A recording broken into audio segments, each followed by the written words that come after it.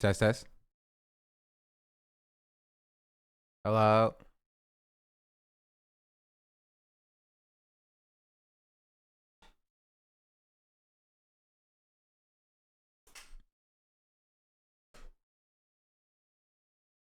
What's up, chat?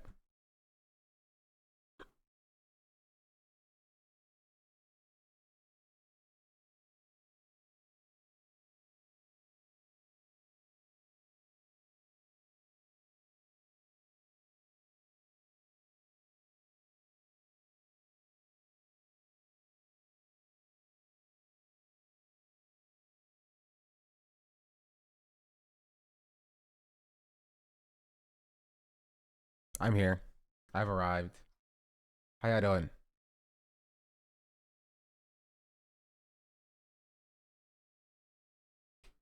You say Tesco, bro? What is he freaking Canadian?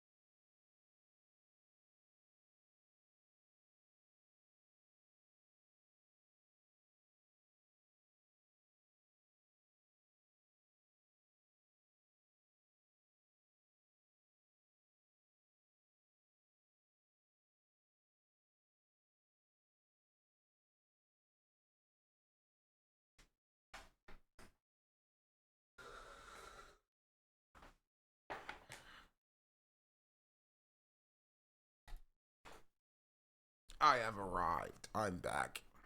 Rah!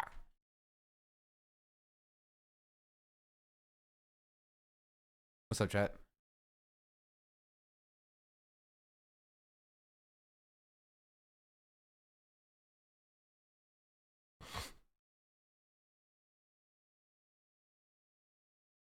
Oh, this video looks interesting. Uh, don't need that. I hope you're well, chat. It's been a few days, like two, I think. I don't remember.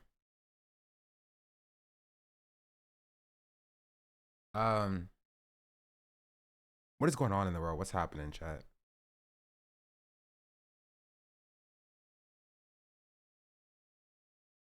Wait, hold on.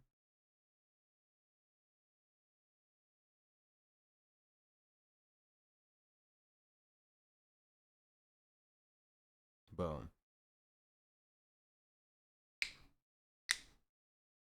Perfect timing too, because there is a new video out.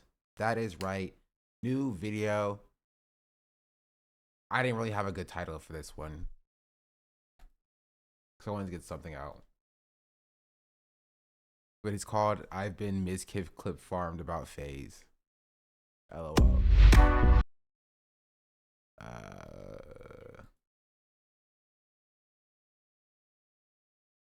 I went to post it yesterday to kind of capitalize off of the phase party. Um, But hopefully like the day after, or is this 2 days after technically? Uh, I don't know. Yeah, I think I actually misspelled phase. Isn't how's phase spelled? Yeah, it's F small a capital Z lowercase e.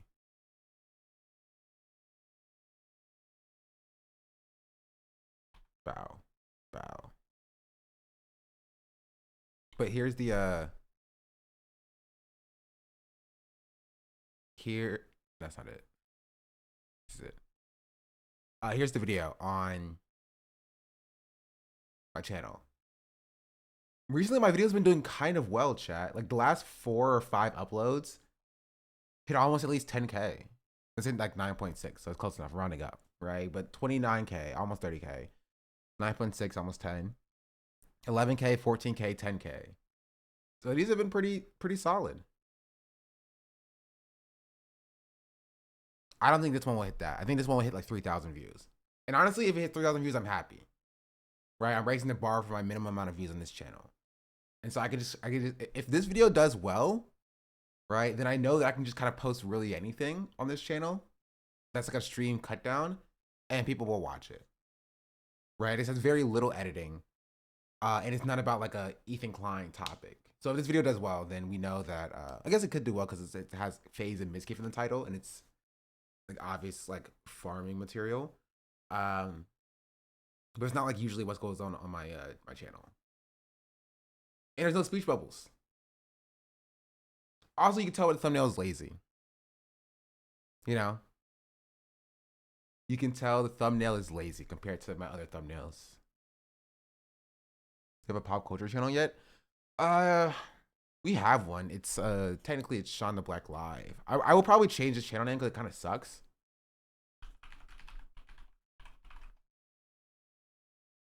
You know? Like it has like 50 subscribers.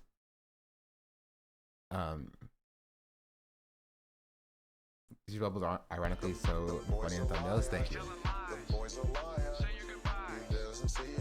Who else is doing it like me?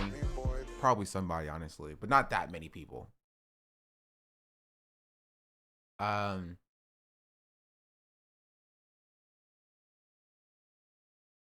told my sister to watch one of your videos, and she finally watched the Ethan lawsuit one. Which one? There's 2 of them technically. Like, is it the one that said, "I beat Ethan's lawsuit before it even started"? That's pretty good.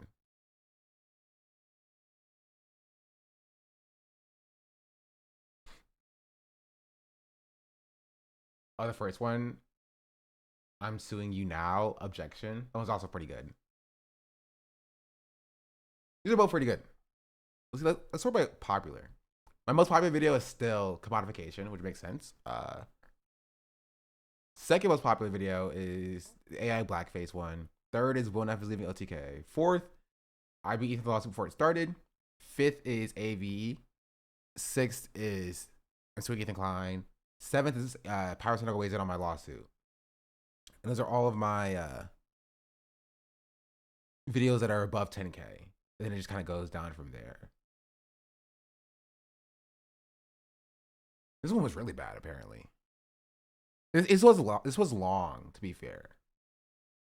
This was like an hour long.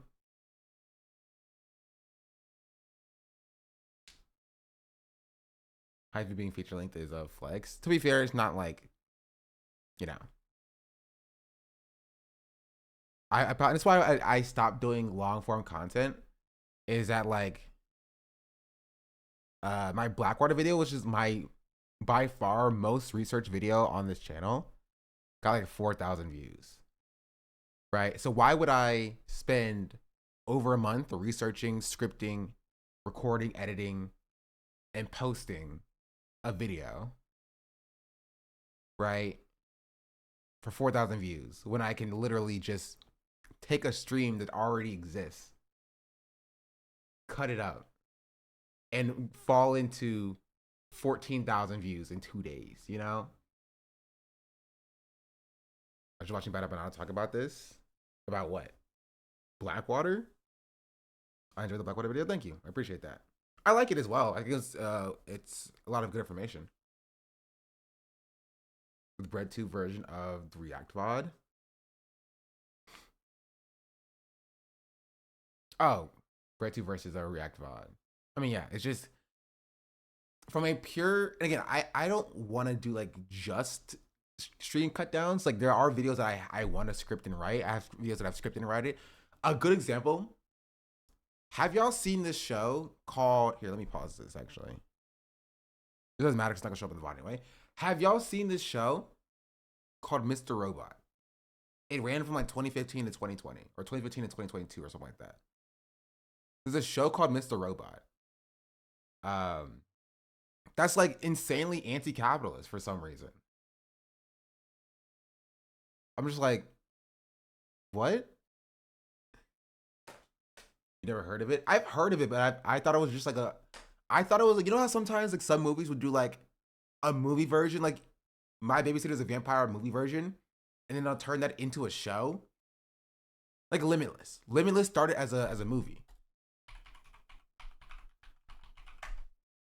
Limitless was a 2011 movie, and then it turned into a TV show in 2015. I thought it was like that. You stream on YouTube today? Yeah, I'll stream on YouTube. You know what? We'll go live on YouTube. Here, I need to make a thumbnail.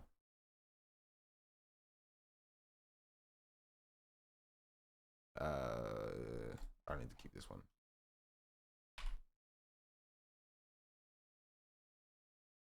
And for this thumbnail, and for this thumbnail, we need Hasan, obviously. He pulls the numbers in.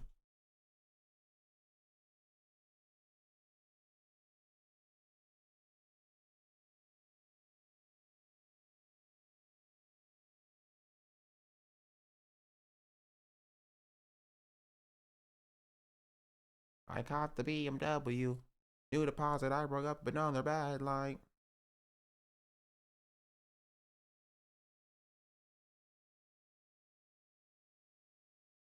mention of Mr. Robot reminds me of Silicon Valley writing TJ Miller's character out of leaving him at an opium den or something. I didn't know what that refers to.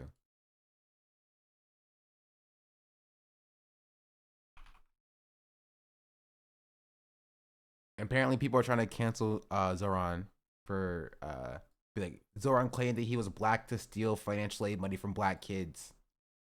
Did y'all see that?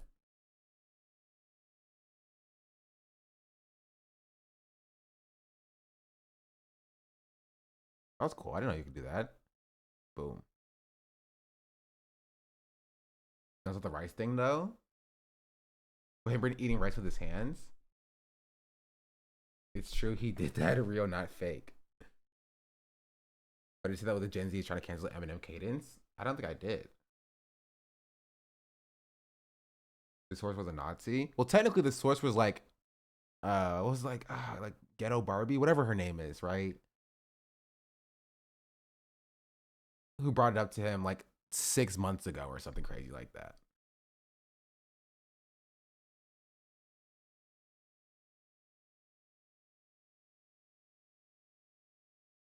Right, and then it got resurfaced because of the Nazi. Wasn't that race realist? No, no, no. That it got resurfaced because of the Nazi. But I'm pretty sure like Ghetto Barbie brought it up to him 6 months ago. I saw it on Twitter. Anyway, we could talk about that as well. Was there anything interesting that happened at the phase party?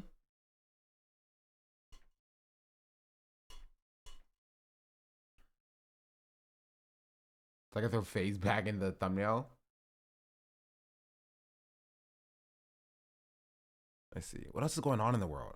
I've been tuned out. I've been checked out.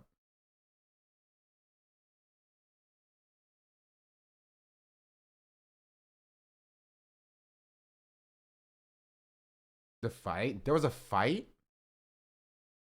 Jason Sakura, she kissed him, kissed his cheek. Two girls almost fought. Mini scuffle.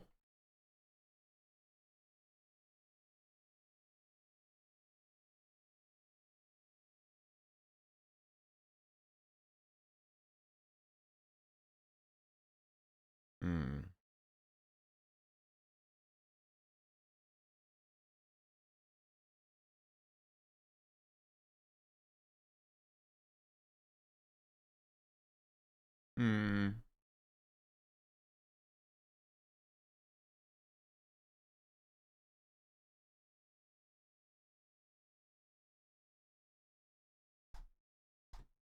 Wait, let's show my bookmarks. Bookmarks. Okay, I have to show you this video. We're gonna start with this video. I won't put him in the thumbnail because, like, you know, who Omega old, but like, this was so funny when I saw it. Yeah, I can put Pirate Software in the video though, just cause. Oh, there actually is Pirate Software updates, chat. I almost forgot. Did I talk about him getting dropped from off-brand or him leaving off-brand games? Maybe yesterday I did, or a few days ago.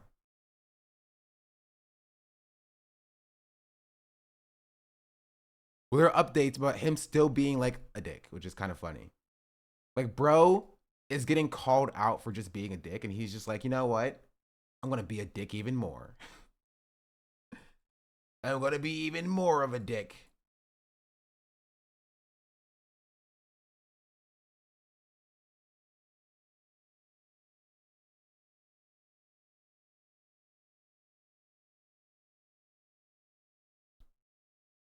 Oh my goodness, the thumbnail is so freaking bad. I'm telling you, you have one thumbnail from me. That's all you get. And I already did my thumbnail today. Yo, spilled bag of ice. Thank you for the raid. Hello, raiders. Welcome in. Hello, hello, hello. We're talking about Pirate Software briefly, I guess. Pirate just has some horrific vibes. I never understand. I never found his content fun or interesting. Yeah, it's okay. Let me explain to you what happened. Actually, let me finish this thumbnail real quick so I can go live on YouTube. Then I'll explain to you what happened with Pirate Software and why people like Pirate Software keep getting popular, right?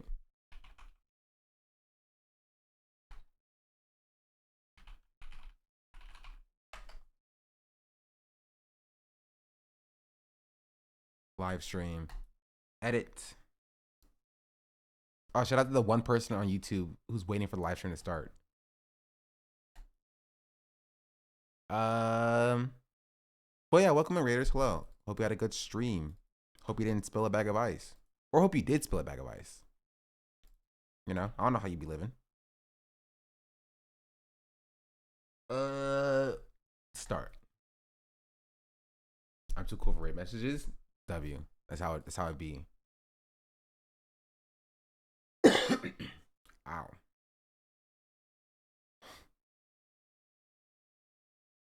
Hashtag we not like nuts, indeed. Anyway, let's start with this, and then I'll get to the Pirate Software stuff. This was such a funny clip. I show you some Iranian propaganda. This is easily my favorite Iran propaganda ever made of all time. Iran released this propaganda image where they said, breaking, the reason why Iran is targeting civilians in Israel is because these buildings are being used to store F-35 jets and submarines.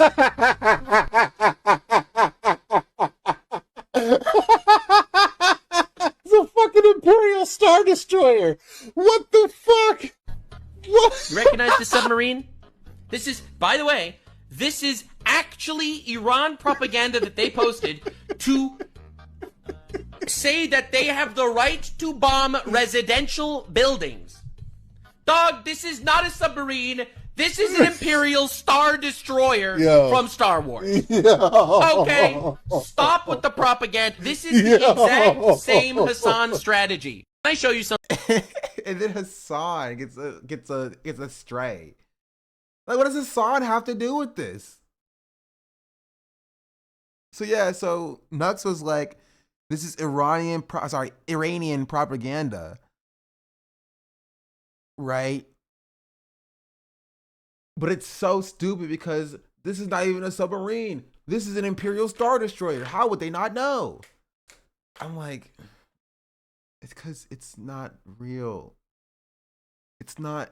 And he's like, it must be propaganda, but bad propaganda. Like, no, it's a joke. It's a joke. It's a very clear. I can't, bro. I can't. What do you do to these? Like, what do you do with these people? How do you explain to them what a joke is? It's like they've never heard a series of words that are strung together in a comedic way. for some sort of parody reason. Like, what are we talking about? I think it's so funny because when I first watched this, I'm so mad my reaction wasn't on camera.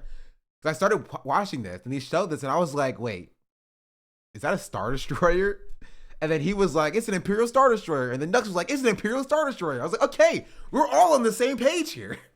We all understand this is an Imperial Star Destroyer. Why are we acting like this is serious? It's not like Nux was like, you know, this is a very clearly incorrect image or whatever, or like, this is not even a real, like, he's like, no, this is very clearly from Star Wars, but I'm going to take it as if it's completely serious because it's like, it's bad propaganda as opposed to it being a joke. He would rather believe, right, that the people that he has designated as his enemies can make jokes, right? He'd rather believe that they can't make jokes and that everything they say is in pure sincerity because it fits his worldview that they're like dumb enough in his mind to not understand what a real and fake submarine is. You know?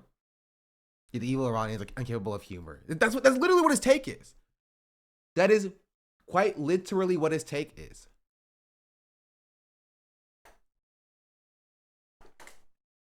His mindset is, because he's racist, right? His mindset is that Iranians are too stupid to make jokes, therefore this must be sincere propaganda, and they're just doing bad propaganda as opposed to just being like, no, this is a joke that somebody on Twitter is making. Like, it wasn't even like whatever. What do you even say, you know? What do you even say?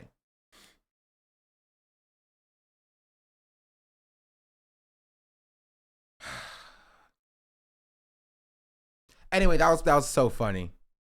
That was so crazily funny. I don't know what else to say about that. Jeez, little freaking wheeze. There are 850 people in here, bro. What are y'all in here for? So I come for the drama? Respect.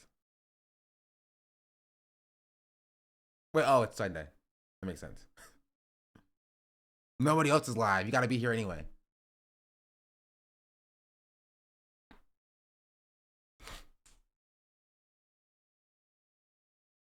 Waiting for denims? That's crazy. But I respect your honesty. I'm just kidding. I don't. Mod's ban that guy.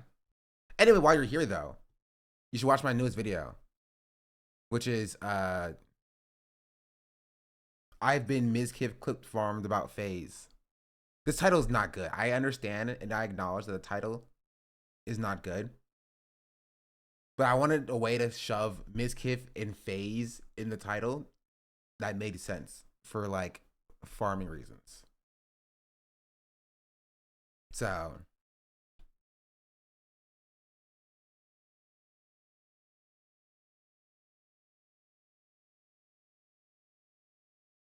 can't phase me with these Miz clips. The problem is I don't think that, while that's a little clever, right?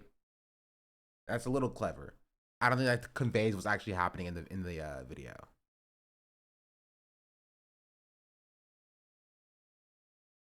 You know? That's fine. It's supposed to be a little sloppy, you know? Not like sloppy as in like messy, but sloppy as in like a little bit drama sloppy. I also don't expect it to do well. I just wanted to hit like 2,000 views and I think it's fine.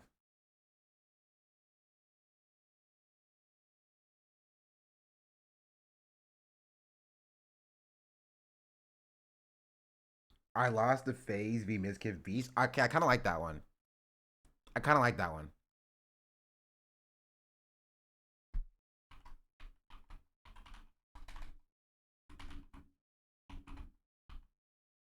Small a, capital Z, lowercase e. I lost the FaZe v.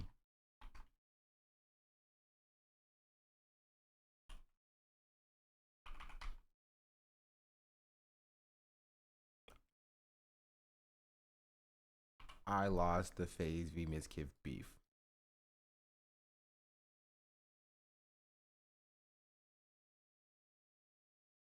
Maybe July 4th. I lost the FaZe v Mizkiff July 4th beef. So when people search up FaZe July 4th, my video comes up.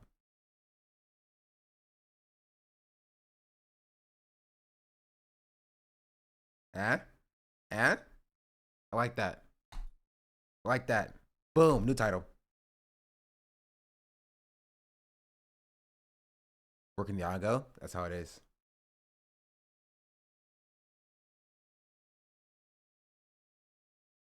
Put Dubai Chocolate in the title for more engagement. What are you, like 90? No. Dubai Chocolate was in the news like 3 months ago. Right? I think. Anyway, let's focus up, chat. Focus up. What are we talking about today? Well, I have a few videos on the docket besides my own. Oh, I was talking about Mr. Robot too. You might get a video about Mr. Robot from me or something. Mods, can we ban the term Labubu? I don't know if it's just me.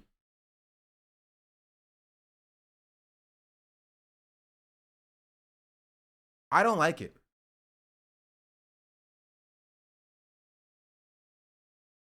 Am I a hipster, chat?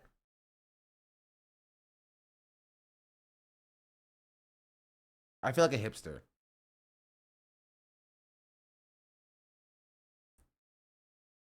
I don't get it. I feel like it's one of those things that like everybody's kind of jumping on the train, not because they actually enjoy the product, but instead because everybody else is doing it. You know? Not being a hipster is like something before it's cool. I thought being hipster is not like something because it's popular. Maybe I don't know what a hipster is. It's pure consumerism. Yeah, and I just don't like it. I don't like it. It's both? Okay, well then we're both correct. I don't like it. Let brew. New coffee themed house opening. It's Beanie Babies but shitty. It's like new Furbies. Furbies never got the amount of attention Labubu's have right now. I don't. It's like Pop Mart dolls things, or like Funko Pops, if you will. Everybody clowns on Funko Pops or whatever for being cringe, and then they run out and they just buy a bunch of Labubus. You know? And I don't get it. It's just not my thing. Not to yuck anybody's yum or whatever. If you yum it, then I ain't gonna yuck it. But like I'm just saying that I just do not understand it. I don't. And it's right now we're currently in the meme phase of the entire trend. Right? And then eventually, I think within like 2 months, if that, it'll be considered cringe to talk about Labubus. And then everybody's gonna drop it, and then they're all gonna end up in landfills. Because that's just how these things work. And you will have the core community that's gonna stay because they actually like them. But it's just like now everybody's like collecting Labubus, and they have like 60 or 70 of them, and then when they fall out of fashion, they're just gonna throw them away. They're gonna end up in landfills. But the hype would die down by now, honestly. I think, to be fair, like they're relatively new. They're like within the last 3 months that have they really caught onto like the zeitgeist. So I think the problem is or I think the thing is more that right now we're in like the meme phase, where like the whole 24 karat gold Labubu thing is like a thing people are like memeing on. And eventually, when that stops being funny, which it never was for me, but like when it stops being funny to those people, they're gonna move on, and then it's not gonna be a thing anymore. You know, I have my Beanie Babies under lock and key to be worth millions. Yeah, I expect the resellers to kill it. I guess it won't, so long as like celebrities still keep, like like streamers and TikTok stars. As long as they're still wearing it, it'll be fine. It'll have some level of longevity. But once they stop wearing it because they see it falling out of fashion, then everybody will stop wearing it. Can they spy on you for the NSA like Furbies? I wish. It's the commoditization of art. It gives me the ick big time. It just doesn't make sense to me. Honestly, self-timers now, 100%.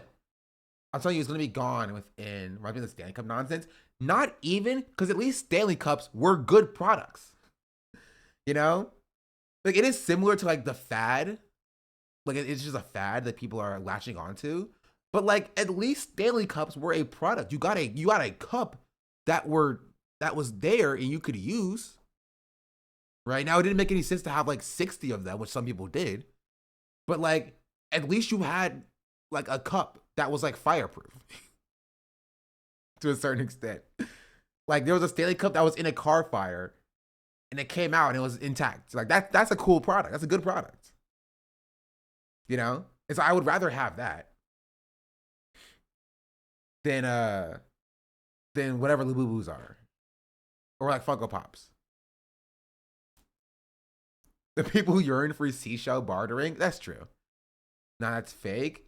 I mean, maybe it was a publicity stunt, but that's what I saw. So it worked on me, at least. I'm not above it. What's your review of Mr. Robot? Is the hacking realistic? I've only watched the first 2 episodes. Not really. They have some terms correct, and I think that, okay, they do like a decent job of portraying like, it's just like an autistic hacker guy whose like special interest is hacking. And they have like the bare bones concepts correct, but like hacking is not all like, I'm getting into the mainframe now. I'm past the firewall. That's not true. True, but it's more realistic than hacking from the CIA from home. That's true. The time is the unrealistic part. Yeah. You're selling pirate software now? I'm just telling you that it wasn't realistic. There's a scene where they describe exactly that. I haven't gotten that far yet. God, you're gonna ruin my favorite show. No, I've been enjoying it so far. Right? I still think if you like Mr. Robot, you should watch Leverage. Leverage is just a better version of Mr. Robot. Mr. Robot is just too on the nose. You know? And it's like anti-capitalist. I'll tell you what got me to watch the show in the first place. I was scrolling through Twitter and I saw a clip saying, oh, they'll hack for anybody. They'll hack for like North Korea or China or Russia or whatever. And the guy was like, well, they hate American capitalism as much as the rest of us. And I was like, okay, I'm kind of curious about what this show has to say about American capitalism, right? But it's a little bit too, it's literally the main bad is like, it's called Evil Corp. Like, what are we talking about here? It's called Evil Corp.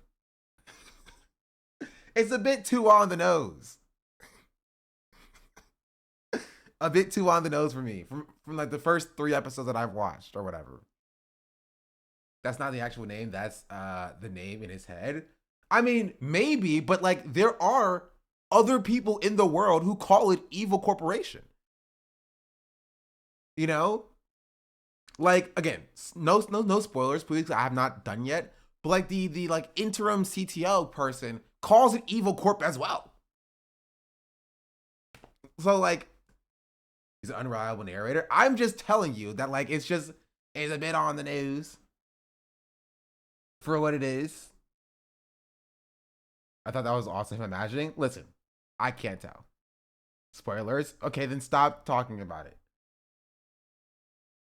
Gets explained a bit later too.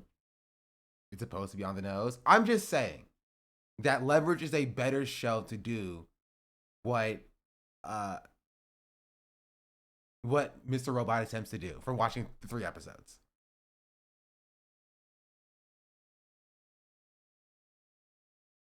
It's just a better show.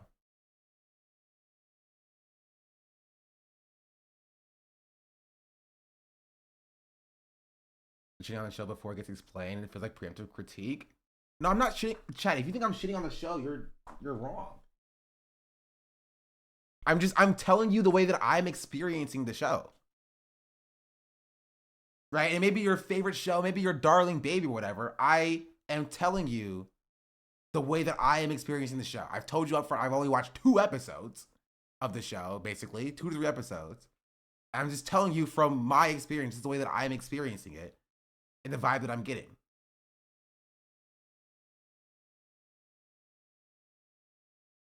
Which episode 1, you missed him explaining that? No. Yeah, how dare you have an opinion? You must love my darling show as much as I love my darling show. You must not critique it at all ever, or therefore you were incorrect and wrong by having just a different take.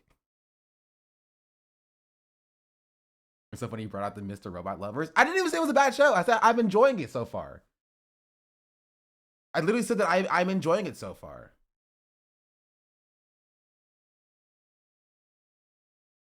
Leverage is still better though.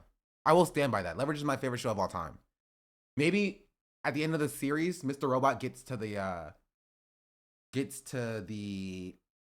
root of it, and like it surpasses it. But like Leverage is my favorite show by far, because I feel like it does the anti-capitalist messaging just better than anything else I've seen.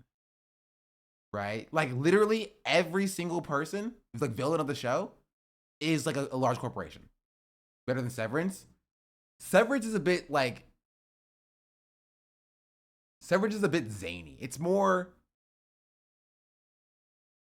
even more like, there's like levels to like how like on the nose anti-capitalist messaging is, right? Like Severance is like very like in your face. Like this show is about jobs taking over your life, essentially. That's like, that's what the vibe. It says off rip. It says this show is about jobs taking over your life. You know, that's what the show is about. Like it when you read the about section of the show, it tells you that. It tells you, you know, this is what this show is about. Right? So they all do anti-capitalism differently. Right? And I like what Leverage does, because I enjoy the flow of the show more than Severance. I enjoy Severance as well. Right? But like I like the flow of the show. Is the renewal Leverage any good? The first season of the renewal was good.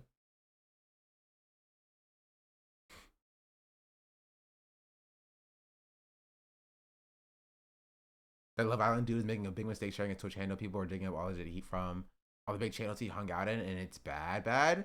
Is it? Okay, send it to me. Send it to me, because I want to go over that. It's Jeremiah, right? My girlfriend loves Love Island, by the way. She's a huge Love Island fan. I don't get it either. Am I a hipster? Am I a problem? Am I the problem here, chat? I don't like Love Island. I don't like Labubu's. Maybe the problem is me. I'm the problem, it's me. For the contrarian. No, I talk about I like Mr. Robot. Did we not just go like me speaking for like 10 minutes about me liking Mr. Robot? Do you enjoy One Piece? I like One Piece. I will say, okay, and people are gonna be mad at me for this, take it as well.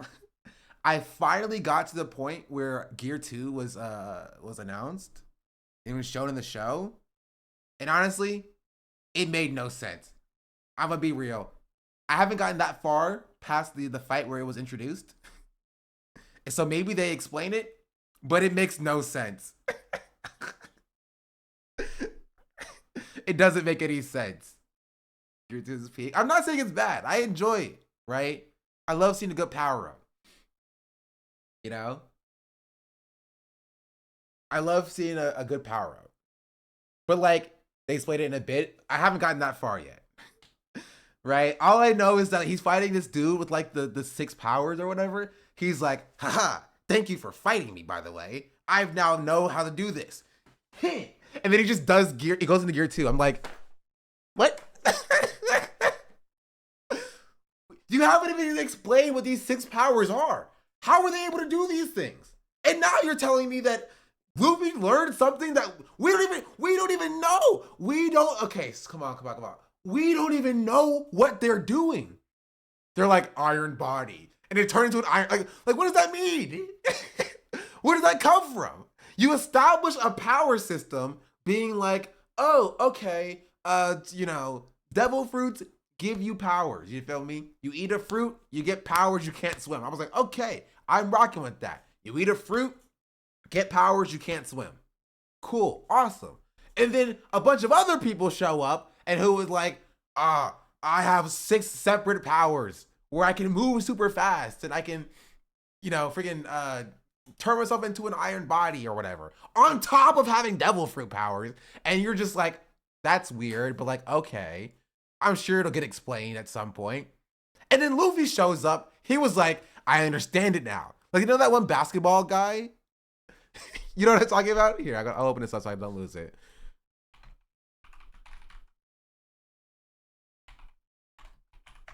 This guy.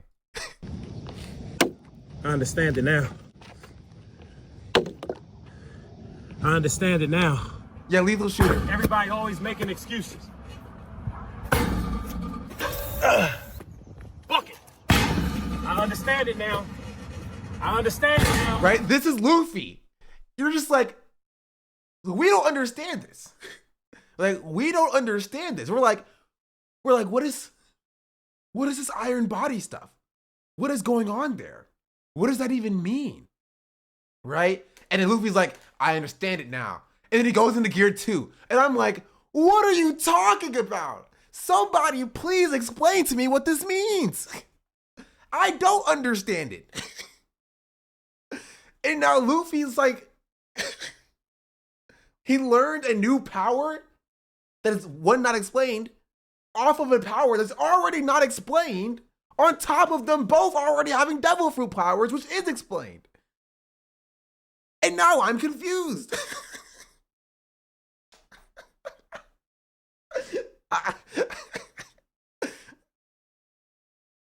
Does that make sense?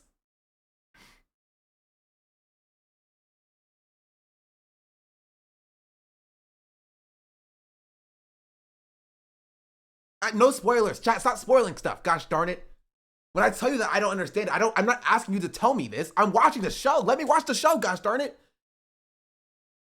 This is why I can't stand leftist chats. Y'all are so quick to be like, oh, I must insert my opinion here right now to then start explaining stuff to this person because he's talking about it as he experiences it.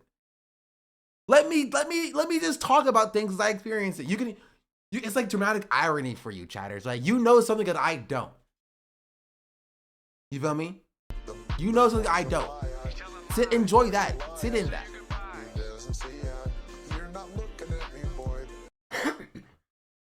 Use this Twitch in our neurodivergency. Okay, it's like 1,000 episodes long. You forget it by the time you get to it. Guy dies at the end of Titanic. Sorry, not sorry. And Rose floats away on a boat. I've already seen the Titanic. Well, not a boat. On a door, I think. Anyway, that's my rant about One Piece in Mr. Robot. I understand it now. I understand it now. W. Snape kills Dumbledore. Hey, okay, enough with the spoilers. I'm just kidding. It's Star Wars. I'm supposed to say it's Star Wars. It's Harry Potter. I haven't seen Harry Potter in years, and I probably won't see it anytime recently. Darth Vader is Anakin. Okay, that's too far. Mod's being that guy. Mod's being that guy. What, you're gonna tell me Kylo Ren is freaking Leia's son or something?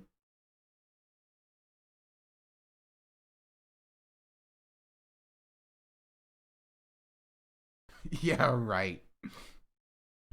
Anyway, what is this about? This one. That was my rant about Mr. Robot. I'm enjoying it so far. I will say, no, what? I'm not done with my rant about Mr. Robot. Netflix can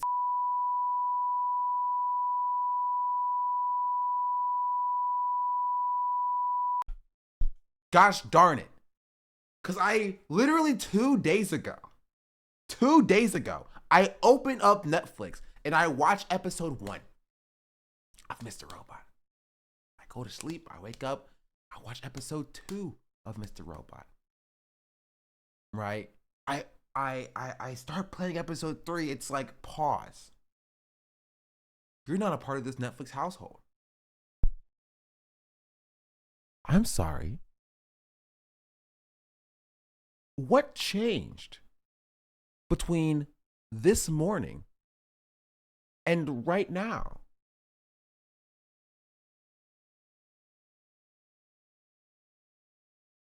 Just let me watch the show. Is it on Amazon? No, it's on Netflix. They added it to Netflix. I don't know if it's on Amazon. I didn't check. Gosh darn it. If you own an account? No. Why would I give my money to a mega corporation to watch an anti-capitalist show? You want me to give my money to a mega corporation? A one-letter corporation, a giant N? Meevil corporation, essentially? To watch an anti-capitalist show, Mr. Robot is free on Tubi. Yeah, but it has freaking ads. And guess where the ads go? To a mega corporation. Gosh darn it.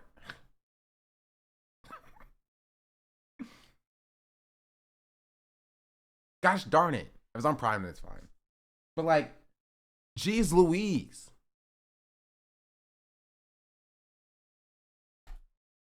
I can't stand Netflix. I can't stand Netflix. I can't stand Netflix. I can't stand Netflix.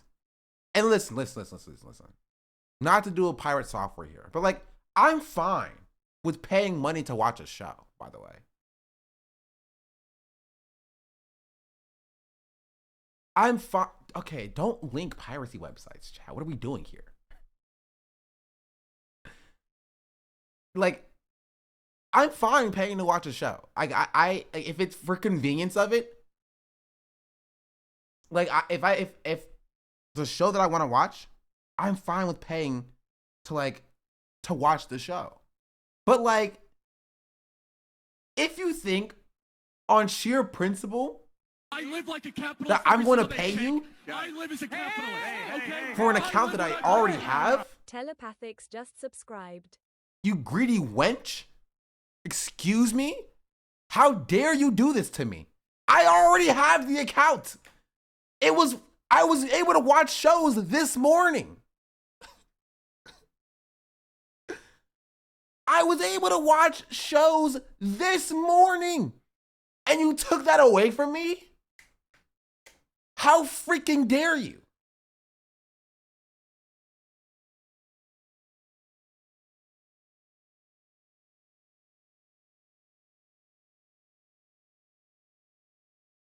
I refuse. I refuse. Netflix, count your freaking days, bro.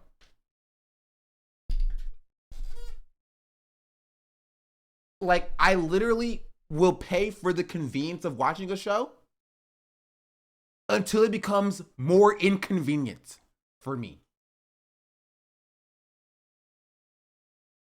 You know what I mean? Like, I will pay to watch a show until you say, oh, you can only have 2 devices. Crunchyroll. Fuck you, Crunchyroll. Suck my duts. My duts, my dick and nuts. Both of them. Right? I will pay for the convenience of something until you start adding extra conditions after I've already paid for it. I won't do that. I won't do that.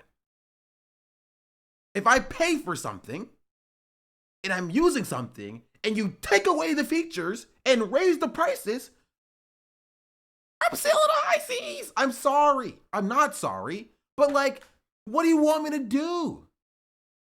You're taking away the content that I actually want to see, right? There are 17 other different streaming services that appear out here. You're raising your prices with less content, and you're imposing extra stipulations on how I can use the account that I am paying you for no reason.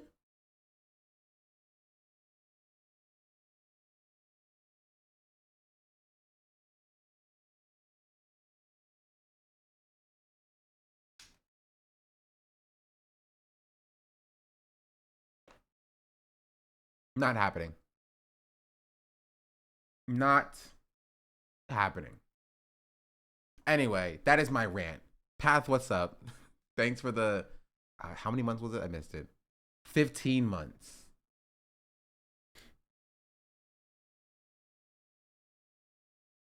I gotta have Netflix for not being the household Wi-Fi. I'm literally on the household Wi-Fi. Stop.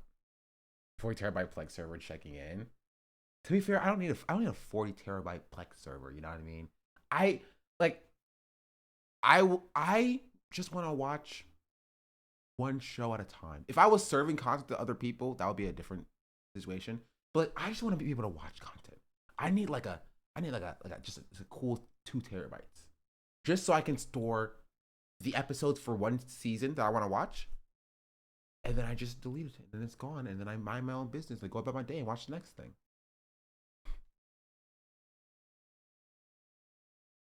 100% agree about Netflix. I can't stand it. I can't stand it. The 10 episode season format are a scam to get you to subscribe for 3 months so they can artificially inflate their quarterly viewer numbers. And they're not even good. Have y'all seen the show Jupiter Rising? Is that it? Jupiter's Legacy? Something like that.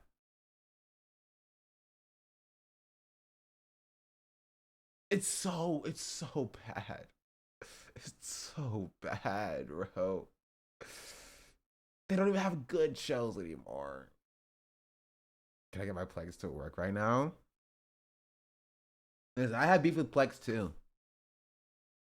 I have a beef with like all centralization for the most part. Like, why do I need to make an account on Plex to like host my content? Why does Plex need to have my information?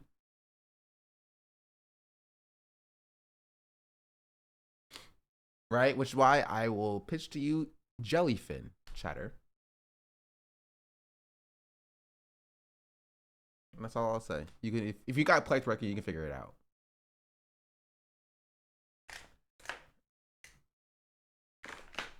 Ow. Anyway, what were we talking about before this? Oh, Mr. Robot. Good show. I enjoy it. What else is there? Speaking of which, shout out everybody who's here. Watch my newest video.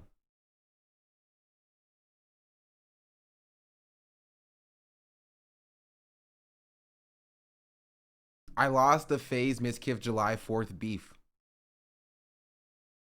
Watch the clip. We'll get to the clip in a second, chatter. Hop off my nutsack. Hop off my duts. That caught me off guard. It was better than I ever expected it to be. If only I could freaking watch it.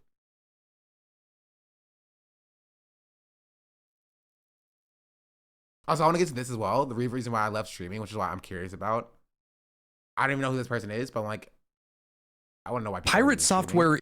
There's also this video that's an hour long about this game dev proves Pirate Software is wrong. Twitch. Kick. There's also this video from Foreign. When you're a predator but pretty. AI. Also, Google Gemini is for adult babies, which is kind of funny. So we're gonna see what that's about too. But first, we're gonna get to this, which is that apparently Jeremiah, who's on Love Island, is getting did a Twitch collaboration with I think Cinna, and a lot of large streamers are checking his logs in their chats to see what he'd be saying. Oh, also we got Zoran to talk about too. Is Zoran black? Is he African American? There's our questions here. Who knows? Anyway, let's start with this clip. We can't tell what the fuck is going on. Show the wings, dumbass. Show the game. Bro, play the game. Oh, he's the worst kind of chatter. Oh, he's the worst kind of chatter. Chatter, this is what you sound like, by the way. I'm just letting you know. This is what you sound like.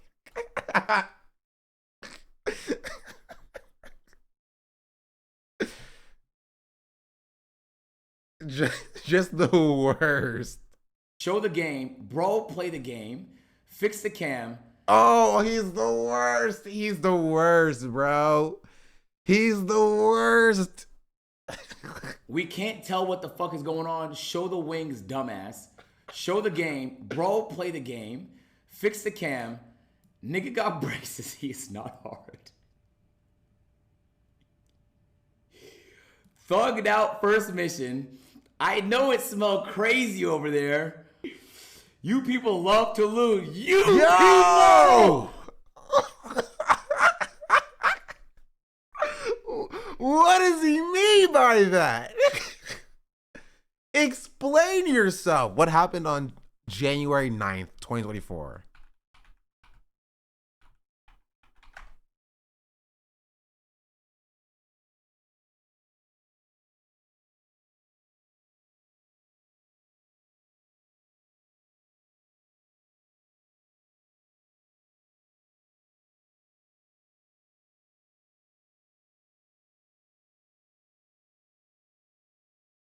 I don't know. Why did he say that?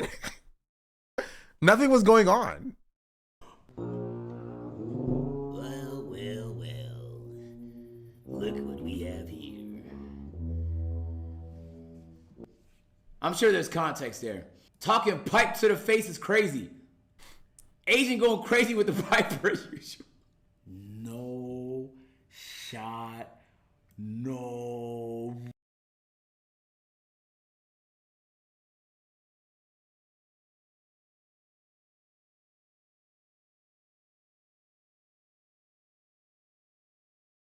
Wait. Oh, XQCL. Ugh. Ugh.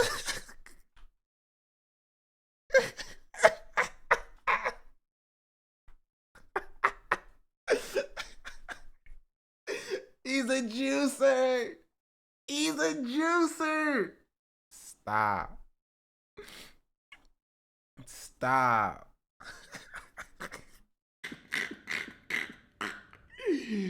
Yo, bro. XQC did it first. Nah, I feel like I'm violating his privacy right now looking through the fucking the shits, though. Damn, nigga. I feel like I'm learning information that shit. That's crazy, bro. This is what some of y'all chat like, by the way. Bro, if I pull up some of y'all chat logs in Hasan's chat, it's gonna be over for you. It's gonna be over for you. Not me, I'm normal. My chat logs are normal in every chat that I'm in. You will never catch me slipping. Never catch me lacking.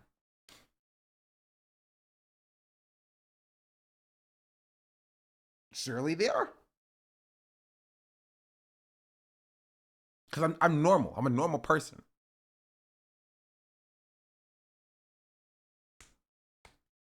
Yeah, because you use an alt. I don't use an alt.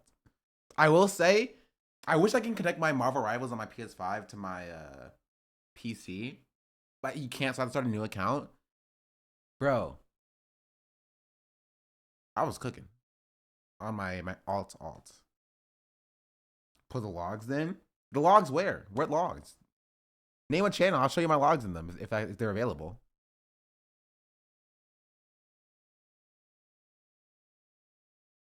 Pokimane? My logs in we already checked my logs in Pokimane. My logs in Pokimane are normal. Cinna? I think I've chatted in Cinna's chat like a dozen times or so. Let's see. Let's check. Pokimane.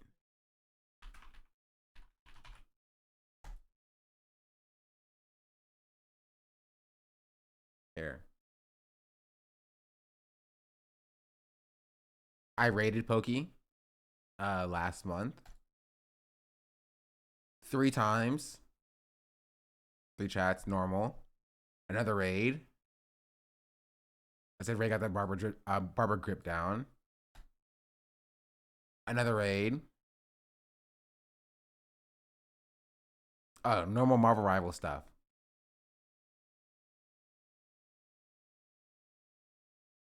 Keck W.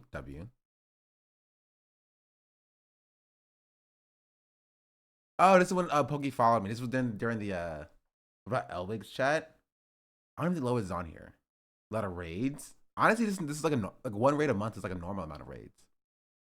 Your Pokey like I would raid Ray. That's crazy. It's like once a month. I raid like my friends way more than I do on Pokimane. This is when I spent like almost $7,000 for a Poke collab. Which, okay, speaking of which, chat, What was that that VTuber's name? It was like Claudia something, right? Where did she ever go?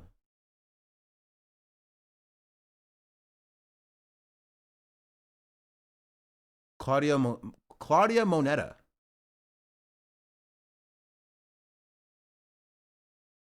I live like a capitalist every single day, Shank. I live as a capitalist.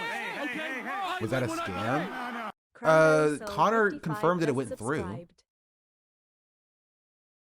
Oh wait, there's actually an update here. But here, I'll show you all this before we do anything.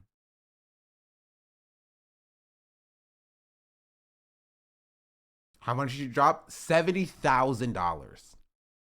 She dropped $70,000. Constance Claudia paid $68,200 towards charity to play with them. Pokimane, Connor, and Iron Mouse, and a Valkyrie.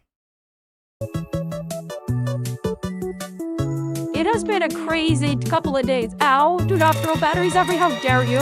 Yeah, I don't know, man. It's like, I knew that there would be a lot of response, but like, I did not predict this much. Like, particularly on Twitter, it has been crazy. Actually, I had 250 followers on Twitter before this whole thing. Now I've got over 10,000. Like, what the fuck? Like, Jesus Christ. I don't care about social media, to be honest. There's been a lot of interesting responses. That's such a weird thing to say after spending $70,000 on collabs with Iron Mouse, Pokimane, Valkyrie, and Connor.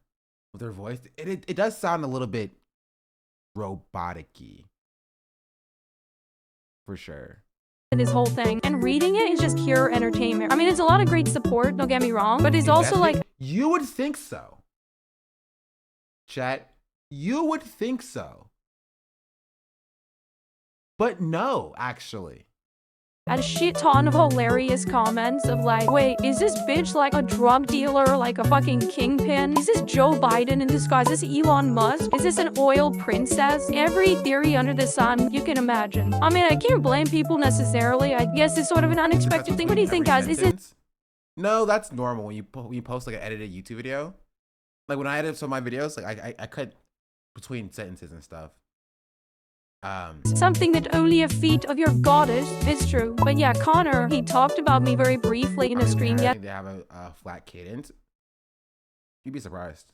Yesterday. He was like, oh god, I don't know if she's gonna pay, you know, and I get it. Like, sure, the tweet I put out at the time, I was like, I think I need like a couple extra days for this thing to like pay $68,000, or I just assumed there would be more time. Like, it was a weekend, you know? Everybody knows that you can't pay off a credit card over a weekend. I know a lot of you guys are curious, and maybe that's why you're here. Although, you may be here just out of curiosity for the whole auction thing, but we all know that you're gonna stay for me, because you would be worshipping me. You belong to me, you're my property. So I will preface this by saying, what is the deal with my background in the sense, like, how could I afford this, and like, what's the story? And again, people were saying, like, you don't have to get too much into this, and I don't really intend to get like too specific either. In my opinion, right off the bat, I don't think there's anything wrong if like somebody like is super loaded millionaire and does this sort of thing, and I'm one of those people. No, I am not. I'm not fucking Elon Musk or whatever, just sitting on piles of cash and, you know, whatever. This took a while. This took a shitload out of me to do, but I don't think that really should be a factor, because it's funny, some people are like, if like some millionaire with like an oil person or like inherited money from parents or this and that, like if they did it, we're gonna look badly on them. But if it's just a hardworking regular person, it makes it all better. Like, look, charity is charity. If somebody donates, it's cool. Now, that being said, is this hard-earned money for me? Yes, it fucking is. It absolutely is. Like, Jesus Christ, it took a lot for me to, you know, to make this money. Is this money that I donated that's going to put me in a financial predicament? No, it's not. I would never put myself in a situation where I'm like financially compromised, you know, where I'm like, okay, now I'm gonna have to live off like ice cube soup diet, beans and toast. No, God, I ain't like that. But this was like a huge chunk of my savings that were like savings you can like use for investments or recreation. Like if I wanted to invest in something, take a trip, like a vacation, buy some collectibles, jewelry, or whatever the fuck, like it's that kind of money, you know? So it's not frivolous money either necessarily, because it's not meant to be like that. But yeah, I thought this is awesome. It's charity. I'm not in debt. This was savings. This was just savings. I've always donated to charities like my entire life, but this was definitely the biggest. Like, if this was like $5,000 to $10,000, I would be like, that makes sense,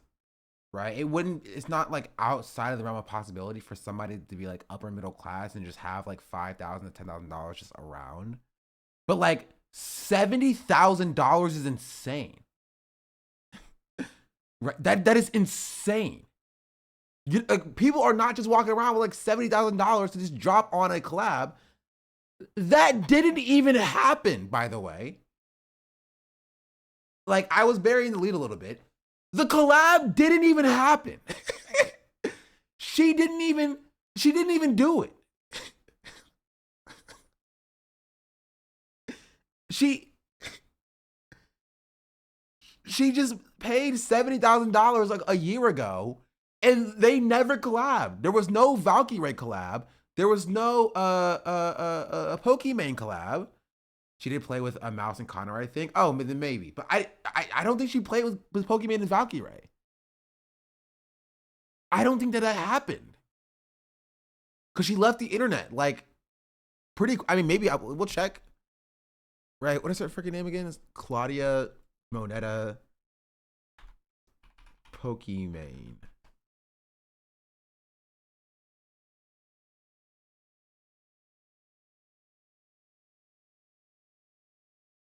Yeah, I don't. Look, let me check the. Okay, it just happened in January, so it took 6 months for this collab to happen.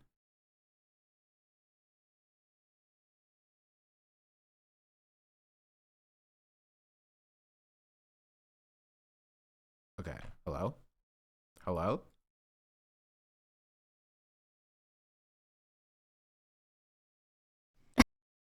Large and in charge. Hell yeah, it's me. All right. I'm in the corner, guys. Don't worry about me. She sounds normal here. Oh yeah, you're like a little. I'm here.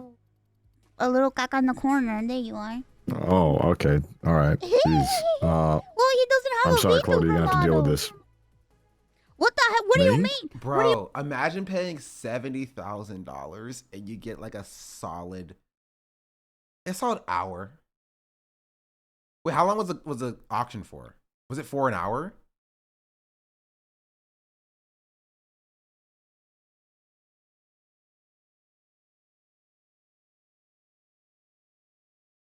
Oh, there's an update to this apparently. Oh, announcement regarding my collabs with Valkyrie and Pokimane. I made a decision to give these both away, both these collabs to 2 small indie streamers. As much as I would have been truly grateful to hang out with amazing icons like Valkyrie and Pokimane, it's much more fulfilling to me than instead of these other smaller streamers. Their identities have been kept anonymous for now, but I know them as wonderful people and are very underrated and deserve incredible opportunities like this. So please support them while the time comes. As the people who think it's stupid to give these 2 huge collabs away, that equates to $44,000 what I donated. I will say this: supporting others means more than just saying words and actions. I won't lie, my resolve as a streamer has been a roller coaster. I don't know what to expect to myself anymore, but just as true humor is laughing at oneself, as true humanity is knowledge of oneself. And I want to be proud of what I see when I look at myself. What? This is one of the most insane situations. So she's gave the collab away. This would be an amazing thing that could potentially really help these 2 streamers, which are in my top 2 favorite streamers. And they're not Twitch partners. They're small streamers, you know, and they're not affiliated with agencies or any. And let's just say maybe What streamer did she get them to? She said that she left it anonymous, but I don't. Maybe Valkyrie and Pokimane collab with like a small VTuber. It's just like a capital backed AI influencer. A little bit, yeah. Spend 70K on Cloud and decide that you don't want it before you get it. It sounds like she's not a content creator. Then why would you spend $70,000 on like the content creator thing? You know, and this is what my beef with is. Like, I'm glad that money went to charity or whatever, but like, that's still an opportunity that, like, you know, other streamers that didn't have $70,000 could have you know tried to fight for a little bit. You know, because I do understand to a certain extent that you know, this would be an investment in yourself, right? Spending like, even like if you have like $3,000 just drop on a collab with like Pokimane, you would make that back in the future if you were able to establish yourself in the space. And like pricing that at like $44,000 for Pokimane and Valkyrie collabs, just price out anybody who wants to be an upstart streamer in the first place, right? Which was kind of the issue with the what was happening with the auction when it was going on, right? People were upping the numbers with false donations, getting up to like $500,000.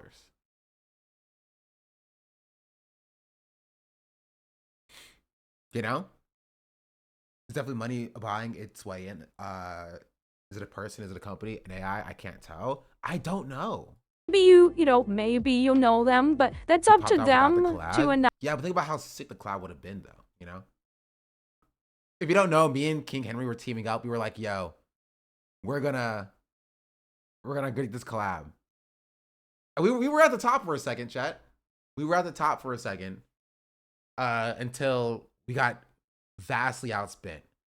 To the point where I was reaching out to other people who were on the list, being like, "Yo, you know, let's team up together. We could all do a group game together or whatever." And we were almost gonna do it until we got like completely outspent, insanely. That was a fun time. It was funny. Announce when they're ready, who they are, and all of that.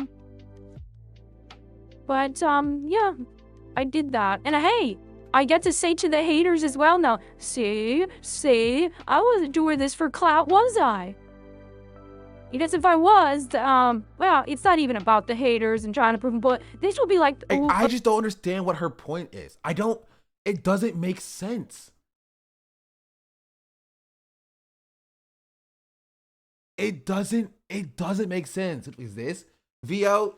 This is somebody who spent $70,000 to play games with Pokimane Ray, Connor Dog VA, and Iron Mouse. That's who this is.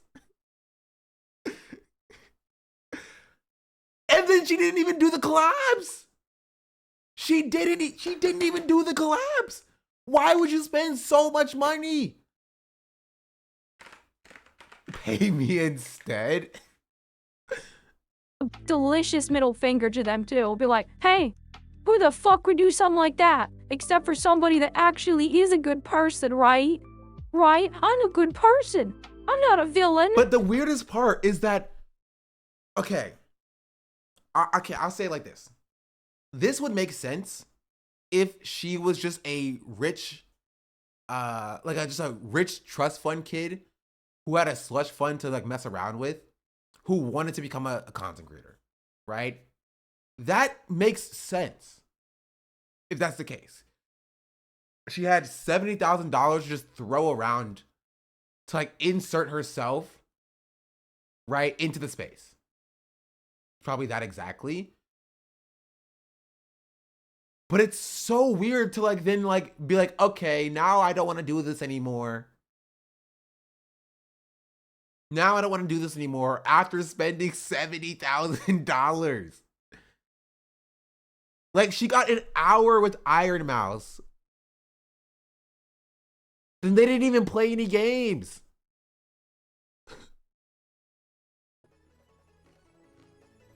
Alright, Conyo Pendejo? Is that it? Conyo Pendejo? Yeah. I'm already fucking. Like they didn't even play any games. That's actually believable to me. She's a bored rich kid.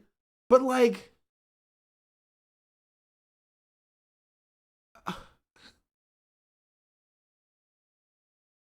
I don't know. She didn't even do the collabs. And for what I can tell, the collabs didn't even happen. The collabs didn't even happen. Like she's not a streamer, really. Like the latest update was this. Wait, Vio, you follow them. What do you mean who is wait, did you just follow them right now?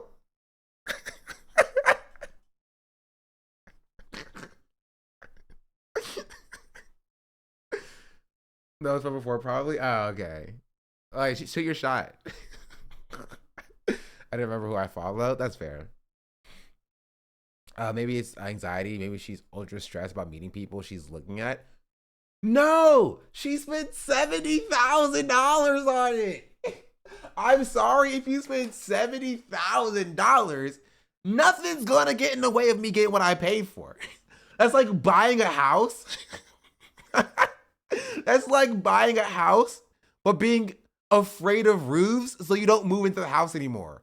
Like, did you not know there was a roof on the house to begin with? And now you just have a house just sitting there you don't want to move into because you're scared of roofs. Like, what are we talking about? Guys, I would be anxious about meeting someone after putting down that much money. No, because you wouldn't put down that much money if you were anxious about meeting them in the first place. See, I think she paid for the ability to give away 70K worth of clout. I see what I'm saying. This is a lot of attention. Not really. Like, this tweet got like 3,000 likes. Like, I could post Ethan Klein is bad and get 3,000 likes on that. I didn't have to pay $70,000 for that. Like, we're talking about this months after this happened. Right? She got a lot of initial attention, being like, wow, that's crazy. She spent a lot of money. And that's it.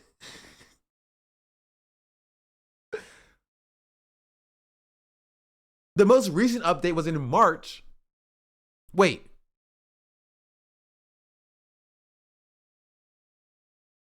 Okay, I need to do a deep dive.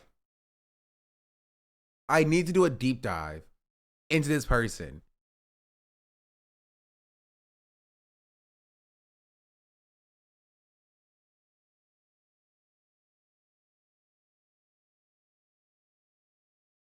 Cause okay. What doesn't make any sense, right? What doesn't make any sense is if I scroll down. I guess she was around in the space. But she had 100. She had 100 followers. 100 followers before doing this. You know?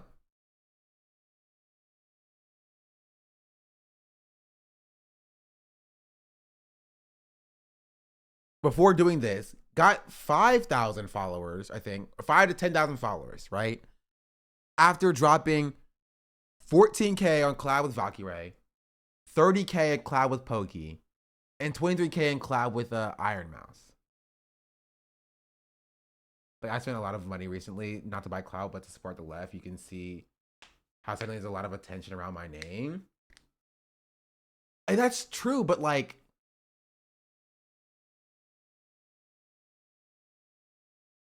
what, like, she wants attention, but then she doesn't capitalize on it. She got one Connor post that got 75,000 likes. Cool. One Dexerto post that got 35,000 likes. Cool. She went live here. Right? The hammer went down, and that was the final result.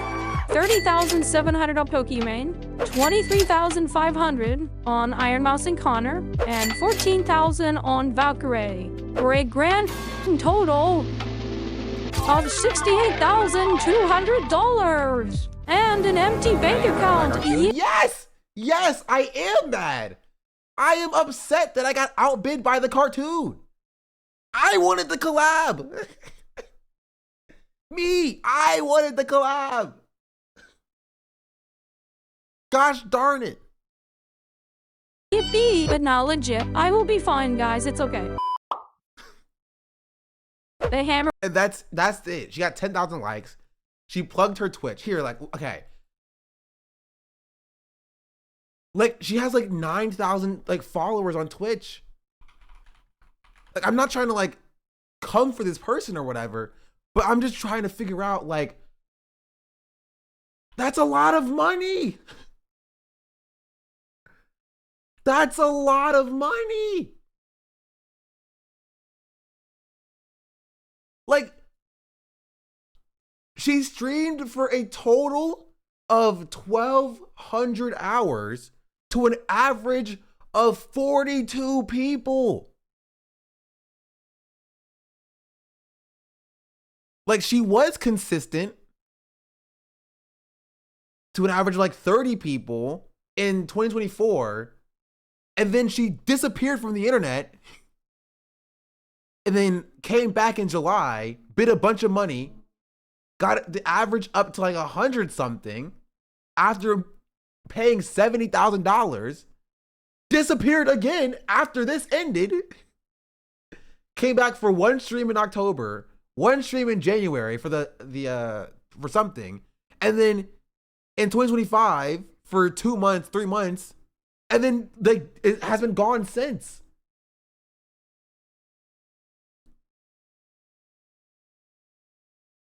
Right? She did a collab with Iron Mouse. Like, after, okay, look at this. July 23rd, spends $70,000. A month later, on August 22nd, she goes on hiatus. Comes back in January, does the collaboration with Connor and Iron Mouse for an hour.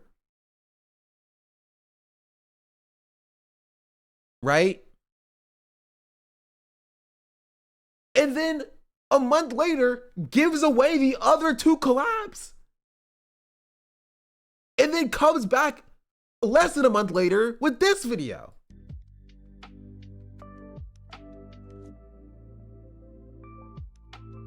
There's no text, there's no words. And then a month after that, came back with this announcement. Hey guys, I want to address why I disappeared without any announcement. I'm sorry for doing that. I know that some of you were concerned and didn't know what to think. Maybe it's too personal to be talking about, but I think it'd be relieving for me to say it out loud instead of bottling it up. I've been in a dark place in my life, an all-time low. And although I was unhappy with something related to streaming, it was mainly because of something work-related. The businesses I have built and everything that... Wait. The businesses that I've built... Okay, she's a business owner. Multiple business owners, okay, are everything to me, and I've worked so hard for what I have. There was something that I spent years on related to my work that was going to fall apart. That was going to change the rest of my life in a wonderful way, but it all suddenly fell apart because of the circumstances out of my control. It's hard to explain just how devastating it was. Everything was so overwhelmingly horrible that I did something that I never thought I'd do. Geez Louise. Okay. Trigger warning for self-harm. Thankfully the attempt failed and I'm still here. I might have some residual brain damage. Jeez. These upcoming months, I'll try to self-improve, rebuild my life. I don't know if I'll stream again at any point, but I just can't risk compromising myself again for the foreseeable future. I should have prioritized my own mental health a little bit and better move forward. Thanks for everyone that cares about me. It means a lot.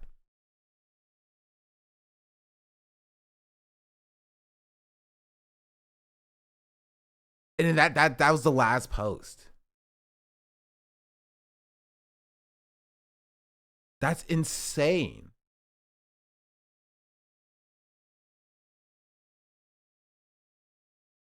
I hope that they're well, like genuinely.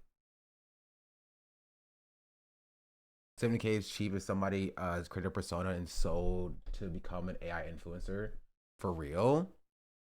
I don't know if that's what this is though. It would make sense if this person does own businesses, right? And like they're like an actual like a small business owner or whatever. Not even small business. If she has 70K to throw around, and she like wanted to become a streamer, and so she was like, oh, this is a way if I can become a streamer if I, throw a 70K around and get into the space and then start doing collabs.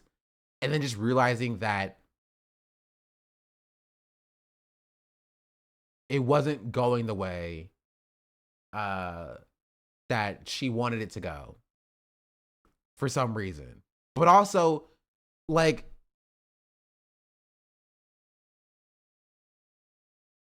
it's just so weird because like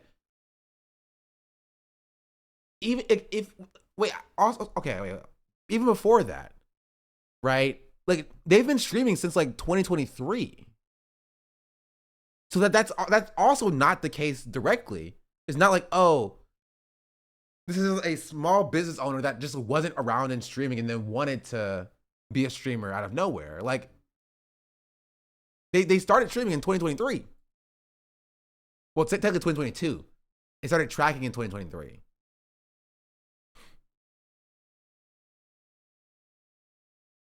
Right? They were playing Elden Ring.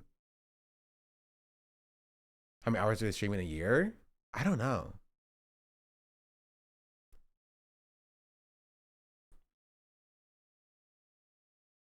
This is just so confusing. My opinion is, it's just someone who learned how money cannot turn them into a big streamer and struggling with the fallout of that. I just don't know. Is all this manufactured? Is all of this a product? Well, not really, because it's not like they've capitalized on it. Even if it's all like not real and like this is all like a stunt from like an AI studio to launch an AI influencer or whatever. Like, even if that's the case, it's not like they actually capitalized on it. So if that's the case, they didn't do that well. Cause they like this person was streaming. They were streaming all of 2023 and 2024 up until April. There was a few months break, but then came back in August. So that does seem like a real person was doing that. You know? And so I think like I genuinely what I think it was with all this information is I think that this was somebody who had a lot of money for whatever reason. I don't know what businesses this person had or if they were a failed daughter of a millionaire tech mogul or something. This person had a lot of money and saw an opportunity to insert herself in the streaming landscape by throwing money at the problem. And that is discoverability on Twitch. Right? Did that in August of last year. And for whatever reason, didn't really capitalize on it because like almost immediately she went on a hiatus. You know? So that's the part that's weird to me is that like she didn't even like give it really a chance to like really take hold. Right? So from like July to August, I guess maybe like a month.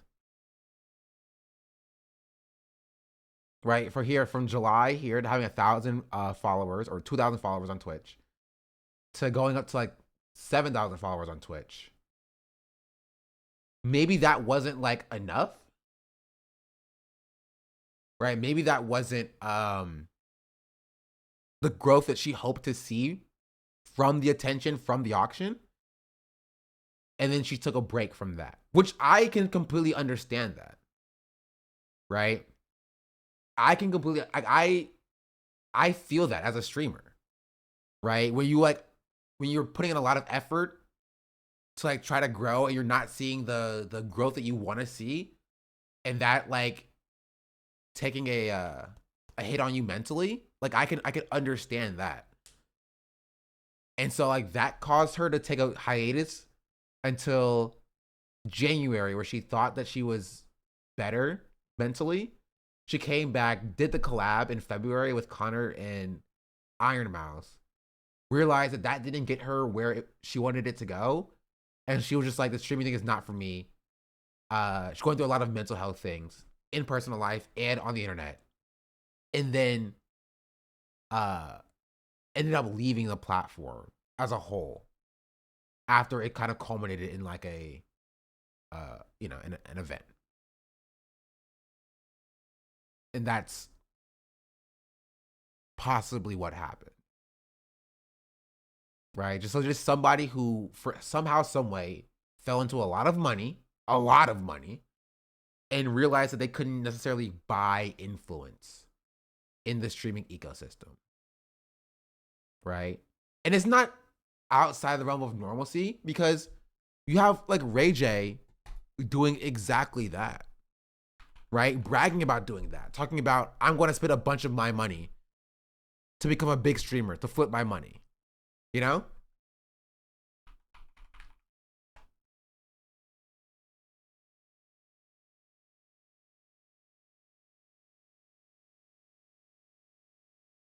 Like, people with money trying to establish themselves in the streaming ecosystem is not like new. This is what I was looking for, but I didn't want to show this as well. I didn't see this before.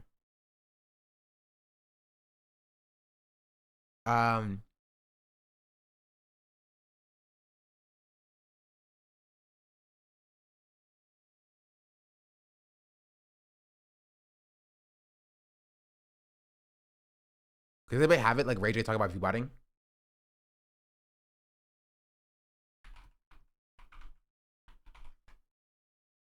T-Pain greater than Ray J. T-Pain, 100%.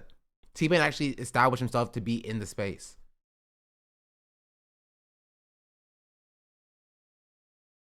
Here.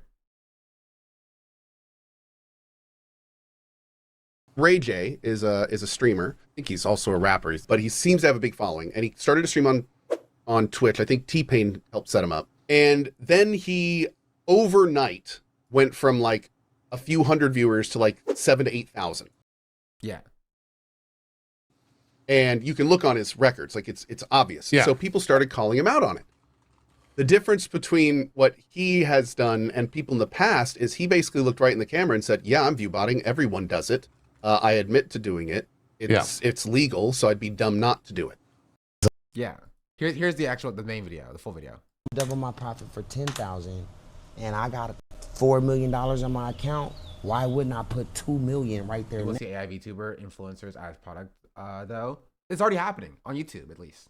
Next month and make 5. It's not gonna change. All it's gonna do is make me go, oh, Rage is like Kai Sanat. He got 80,000 people in this shit. Niggas gonna go, yo, he view botting.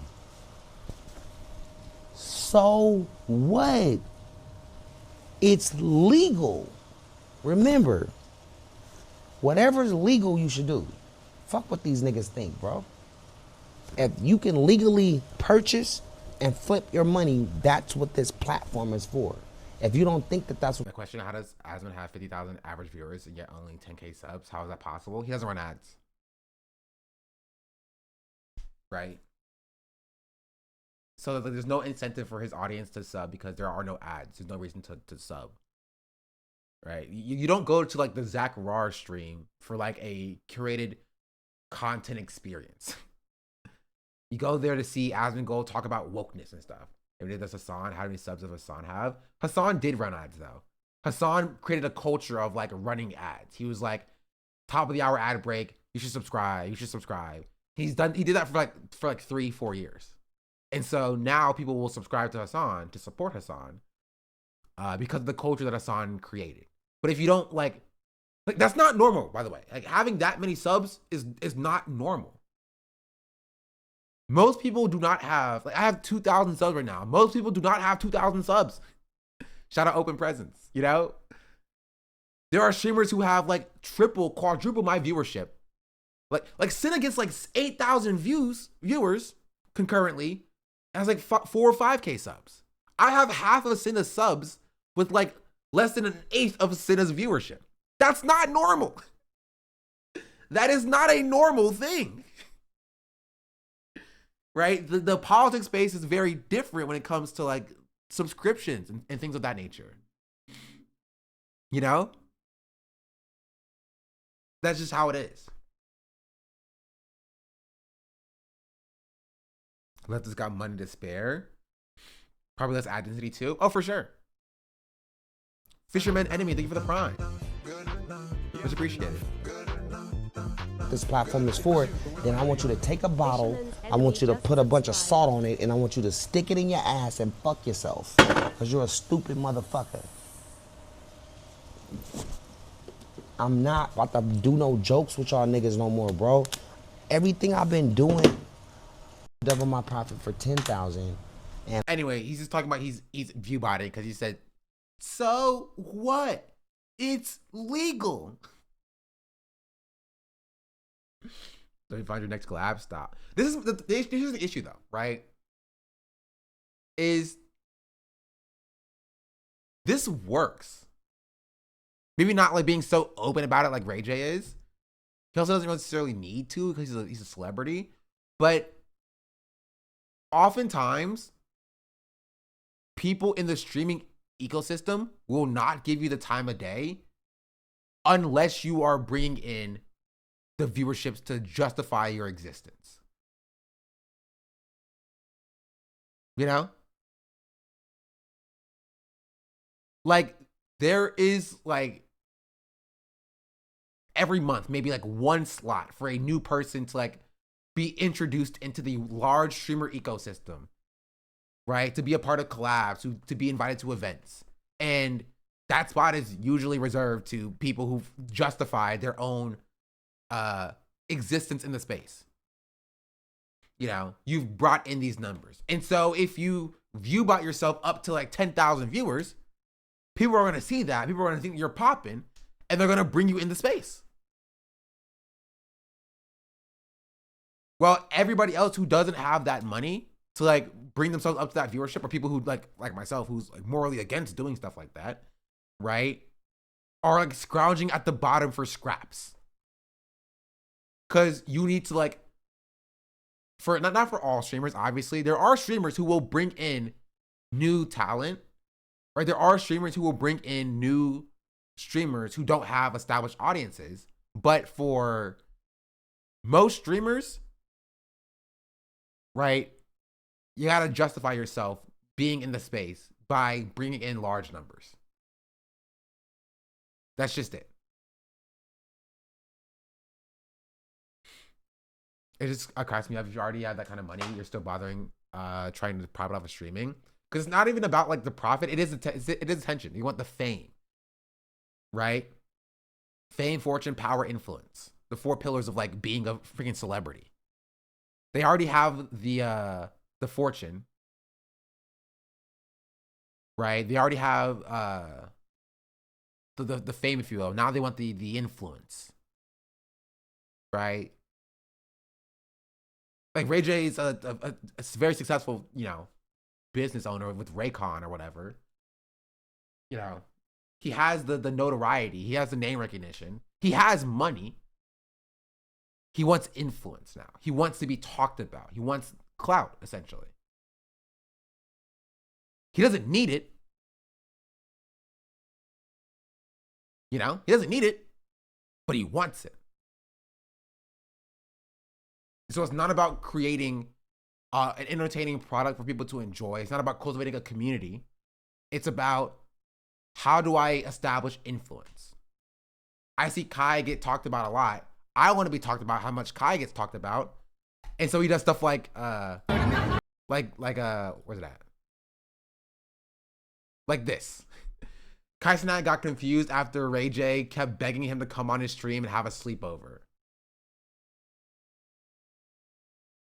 Oh, Ray J, what the fuck are you talking about? I want to come to the sleepover and hang out. Ray J, what did you mean by want to sleep?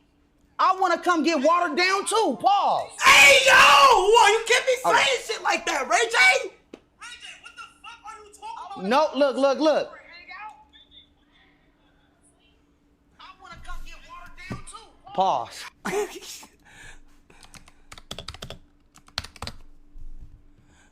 Oh my God! What the fuck? What the fuck you mean, nigga?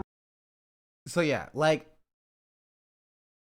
he wants to be and have the influence of Kai. He wants to be around Kai, he wants to be around Agent, right? Because, not because of like, he wants to be rich, particularly. Also, yeah, that's where I got my sound from too.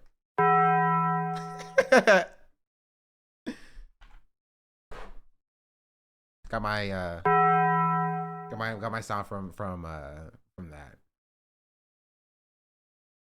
This is not the way to do a collab. But is I it live not? like a capitalist every single day, If it Jake. works, I live as a it doesn't capitalist. matter if it works. I live when I Right? And this is the reason why I'm bringing it up now and Just talk about relating to the subscribe. Claudia stuff is that like this is the same thing. Right? What Claudia is doing or did, what Ray J is trying to do is pretty similar. It's people with money and influence trying to buy their way into the space. It's not wrong necessarily, right? Because that's just how the space operates. Because you need to grow as a content creator, as a streamer, you need to be embedded in the space. You need to do collaborations. And the hardest part about growing in the space is getting people to take you seriously to do those collaborations. That's it. There are millions of streamers. There are hundreds of thousands of people right now currently, English-speaking channels who are live.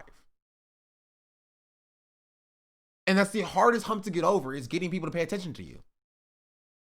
Getting and establishing yourself for collabs. You know? And large streamers are not going to take you seriously. They're not going to invite you to shit if you're not pulling in thousands of viewers. You know? If somebody's pulling in 10,000 viewers on average, why would they ever bring in somebody that has 100 viewers?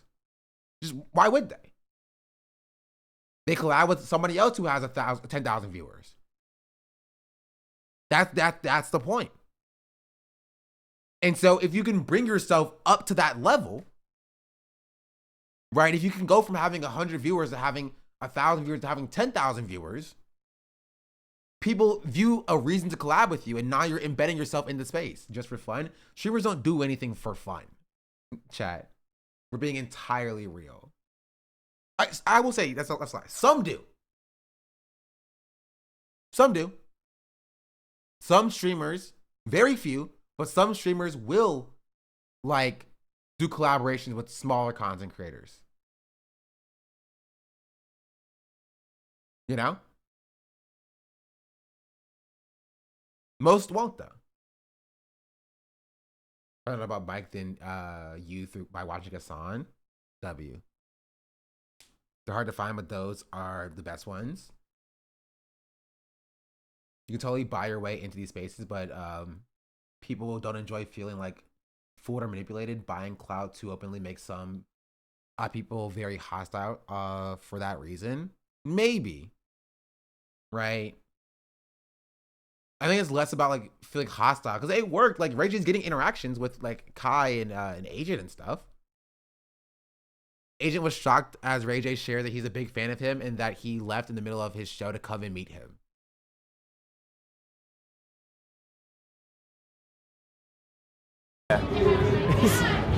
He's holding it up like a dress.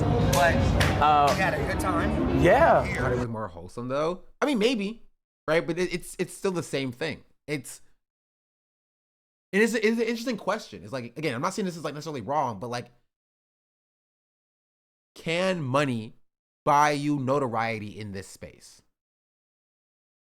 And as time is showing, yeah, a little bit. Yeah. Right? Because you can buy the viewers. But the question is, can you buy the, what's the purpose of view botting? At some point, someone will notice numbers do not match up. It doesn't matter. The purpose of view botting is to do this. Right? It's to do this. It's to do this. Large streamers will not take you seriously unless you have numbers to back it up.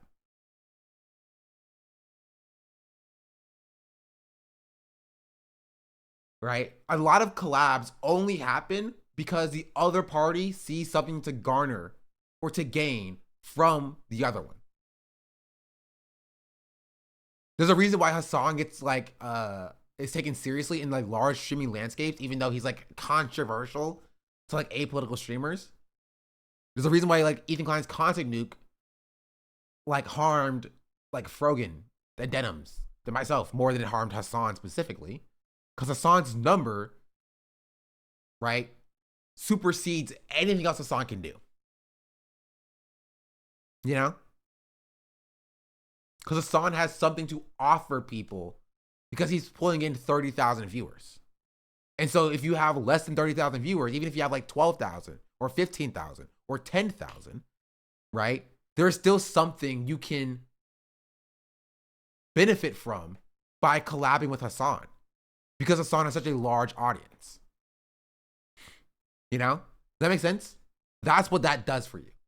And so if you view but your way up to like 15,000 viewers, you know, so long as it's not too overt that people don't acknowledge it are wrong or incorrect,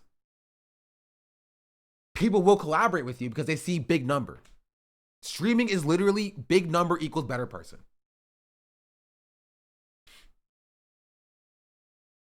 That's it. Or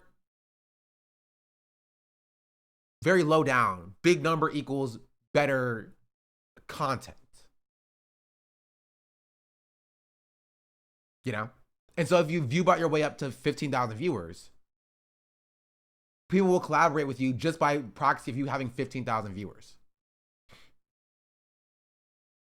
That make sense?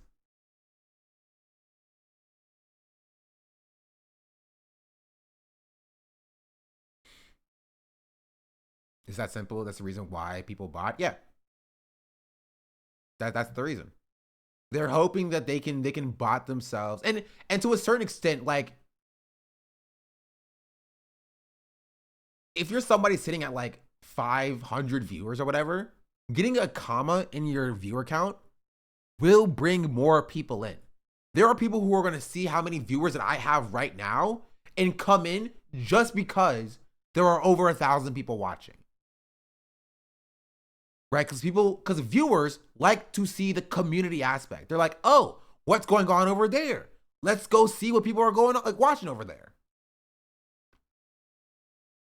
Right? And so people view bot themselves above that viewer count so that hopefully that number is attractive to more people so they can get more actual viewers in there. They ironically view bot to get more real viewers.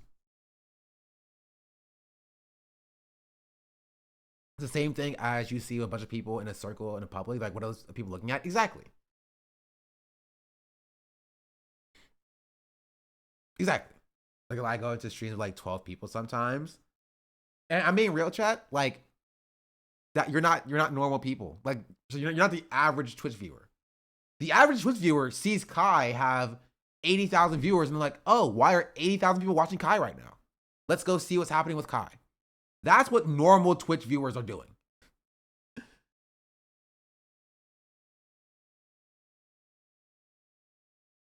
You know what I mean?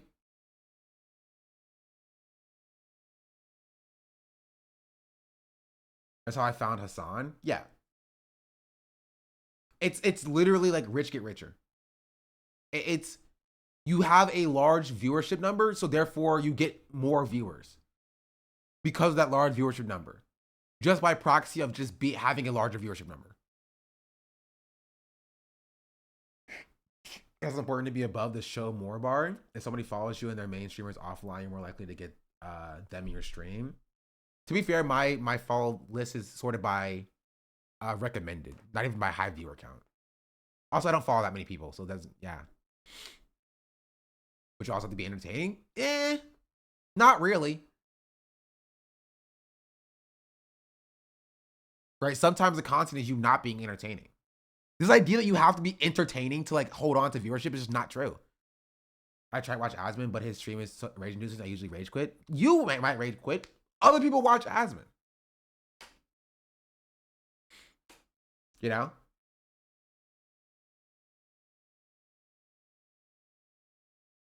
Like that's the reason why people view bot.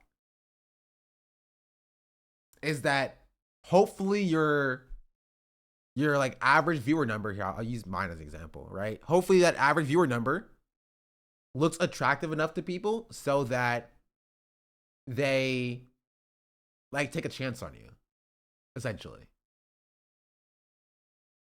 But a lot of streamers won't take a chance on somebody with a small viewership. They just won't. There's not much reason for them to do so. Right? It's almost akin to an act of charity. Because like large streamers don't really gain much from putting on smaller streamers. All risk, no reward. Yeah. You know, it's not the only two people I watch. Outside of that, I watch YouTube. W. But you know what I mean? Like, if you're Kai, you would risk more than you seek to gain by bringing in a small content creator to collaborate with. But like, to Kai's credit, Kai does do it. Right? He will go out of his way to collaborate with somebody who is a small streamer. But that's because of who Kai is. A lot of streamers aren't like Kai, you know? A lot of streamers aren't like Hasan to a certain extent. Where Hasan would do that as well.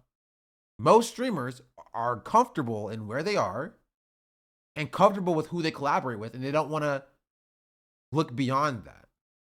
Even if it would be good content.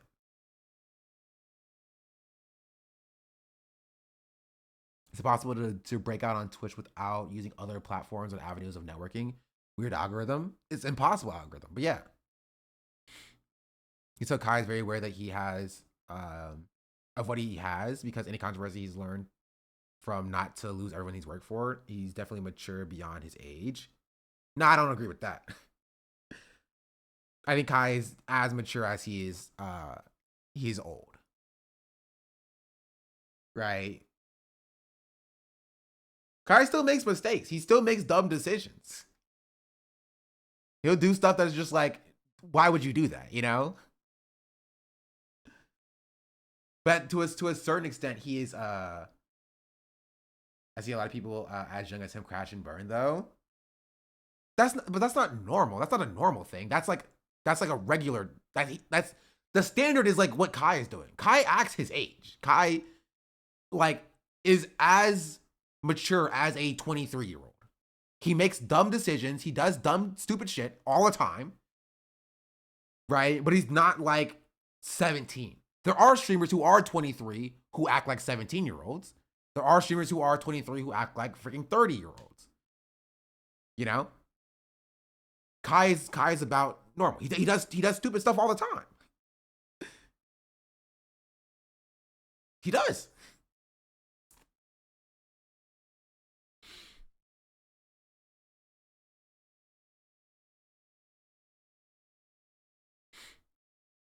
How old are you? Too old.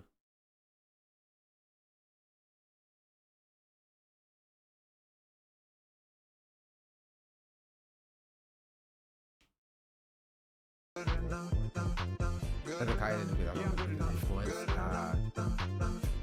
has go so far. This TDR Yeah. just subscribed. I spent in 15 act like 13. True.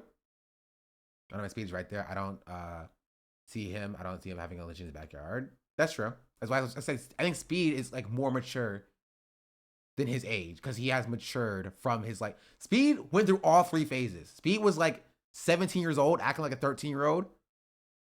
Speed was 19, acting like a 19-year-old. Now Speed is like 20 something, who's more mature than a lot of these 25-year-old streamers. You know? And it just took him it took him time to get there. Yeah, speed ran maturity, exactly.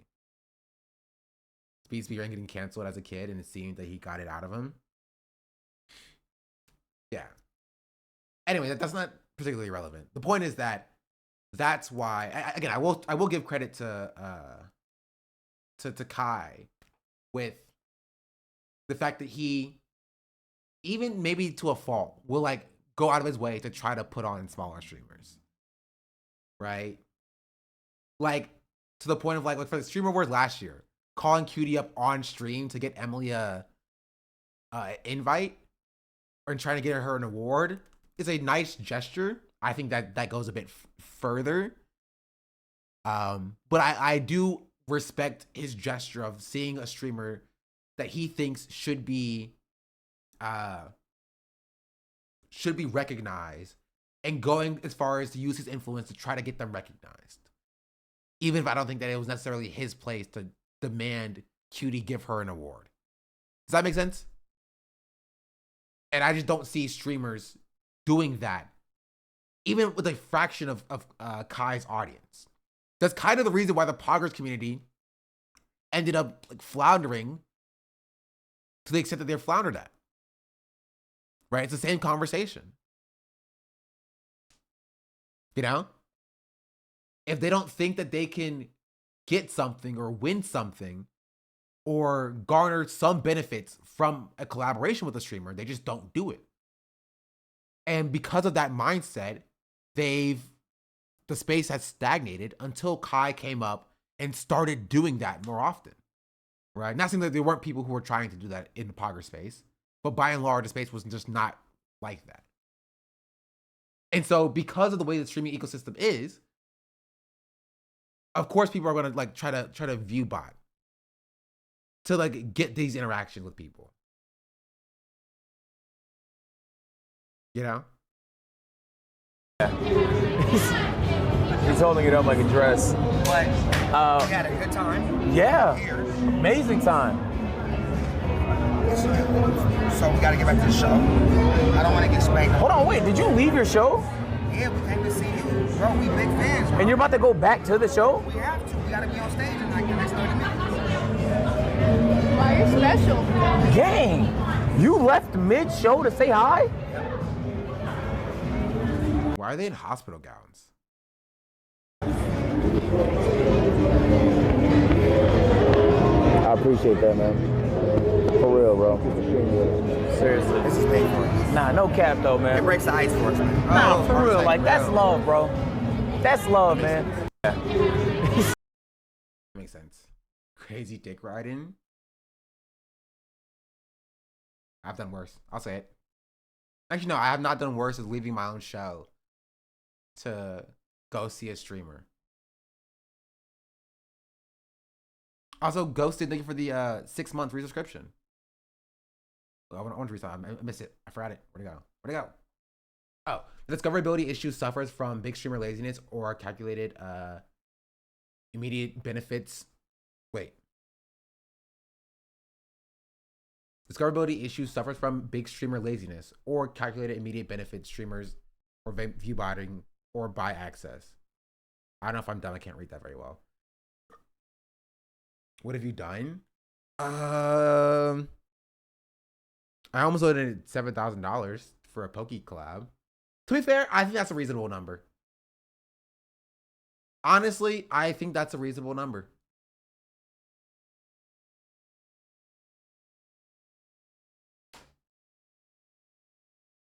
What else have I done?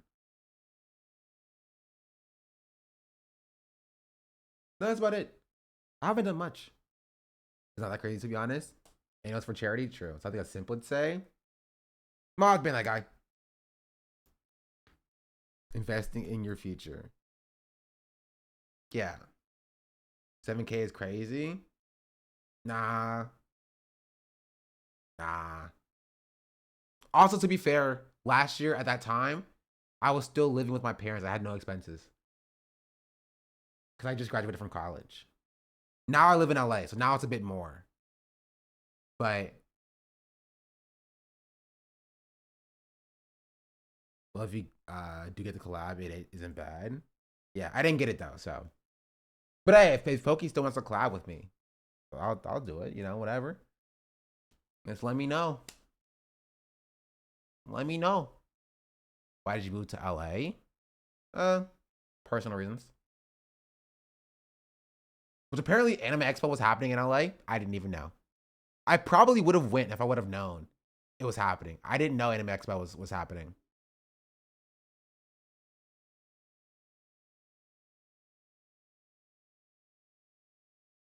But yeah. So I guess the answer to the question, money can buy access in the streaming landscape because money can buy viewers. And then viewers can buy access.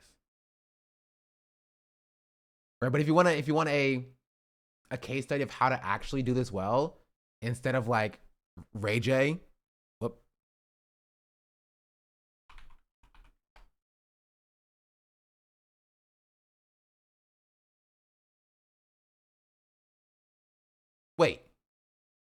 He's ranked 104 with less average followers than I had.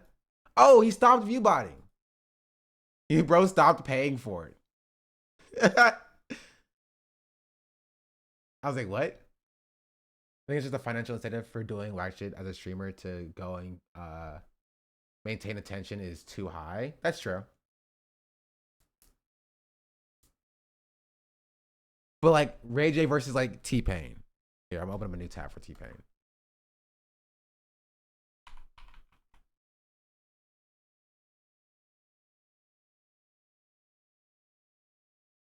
Right? Now T-Pain isn't ranked as high as Ray J is. Hey, still the same average viewers, by the way. But like, doesn't this make more sense? Average 1,194 compared to like this graph starting in January 2025. So you can see his like, the amount of time that he streams has gone up, the amount of followers that he had has gone up as well. He's only been streaming since 2017, bro. This is a normal streamer graph. What is Ray J doing in his streams? He talks about how much he's view botting, essentially, I guess. I don't know. Let's see. What does Ray J do in his streams? What did he do July 4th? Amber Rose is here DJing on July 4th. And bro had an hour with nobody watching him. He forgot to buy views for this hour. Because everyone was watching FaZe.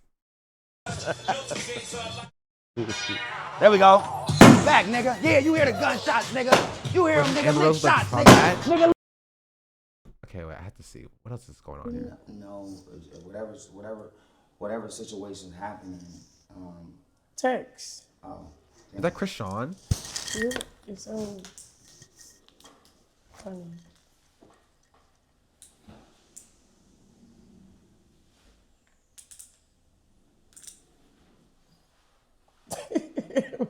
Is Amber Rose married to Forgiato Blow now? No, that was a meme. Wait, okay, where's the picture of the actual party? Is it this one? I want to see a clip of the actual party. Altered what we saw. So they threw it out anyway, but we already saw it. Bro spent his 4th of July streaming. Wait, so did I. But where's the party part of it?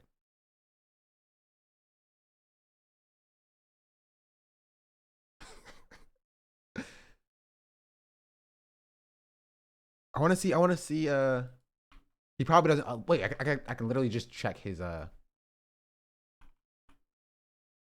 can literally just check his,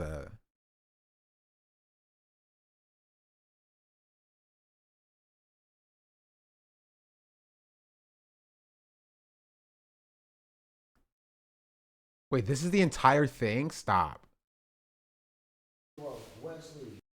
It don't matter. Give a fuck. Wait, no, this isn't July 4th of July, is it? I don't give. No, it's not. This is the day before. This is the 3rd of July. So it's not even here. Okay, whatever. I guess we'll never know what party this was. My only question is that, like, I wanted to see what the party looked like, because this is Krishan, right? Like Blueface baby mom. Then my girlfriend was at this party. Because my girlfriend said that she saw Krishan Rock at a party on 4th of July. I see in YouTube chat. I just finished writing a B-sides video about Zoran and the Black Vote. Really? I'm curious about to see that.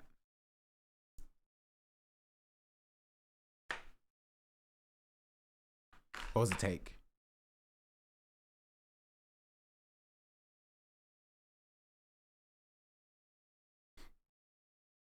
Thank you for acoustic. Cheating on Pokey. Stop. Pokey YouTube chat is crazy. Is this true? I don't read YouTube chat like that. I was had is killing me. It's Ray J, you know. Anyway, the point that I'm making is that this is like, this is how you probably out Wednesday you said. Okay, we're gonna watch it when it comes out. I think didn't we talk about Zoran Black Vote 2 days ago? You drive your girlfriend for pokey, answer correctly. We all know the answer to that. No, I'm faithful. I'm a faithful man.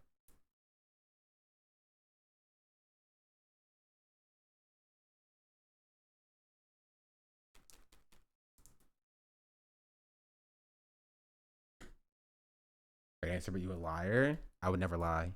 I stay faithful.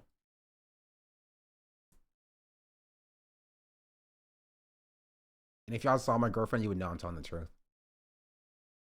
Did you donate 7K to your girlfriend? Well, thankfully I didn't need to.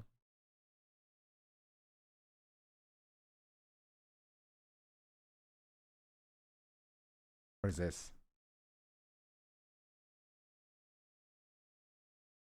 What is this Eminem video? We'll watch the Zoran video when it comes out. So I am curious about. I think I saw something else as well about how black people view. Take a look at this guy. His name is. I don't remember who made it though. Actually, but I would date Pokey. Her outfits, plus yeah, that soothing voice. Anyway, I just want to let me tie this section up real quick for my video. Yeah, that's what happened there. Perfect. Easy, perfect, solid. Money can buy you access in the streaming landscape, but it cannot buy you authenticity.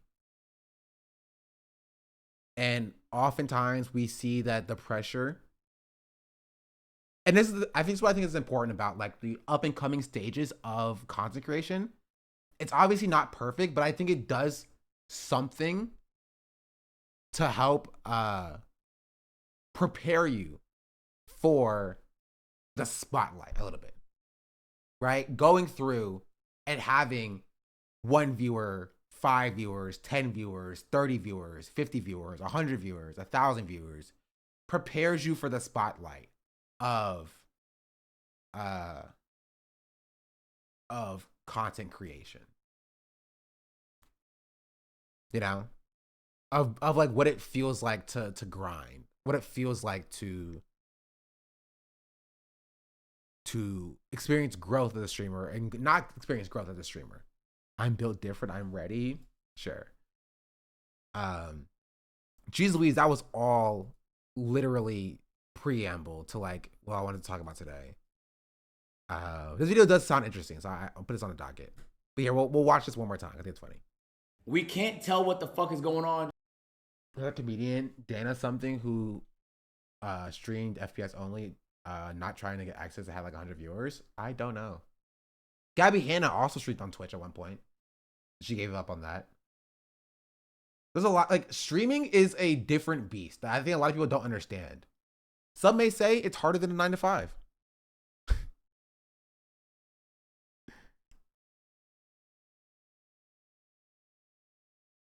I wouldn't say that.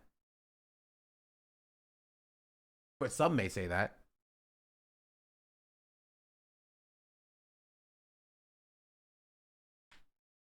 Bullcrap. Listen, I'm not saying it. I'm just saying that some people are saying it. Not me. Some people. Not I. Some people.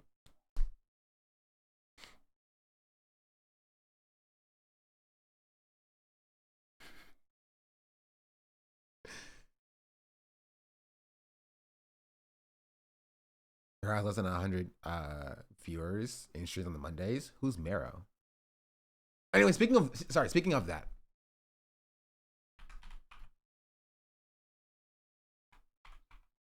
There is a video, phase 9 to 5 workers versus streamers debate, which is harder. To be fair, I think this would be good content to watch.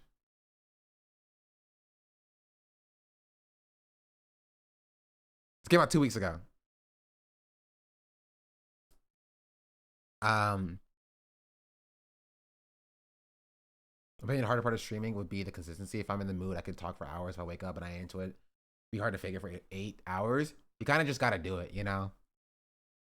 Or just don't. Like sometimes I wake up, I don't want to stream, so I just don't do it. But you do have to stream more often than not. You know, that's the only issue. If Naruto was real, Not this guy. I know this guy.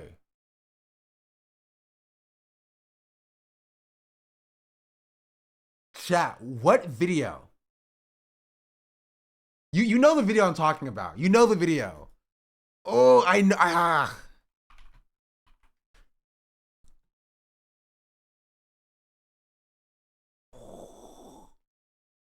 You know the video. He had a very famous video. A very famous video a long time ago. And I don't remember what it was about. But he sucks so bad.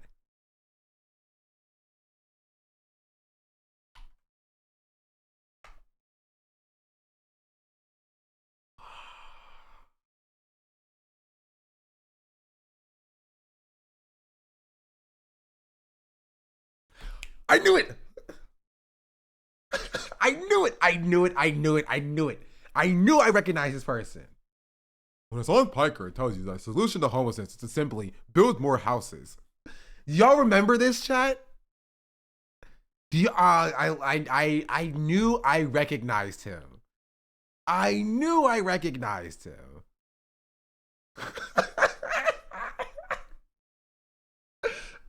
I knew it.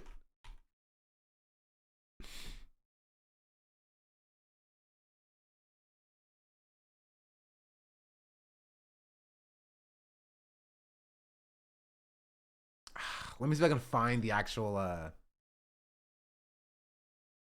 video itself. I don't know where it is. Is this it?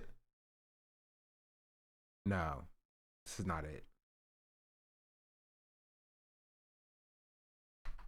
Homelessness.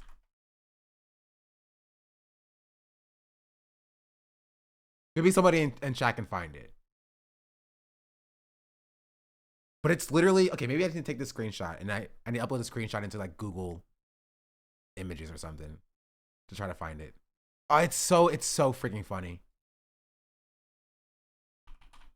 Also, I would not recommend looking up Neokum on Twitter. You're not going to wait.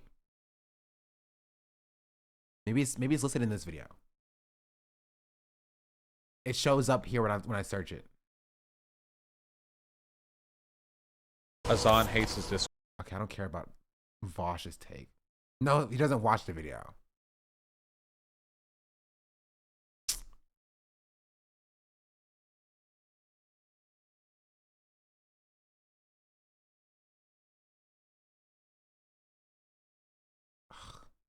I feel like I'm going crazy, chat. You know the video. Did somebody find the video? It's so funny. It's so funny.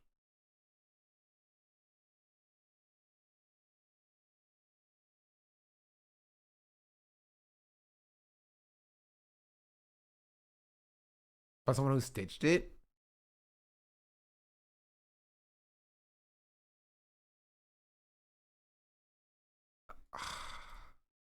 In order for homeless people not to make Hasan sad, you're gonna live here. Oh my god, me when Man. anime bitches, I look The original video is gone. The account no longer exists? That's so sad. That's so sad, bro. It was such a funny video.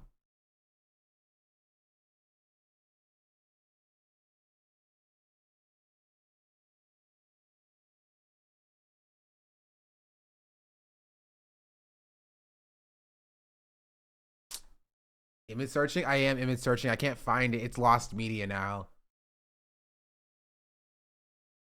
It's lost media. But man, let me tell you. Man, let me tell you, it was hilarious.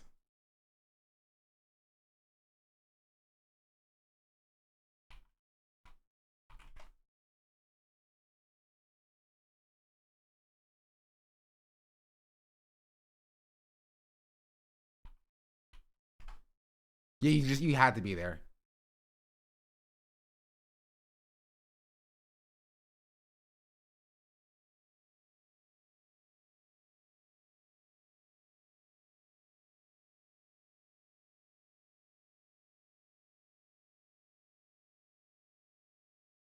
Here, while I look for it, watch this. This is funny. I love hostile architecture. Nothing brings me more joy. You're a bad person. And I don't mean that with any exaggeration, hyperbole, or nothing. I am genuine when I say that. You and everyone else who holds this toxic idea are bad people. If y'all don't know, right? Anti-homeless architecture is essentially like park benches, other public utilities that are designed in such a way that homeless people can't use them for sleeping, long-term stay, and etc. And if you think for like 0.01 of a second, that makes sense, because I'll keep it real. I don't like seeing homeless people. However, I don't like seeing them because I don't like seeing people be homeless. You don't like seeing them because they're an eyesore. And that is so vile. How can you look at someone who is homeless, down on their luck, to the point that they don't even have a place to stay, and all they have left is resorting to sleeping on a park bench, and your first thought isn't, oh my gosh, what is wrong with our society? I want to help this person. But instead, your thought is, how can I get this disgusting person out of my sight so I can enjoy my peace? That is tragic. That is so evil. Like, I really don't like calling people bad people, because I genuinely believe in the good of all people. I think anyone can be a good person. But to hold such a toxic idea is so bad. And I wanted to give you the benefit of the doubt. I genuinely did. I wanted to be like, oh, maybe he's going to turn around. It's like, you know, it's a bait or whatever. But no, you just kept on going and going, how seeing homeless architecture reminds you how there aren't any homeless people there because they literally are forced to, they cannot sleep in this area. And that's a good thing. And I know you're saying, oh, you're probably living a privileged life. You've never seen homeless people. I have lived in Seattle for a good while, and I currently live near Portland, so I see homeless people. And I'll be real, when I see them, I get a little nervous sometimes. I feel a little wary. But more than that, I feel bad that they have to sleep out there in the streets. I don't feel hatred for them. I don't feel disgust when I look at them. However, you and all the people in your comments do, and that is so wrong. I genuinely want you to look deep in your heart and think about that. Think about how vile that is. Because imagine if you were in that situation, you were down on your luck, you were out of your home, no source of income, and it is almost impossible for you to get back on your feet. And instead of the people around you wanting to help, they walk right by you. They don't even look at you like you're a person, to the point that you are seen as a nuisance, the same as birds. That is sick. Yes, that's what that guy is. Let's see what he's saying, why somebody said this to me. Naruto would support ICE. Sure. Let's see. He would defend ICE. If Naruto was real, he would defend ICE. If Naruto Uzumaki was a real person, he would be defending our brave ICE agents today. That's his ninja way. What is the entire character arc of Naruto from Naruto? It is the defense of the Hidden Leaf Village from outsiders, from foreign invaders who wish to violate the nation-state sovereignty, the integrity of the Hidden Leaf Village. He is repelling the invaders. And how does Naruto ultimately wish to repel the invaders? I don't think that's the lesson to be learned from Naruto, if I'm being real. Like, I think the entire point is that, like, people wanted to kill a bunch of people, and, like, Naruto did not like that, and he wanted to stop them. You know? Like, yeah, like, they united the village against, like, the overarching threats of, like, the genocidal maniacs who wanted to either, you know, destroy the entirety of the Hidden Leaf Village, or who wanted to, you know, just, you know, put the world in a trance for all of existence. Invaders, what does he ultimately wish to achieve? He wishes to become Hokage. He wishes to achieve nation-state power. He wishes to support the already pre-established institutions of the Leaf Village. More so than anything, Naruto Uzumaki supports how governments can destroy and manipulate groups of people for their own gain. This is true. Like, if you come out of the spoilers, I was just about to watch episode 1502. I'm sorry, chatters, my bad. That's my bad. I should have led with a spoiler warning. Good luck, chatter. By the way, you're gonna get in. You're gonna have one of the most. One of the, and okay, maybe my Naruto heads don't yell at me. The Infinite Tsukiyomi arc is one of the worst pieces of media because literally none of it matters. It tells you from the beginning that, like, hey, none of this matters, by the way. None of this at all really matters at all. Like, at all. Like, none of it. And then it goes through like 30 to 40 episodes going character by character about just things that just don't matter. It's not even, it was all a dream, right? It doesn't even pretend like it's supposed to be real. From the beginning, from the jump, it's saying, hey, everything you're about to see, none of it's real, by the way. None of this is real. It's all a dream. Like, this episode you're gonna watch, not a real episode. These characters aren't real. It's all in this character's imagination. And that happens for like 30 episodes. I don't think anyone disagrees with you. The only thing Alex said, the one where Kiba is Hokage and everyone gets a dog. True. Literally the final part of Twilight. I wish I had skipped it. I wasted so much time watching it all. Yeah. Yeah, towards the end, Naruto gets really bad. Kishimoto straight up says at this point he was just tired of writing Naruto. He didn't care anymore and wanted to move on to a sci-fi story that eventually flopped. That's crazy. I just did not. I'm sorry. I like Naruto and I love Madara, but like one of the worst arcs that I've seen in anime. One of the worst arcs I've seen in anime. Because at least other arcs that do it was all a dream have the decency to try to lead me astray. You know? It at least has the decency to try to let me believe that I'm watching something real. Right? But no, Naruto just gave up. It just gave up. It was like, you know what? This is all, none of this matters. It's all fake. Who cares? Who cares? Who cares? It doesn't matter. Yeah.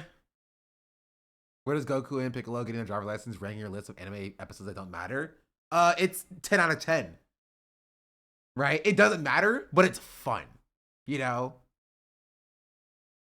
It's fun. It's enjoyable. I like that. That is good filler.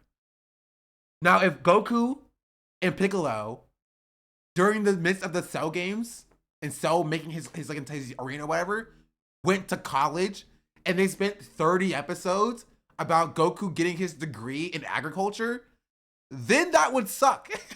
And that's what Naruto did.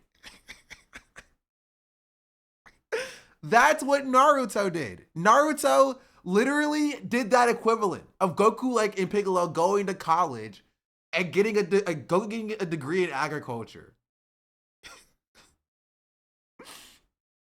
Okay, I watch the hell out of that though. Yeah, but imagine that happens right after like the second best arc in the entire series and right before the ending. You know? Like you finally get into like some good content with like the fourth great Shinobi War. You finally get to the culmination of Madara's final achievement, you know, what he was getting to. And then it's like, okay, break now for 30 episodes. Who cares? Before we finally get a conclusion of this arc. And the conclusion sucked. The conclusion was bad. The conclusion was freaking Madara getting stabbed in the back by Black Zetsu and Kaguya showing up out of nowhere. And that's how the arc concluded.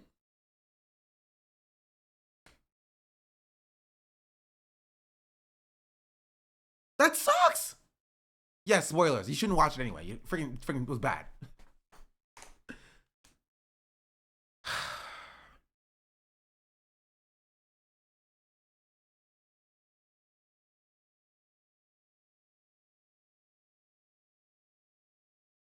Don't even get me started. Anyway, let's see how Naruto would support Ice some more.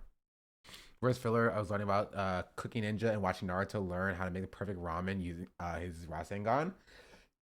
I don't even remember it. Like Neji before he became a good person, right? Was right. The people destined to be the greatest will always be. Yeah. Yeah. Long Ring Long Land arc chat. I liked Long Ring Long Land way more than the Infinite Tsukiyomi. I'm gonna be real. Long Ring Long Land was a lot more enjoyable to watch than 30 episodes of It Don't Matter.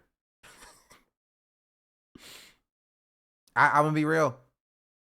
Like, you're telling me that like Zoro and Sanji wrestling 3 giants, right, was not good content, and then Afro Luffy punching like mirrors or whatever wasn't fun to watch? Like, I skipped most of Long Ring Long. No, I watched all of it. I'm be real. I watched all of it. I watched all of Long Ring Long Land. The only thing that I've skipped in anime, I don't like skipping anime. I skipped part 1 in JoJo to watch part 2 and part 3 and then watch part 1 afterwards. The Zozo Fruit was fun. Yeah.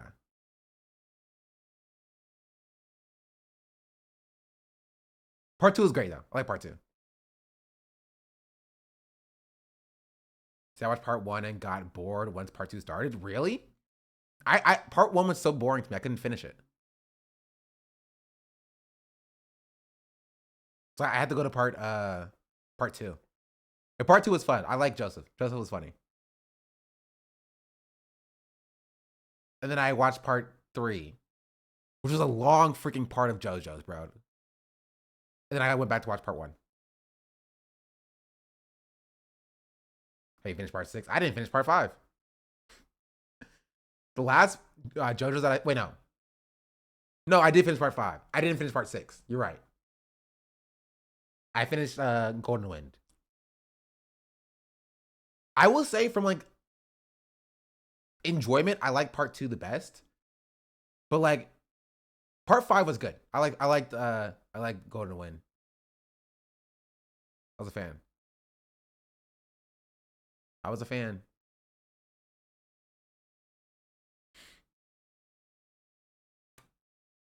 I liked the coloring of part 4. Like, I liked the way part 4 aesthetically looked. The story wasn't great though. Like, it took too long to really start to find its feet in part 4, in my personal opinion. Long Ring is an anime. Long Ring Long Land is an island in One Piece. It's one of the arcs. I'll take. It was a bit slow for my opinion. Not like in Jolene, that's homophobic. I just haven't watched part 6.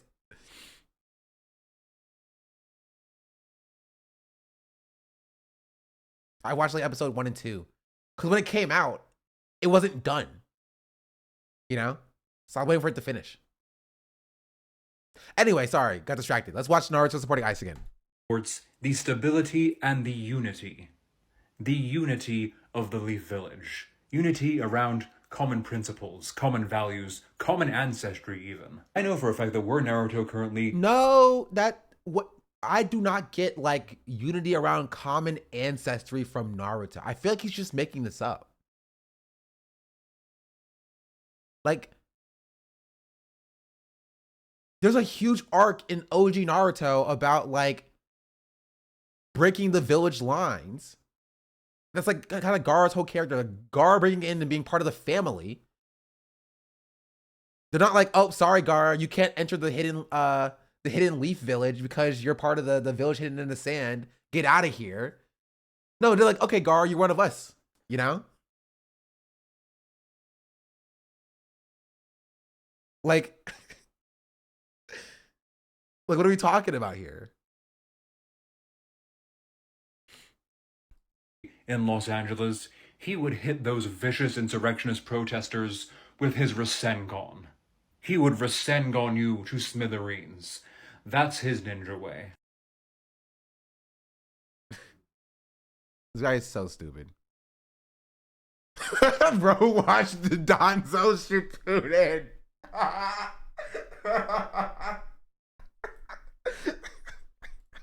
True. True. He's like, bro, my favorite arc is when Donzo was there. And then when Donzo died, spoilers. When Donzo died, it was all downhill. Bro, Donzo was like the worst part of Naruto for me. I couldn't stand his character, which is kind of the point.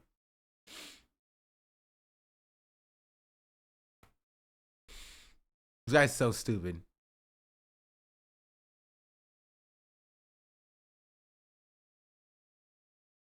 Walkable cities are ontologically evil. Walkable cities are ontologically evil. The nicest parts of London are not walkable. They don't expand the train there, they don't put bus routes there. The nicest parts, the wealthiest parts, the most lavish parts of London are not walkable. Why should only the very rich have access to that luxury? Really? He's rage baiting. He's what he's doing. Is this rage bait? Yes. This is rage bait. He believes these things, but like he's rage baiting. Right. But I wish I could show you the Hasan the Hasan video, bro. It was so funny. He's like, Hasan Piker. He literally talks like the fitness gram pacer test. Jeez, a freaking wheeze. Here.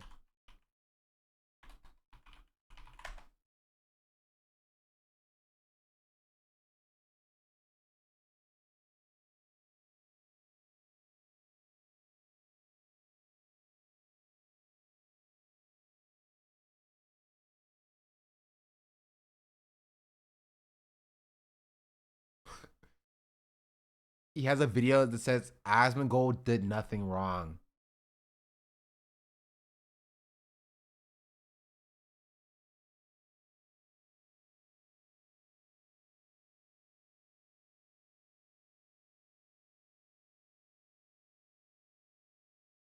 I won't show it to you. Oh, so this isn't loading. Anyway, let's get back on Tropic. I found it. You found it? Oh, please, please, please send it to me. Bless your soul. It's such a funny video. It's such a funny video. I hate that it comes from Vosh, but like I have to show it to you. It's so funny.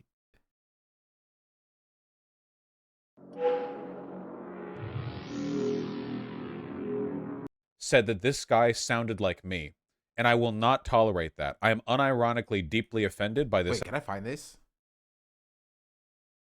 I'll find this Twitter account.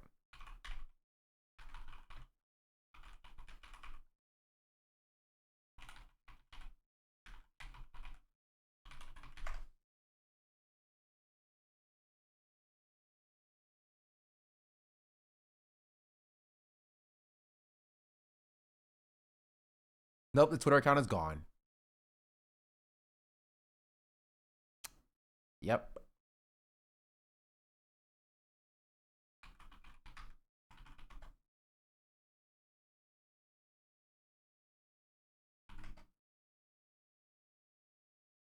Rip. Anyway. This accusation, and I do not want to hear it.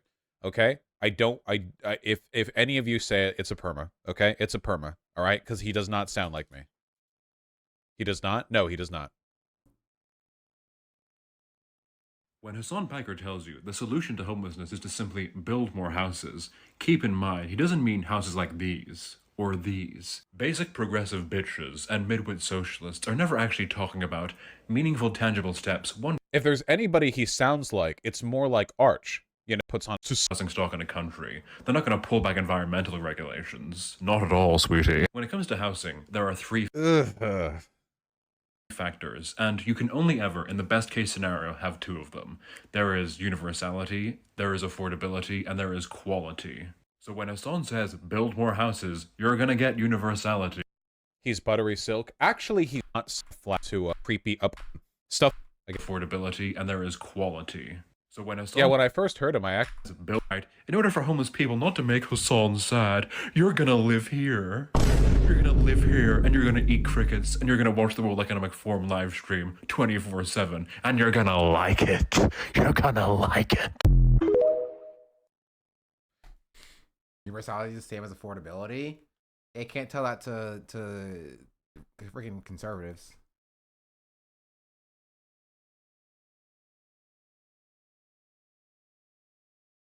So it's art because Nuts never thought I'd get to see the video. Yeah, so like that's the video. I don't know why he talks like that. I don't. And now he's still doing this. He's still rage baiting. I guess he has 50,000 followers now, so good for him. Well, isn't it better than being homeless? No, what he's saying is he's saying that Hasan wants people who actually have homes to live there. At first, I'm trying to hear, can you please never show me this guy again? I'm wearing headphones and his voice is violating my ears. Thanks. You're welcome. I won't show you with him again. Unless I want to punish you.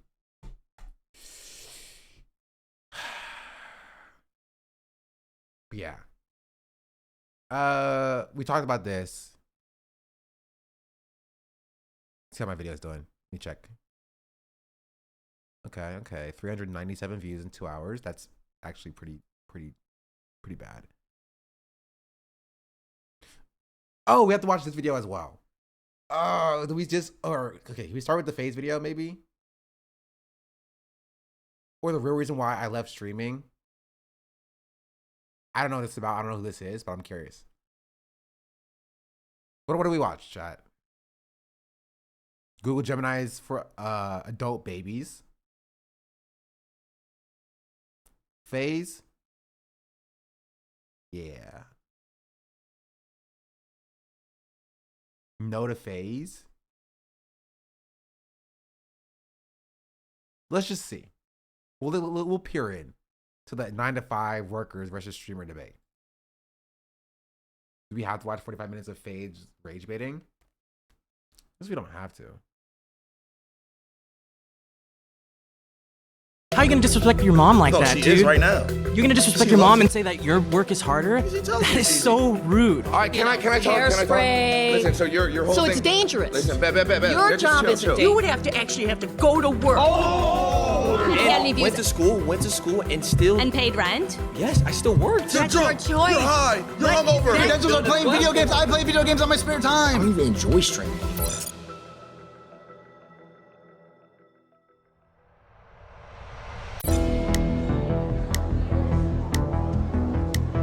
What's up? How's it going? Same old different day. Okay. All right, so my argument here is that streaming and social media creation is harder than a 9 to 5. Facts. Nah, it's not facts, bro. 9 to 5 is way harder, homie. Why do you say that? Because you gotta get up every motherfucking day, go to the motherfucking bullshit job, and slave for fucking pennies. See, that's the thing is you're right. You get up every day, you go through the motions. You don't have to get a good night's sleep. You don't have to be focused. You don't have to be locked in. You wake up. You go, you flip some patties, maybe you sign a few envelopes, answer a few phone calls. With streaming and social media creation, you have to be on your game 24/7. It's like a switch that never when you're turns a mail off. carrier, I'm a mail carrier, and I'm gonna tell you something, man. I get treated like shit every motherfucking day. We have to deal with thousands, tens of thousands of people Bullshit. critiquing every little thing we do. I just realized I don't care about what happens in this video. Because pure rage bait and makes me unable to take Faye seriously. Yeah. I hate that kid. Listen, I can't say anything about Lacey because, or about the Phase boys. Because when you say something, people just don't get very happy about it. That's some more news? Yeah, there's some more news. Yeah, this does exist. Faze Banks is in DC Comics. To be fair, so is Hasan. Hasan also gets a mention in DC Comics, I think, or Marvel, one of the two. I hope you know how. I hope you all realize how serious it is. This is lives are at stake. This is a gamer issue, Batman. Wait, this is a gamer issue. Batman's a dinosaur. What could he even do? Wait, he's talking to Batman.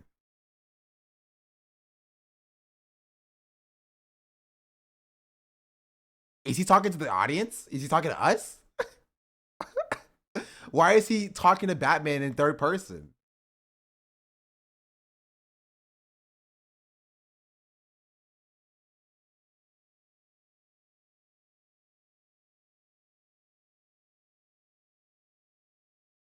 Anyway, let us handle this. Thought bubble? No. This is a speech bubble. He's saying this. Right? This is not how thought bubbles are done in comics. Unless they messed up.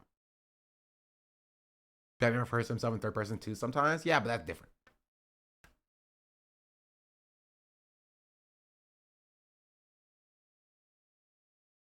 That's different. Anyway.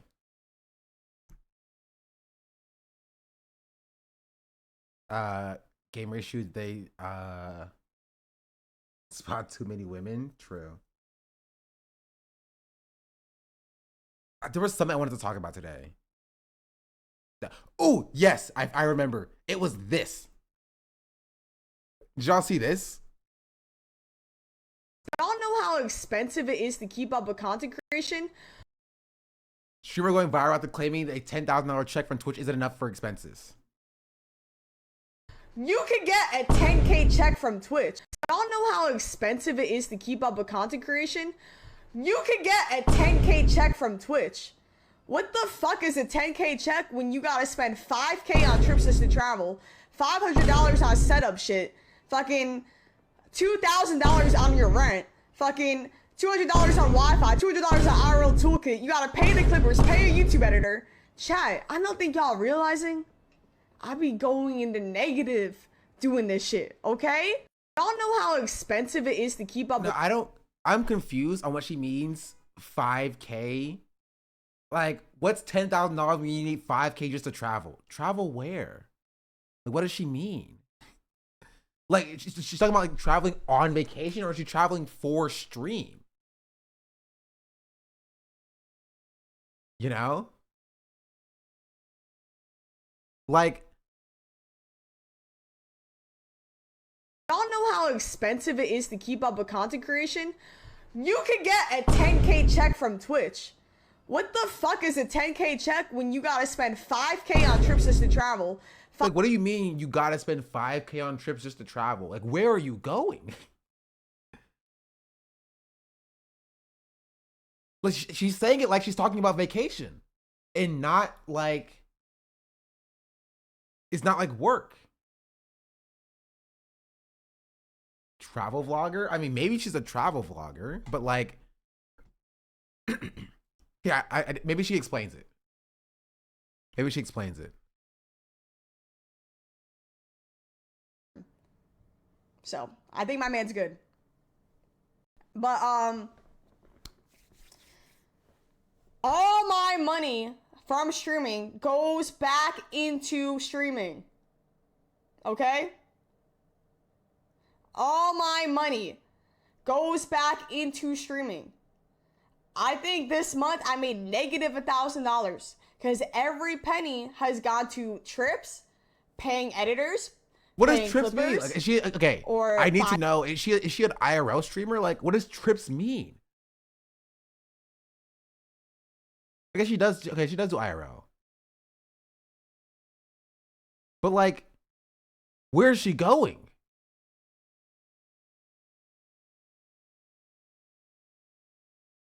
Like,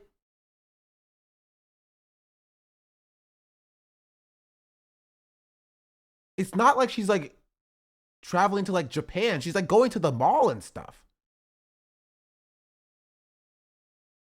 So what does she mean?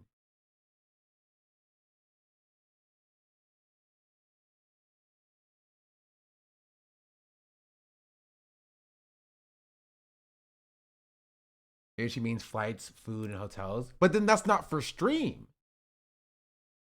Because she's saying all the money goes back to streaming.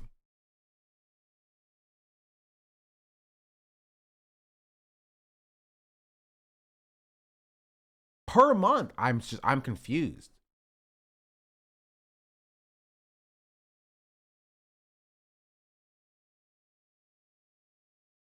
Like she's playing Marvel Rivals here. In peak. It's this way I think. directly.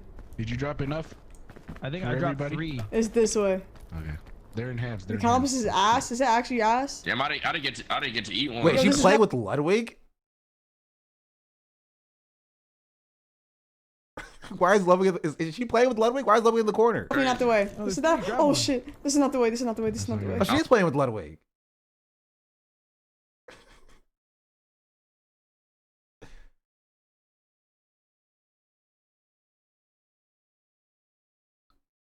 But I'm confused about the travel thing.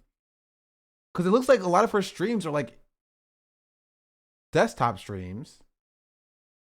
And not like, she's not like going to like Japan every weekend.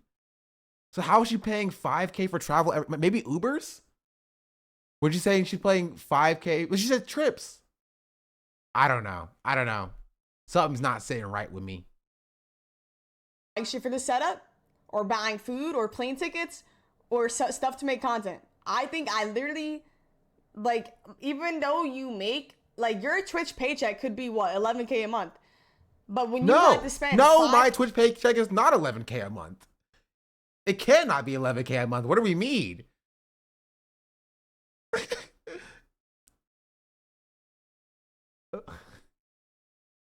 You make, like, your Twitch paycheck could be what, 11K a month. But when you've had to spend 5K on just trips alone to travel to make connects, when you've had to spend... To make connects? Okay, come on. Spend 5K on trips to travel to make connects? Come on. Thank you. Also, I got new RAM. I went to the Hoodskis party yesterday.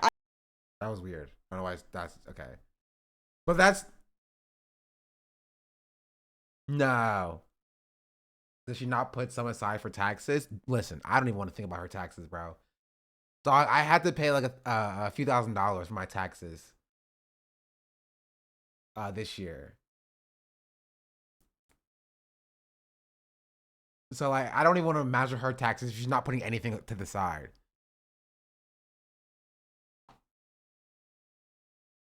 I have 3K a month. Is this her total subs? She's not making 11K with this many subs.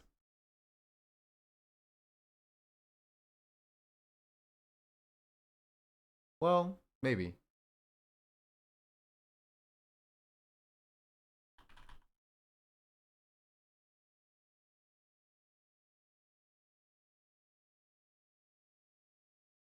Wait. Oh.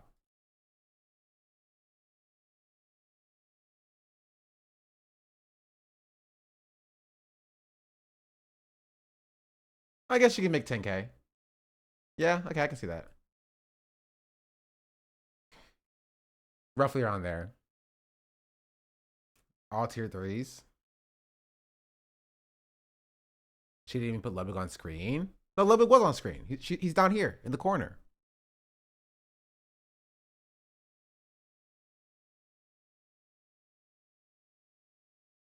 Just bills alone, just the survivability. Wait, rent, Wi-Fi, bills alone. Just I have 3K a month in just bills alone, just the survivability. Rent, Wi-Fi, food, phone, all that shit. 3K a month.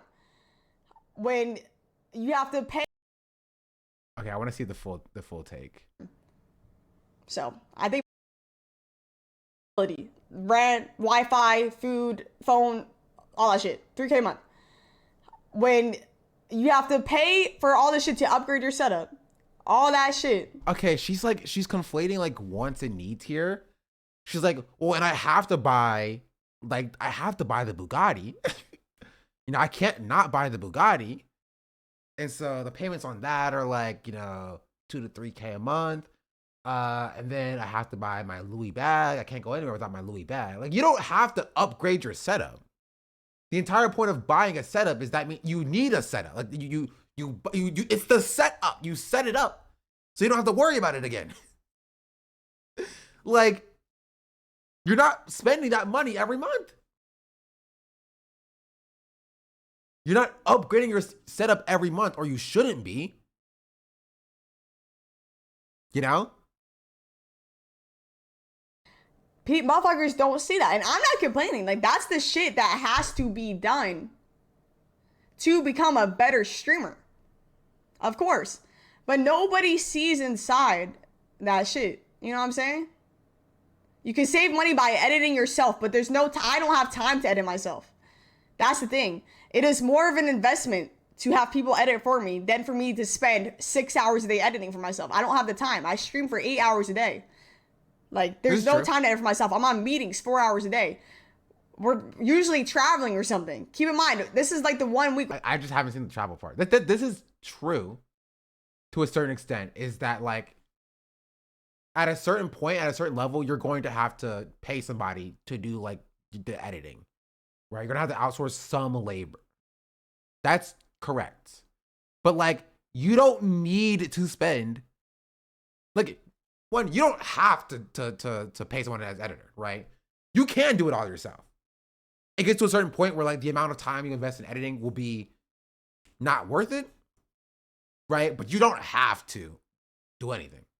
You also don't have to spend $5,000 on travel a month for making connections. Like, what does that even mean? Are you flying to people to meet them for the first time to connect with them?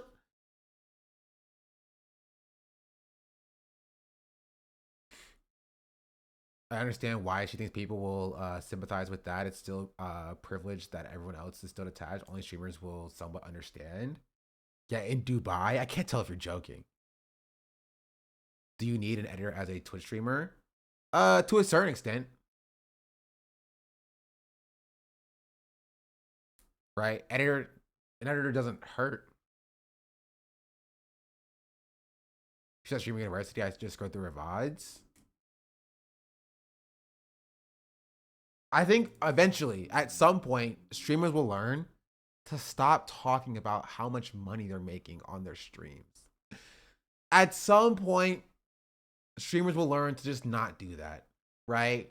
It hasn't happened. This happens literally once a month or once a year.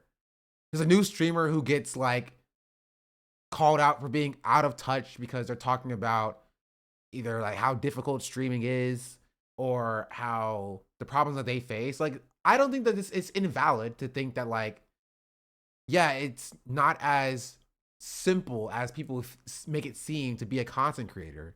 But like, when you're talking to people who work 9 to 5s, right? And have to like go to work and like are like, waged workers, that's not going to resonate with them.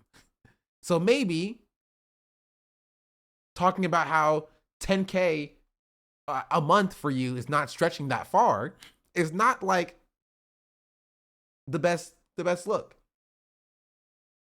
Right? But to be fair, and I do want to point out that there is this culture of like clip farmers making their careers off of sitting in people's streams, clipping these things like out of context, removing it from its context, and putting it on like with a caption online to stoke hate and harassment against you. This does happen. This happens to me as well, right?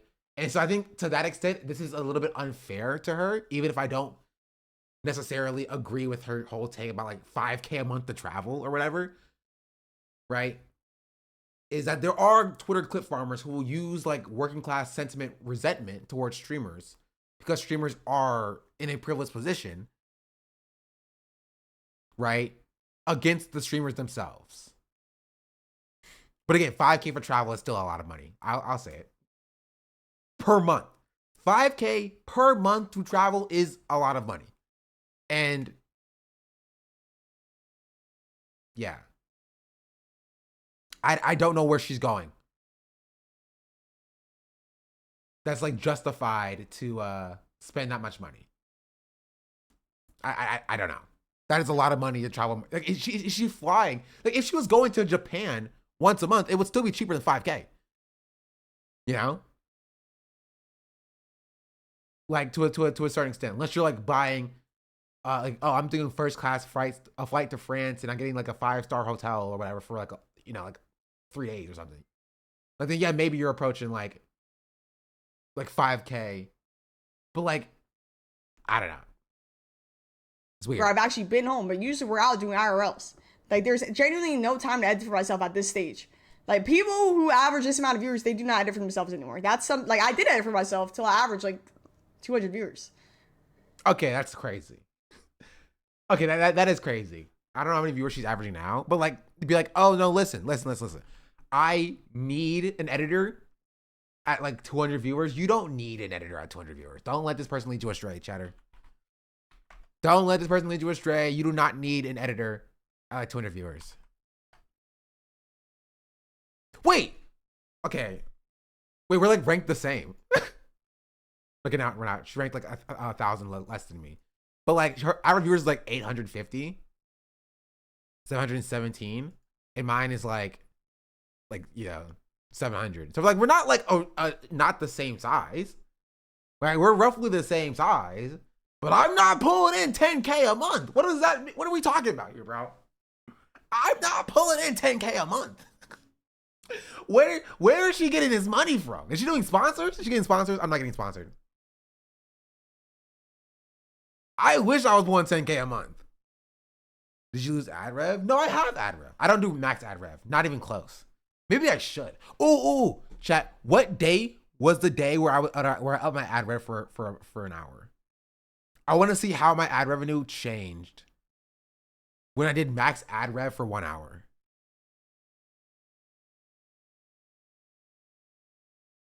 Was it the 29th?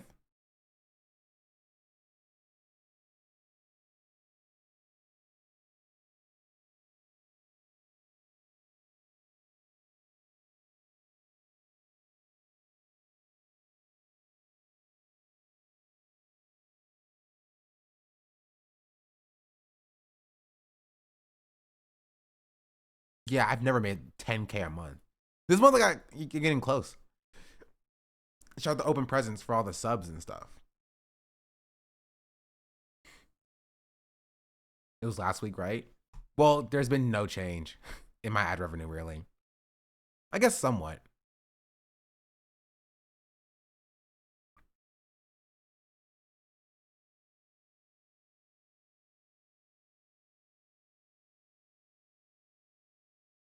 Some stuff is like Ground News money. Does Ground News even pay? Do you have more cause to complain than her? I do.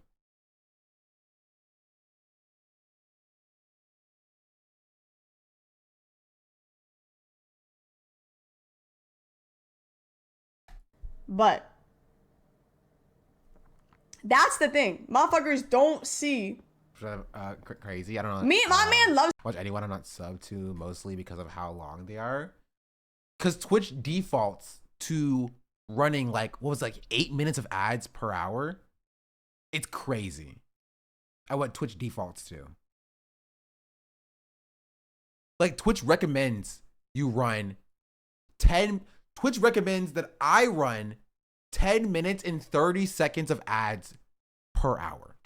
That's the recommended amount they want me to run. I currently run 6 minutes of ads per hour. I showed this before.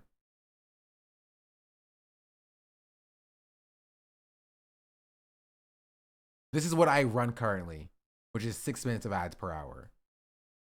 Which is 3 minutes of ads every 30 minutes.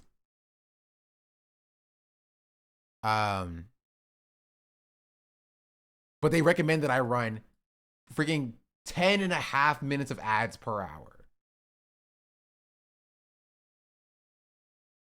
And on the high end, you can max out at running 22:30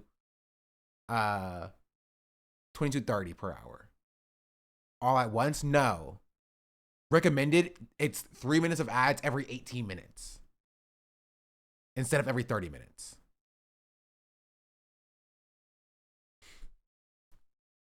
I think people who argue this about streaming conflate hard aspects about streaming.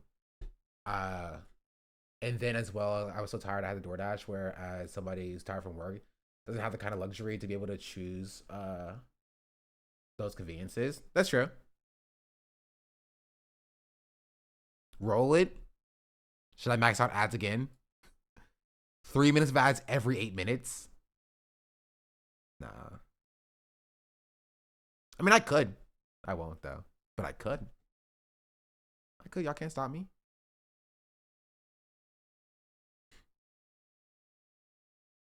Y'all can't stop me. No one would fault you if you did. No, people would fault you. There was a guy in here earlier who was like, too many ads, I'm out. You know? And that was only 6 minutes of ads per hour. You know? Ban him? Nah, it's fine. I don't take what those people say to heart because like it's not like that chatter's gonna be in here for forever anyway. I live like a Chatter's capitalist in every here single day, because Shank. I their live as a capitalist. priority wasn't live in the first I live place. when I believe. Book Sanity just subscribed. Worked anything for the Prime. Much appreciated. Ads is how free works. Yeah, people don't register ads in free. Which, to be fair, if there was a way for y'all to get the content for free and I to still get paid for the content, I would be love for that to be the case. But at a certain extent, right, there's a reason why companies pay for ads and sponsorships in the first place. It's because they want to inconvenience the consumer so that eyeballs are on their product. Manual raid in YouTube chat? What, there's a manual raid? Right-wing raid? There's raids? Manual raid? I didn't know raids existed. Hello? Who raided? Bunker Cat? Who's Bunker Cat? Thanks for the manual raid.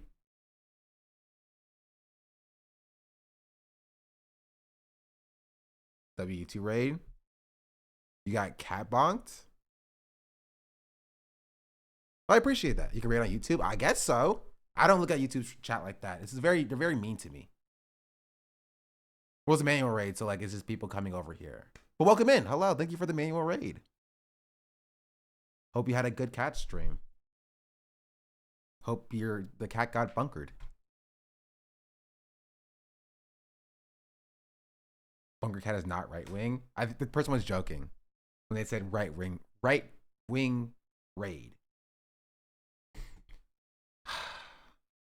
Me, Zasins, all of the clips on the internet are just clips. That's what you need to know. You've never seen a stream of me and my man interacting. It's all a skit. We'll literally be like, yo, let's make a skit of you being a waiter. And it will make the skit on stream. And motherfuckers just clip the skit. Also, I'm obviously going to pay my man back for everything. Like I just said, my man will be able to live the rest of his life stress-free. I'm going to take care of his ass. Like, Zasins, we all know you've never had a girlfriend, bruh. You don't need to keep talking about it, bruh. Because my man's going to be blessed. My man's not going to have a single stress in his life. What is this? I don't even know what we're talking about anymore.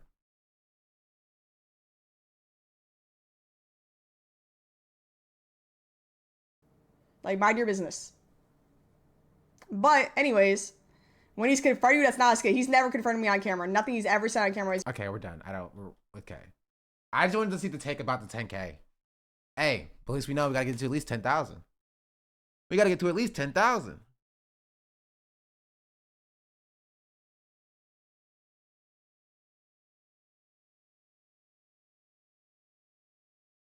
Yeah. Wait, did I need that open? No, okay.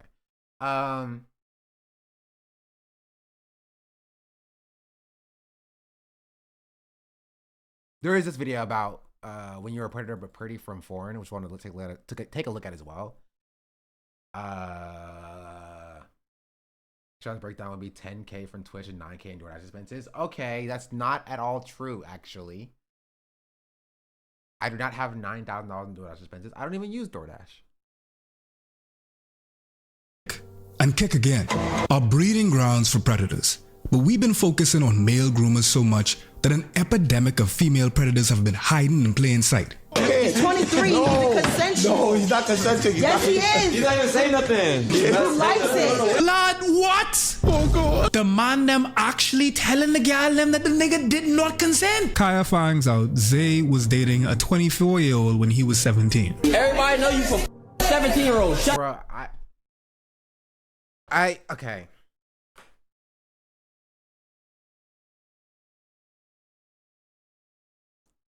This new streaming landscape is different than the previous one but it still has the same problems.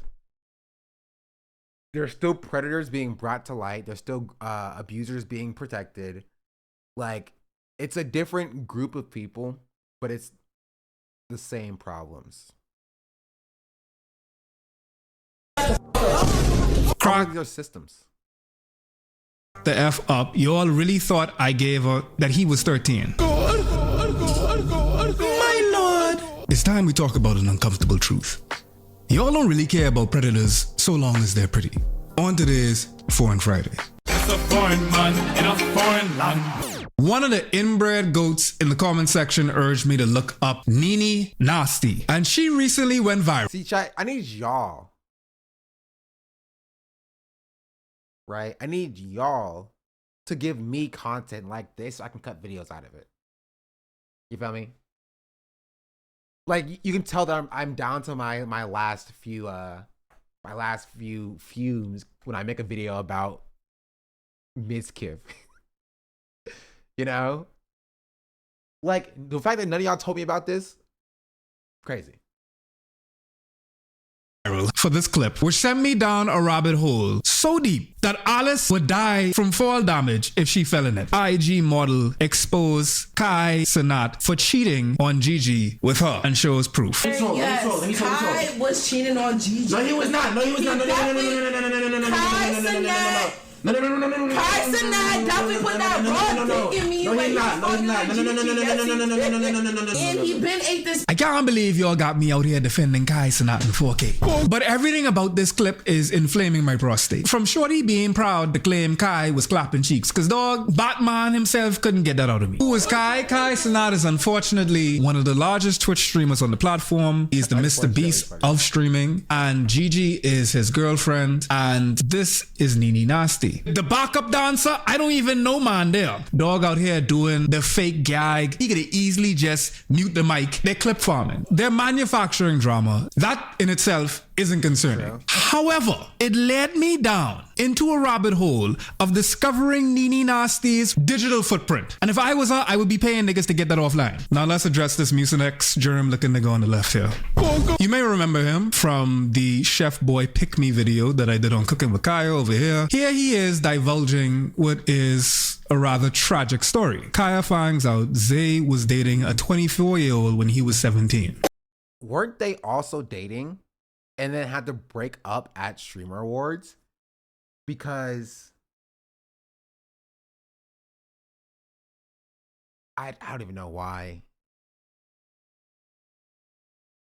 Yeah, she got assaulted and he got mad. Oh, that's why. Okay.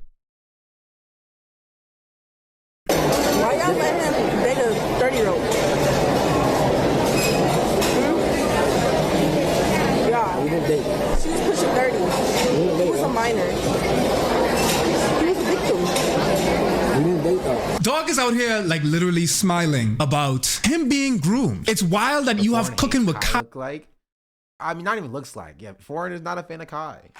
Which again, I think Kai got his got his issues, got his problems. I'll give Kai respect where I think Kai gets respect or demands respect. But he's not perfect. Kaya being maybe I don't know how involved Foreign was in the streaming landscape before Kai was on top. Of the top streamers, Kai is definitely the least bad. Let's be very clear about that. Like, we got Ninja out here dropping the N-word consistently. What is like Brawl's wife bringing him food or whatever, not playing with women. You had XQC, enough said. Like,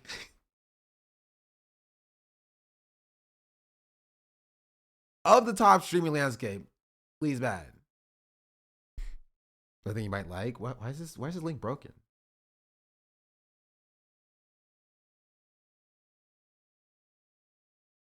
Oh, it still works. I don't know why it appeared broken like that.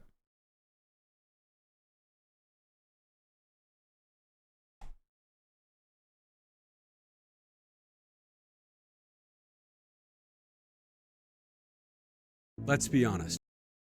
Being able to speak to the predation of another woman who is older, preying upon a 17-year-old. He's cornered into this box of masculinity that makes it difficult for him to interact with victimhood. If you look at the comments here, anytime when a conversation like this happens and we have the opportunity to like really engage with what is a very serious issue, you have a dude in the comments who has never engaged with his ass, washing his ass or nothing like that. Never. He could be in the comment section saying, I literally had the same situation, LOL. I didn't even think of myself as a victim. Laughing emoji, laughing emoji. You'd have a guy literally saying right above him, he was more than groomed, he was straight up preyed upon. And then you gonna have this dude, is this Fredo? Dog is saying, I mean shit, I was 17 when I lost my V to a girl who was 22. It is what it is. Bro, we are going to is what it is ourselves to death. Shit don't work like that at 17. That's a legal adult most places in the world, and men tend to take the lead in that situation. 6-year age gap don't mean shit. I was 18 with a 24-year-old. Had her doing whatever I wanted till I got rid of her. A win is a win. This isn't like an online only thing. In masculine spaces, this is the norm. I kid you not. If you get Yeah. Cause especially when it comes to like young black boys being taught and treated like you have the adultification of black children as a whole. So you see like black women being treated by the community as like fast or grown or whatever, right, and demeaned because of it. And then you have young black boys applauded and coaxed or groomed into being actually fast and grown and rushing towards adulthood in that same way, right? So in the same way where what allows like young girls to be preyed upon and predated upon also allows young boys to be preyed upon and predated upon in that same way. And while it's viewed differently, they're both still allowed under the same system that doesn't protect children at all. You know? Ow. And so it's a perfect example of how like the patriarchy manifests itself in different ways for both young boys and young girls, but it still affects both of them. If a 13-year-old woman comes onto if an older woman comes onto a 13-year-old, says a teacher something, people will say, "Then we're lucky, nothing to see here." Yeah, it's seen as like a positive, right? And it goes into this whole like, and this is what men do all the time, is that like men will love to be like, oh, no one's talking about like, you know, either like men's mental health or like men being assaulted or victimized. But when it comes to men being victims, they'll just be like, oh, well, like this is not victimization, actually. You should be happy about this. You know? Oh, you should have enjoyed this. And if you don't enjoy this, then they'll you know, they'll claim that you're gay or whatever for not enjoying being assaulted as a child. That's how homophobia gets pulled into the mix as well. It's all connected.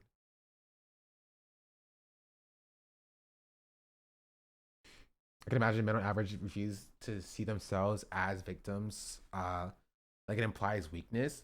That happens, or that comes from the way society does it in the first place. I don't think it's like men refuse to see themselves as victims because they would view themselves as weak. I think men experience something and they know that it feels wrong for them to have experienced that, but they are that doubt is reinforced by society, by, you know, the way society treats men, the way that men should view sex as a conquest, if you will, right? Men are taught and trained to view sex as a conquest.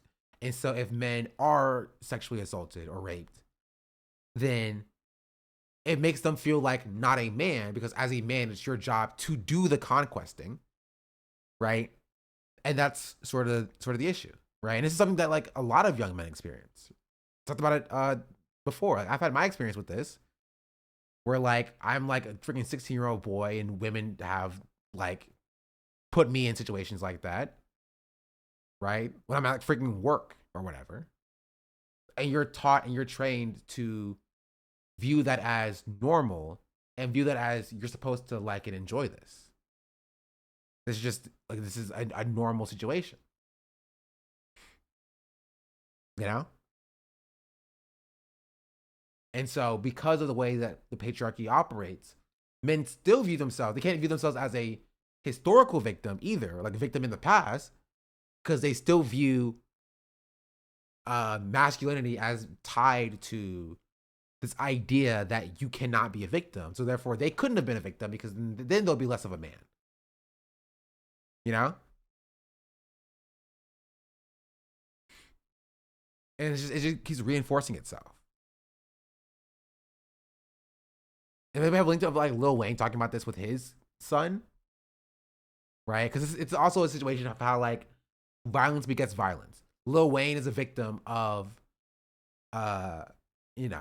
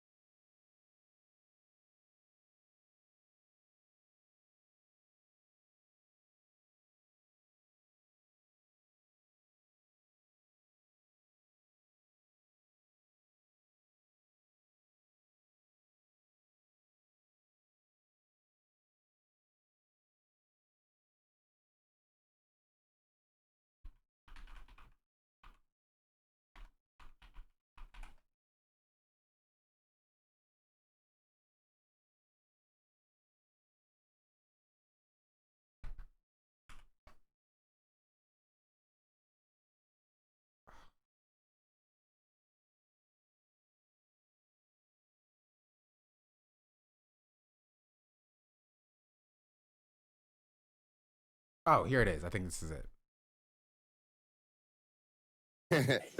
Man, Twist, what you laughing at, man? How you get that? You get that? You understood that? You sucking on clits over that fight? Oh, this is actually, this isn't his son, actually. This is just a different, this is a different 15-year-old. Like, just, I want you to watch this. I want you to watch this and listen to how he's talking about this 15-year-old who is in the room. Man, Twist, what you laughing at, man? How you get that? You get that? You understood that? You sucking on clits over that butt? They came on that motherfucker. That nigga. Oh, you a Twist? 15. Yeah, fuck. Huh? Oh my God.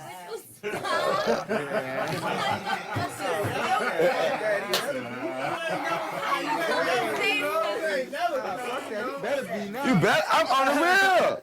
Cause I was fucking at 11. I had Nate at 15, nigga. I had my daughter when I was 15, nigga. It ain't cause you a male, it ain't cause you 15 you supposed to, cause you're young money. You're supposed to. Fuck that shit, nigga. I started fucking. I got raped when I was 11, Twist. I loved it. I ain't never pressed charges. I'ma do you like baby them did me. Yeah. I'll never forget that day. Yeah, no, Like, they was all... this is very different than the way this was portrayed. In the kitchen, I was scared. It was cool. There was about this many niggas and shit too in that bitch. I never forget the word. Suck la wine la dick. I'm sitting on the couch. Everybody in that bitch. That nigga was like talking.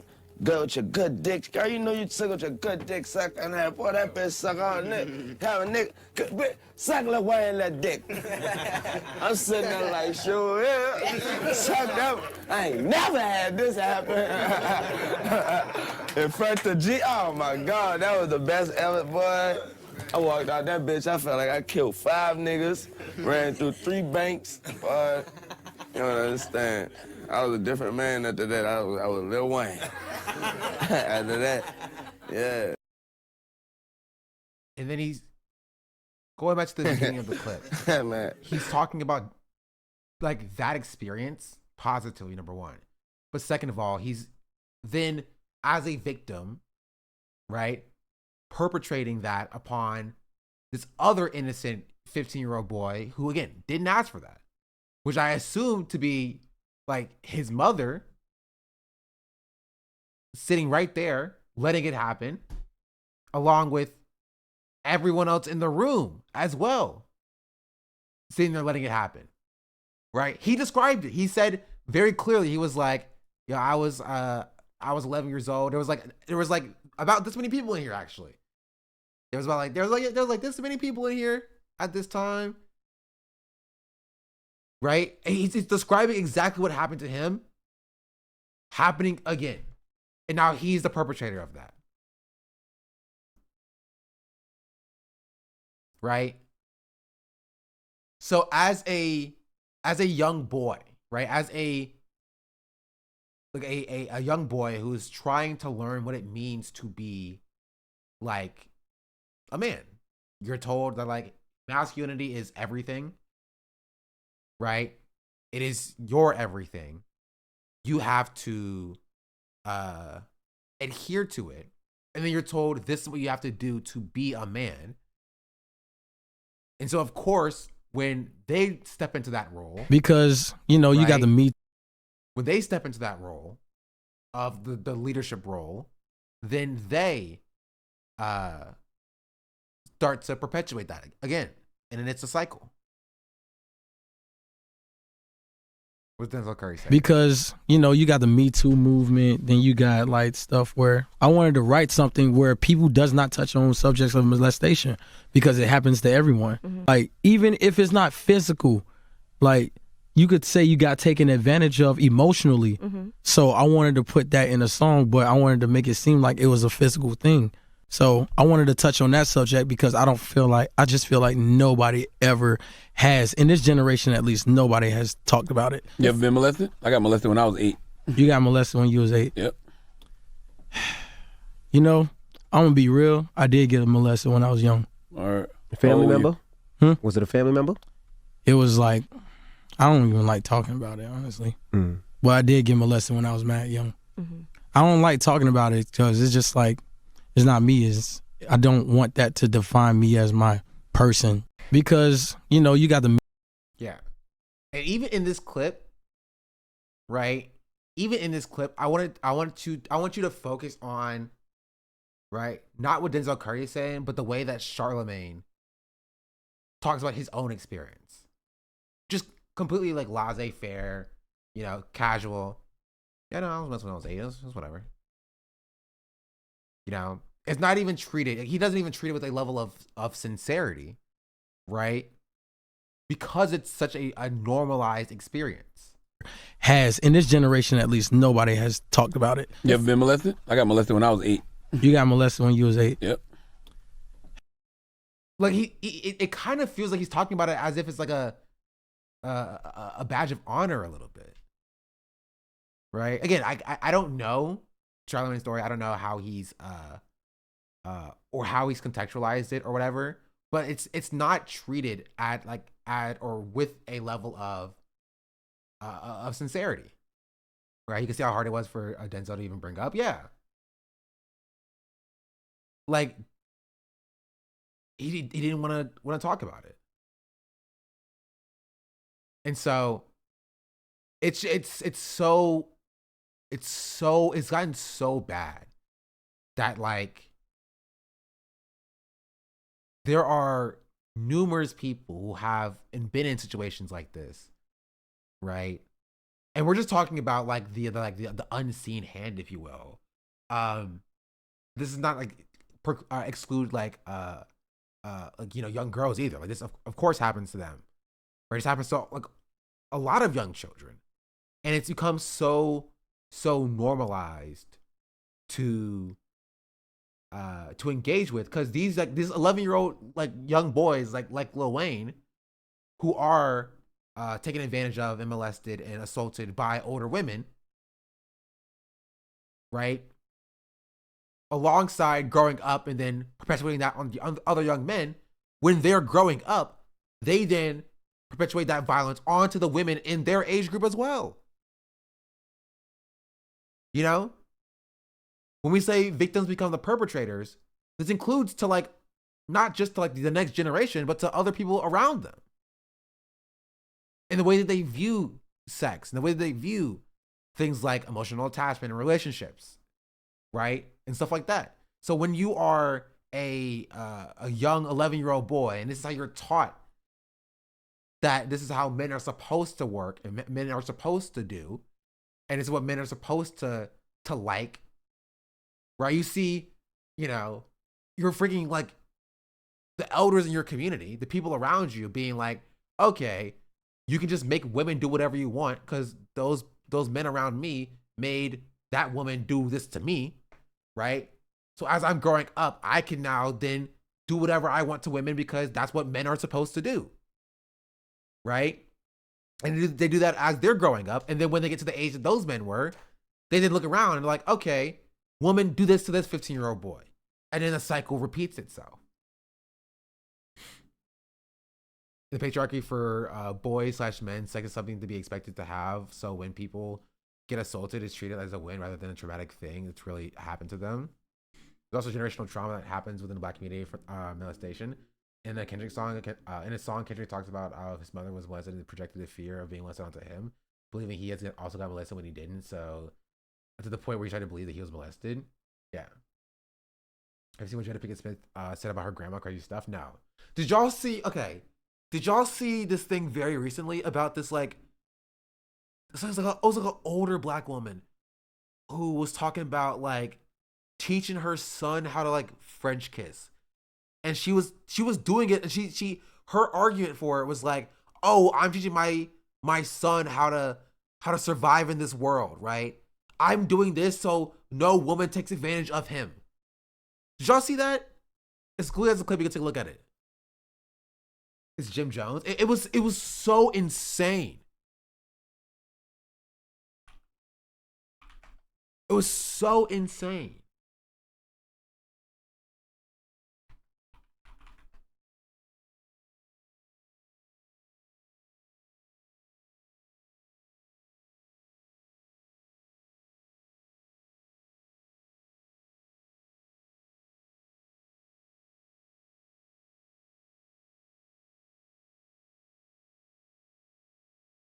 My mom taught me how to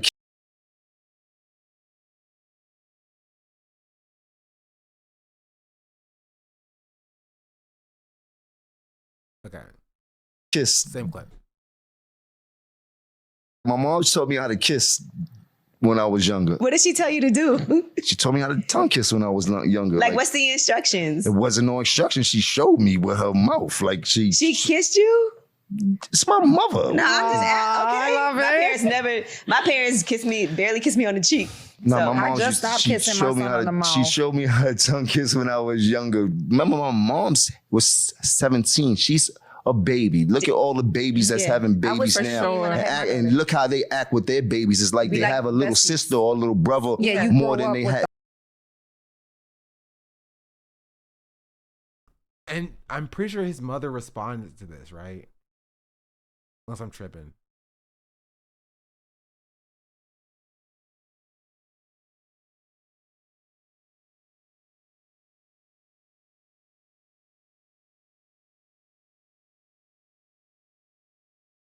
Oh, this isn't the same clip. It's just equally as long.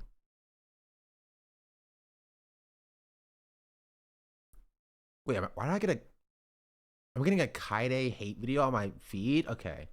Somebody burn my algorithm, please. What did your mom tell you about sex when you were young? She told me everything about sex. Like what? My first condoms, shit like that. My mom told me how to kiss when I was younger. What did she tell you to do? She told me how to tongue kiss when I was younger. Like, what's the instructions? It wasn't no instructions. She showed me with her mouth. Like she kissed you? It's my mother. No, I'm just... Not a nasty mother. All I am is a mother that was teaching my son exactly how to survive and how to actually be able to deal with a woman. And for the information, it wasn't no tonguing down. It was a way of showing you how to tongue. What did your... One more time, in case you didn't hear that, chat. Because if I heard it, y'all got to hear it. Not a nasty mother. All I am is a mother that was teaching my son exactly how to survive and how to actually be able to deal with a woman. And for the information, it wasn't no tonguing down. It was a way of showing you how to tongue. What did your... So, like, this is the same thing. It's predation, right? Touted as, like, survival. And he's talking about it as a full-grown, like, 40-year-old man, right? He's talking about it as she was 17 and traumatized. I was like, no. She was 17 when she gave birth to him, right? I'm pretty sure. And so she was 20, 30 something when she was like when this was happening at this point. You know? I don't think that she had him younger. Did she? Because okay, even if she had him at like 13, that would imply that this is happening when he's 4 years old when she's 17. And that wouldn't make sense either. You know what I mean? You're not like kissing your 4-year-old son to teach him how to deal with a woman. Like, you're not doing that. I mean, we can look this up. Like, I'm pretty sure what the implication is that she had him at 17. And then this was happening when she was like a little bit older.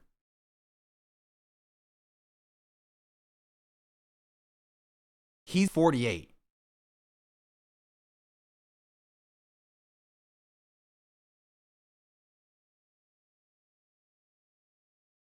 She's 66. Wait, that's like 12. That's 20. Wait. That's 18. I was right. So no, I was right. She's 17. So she had him at 17, which means assumedly when he was, we'll say 15 years old, right? She was like 32.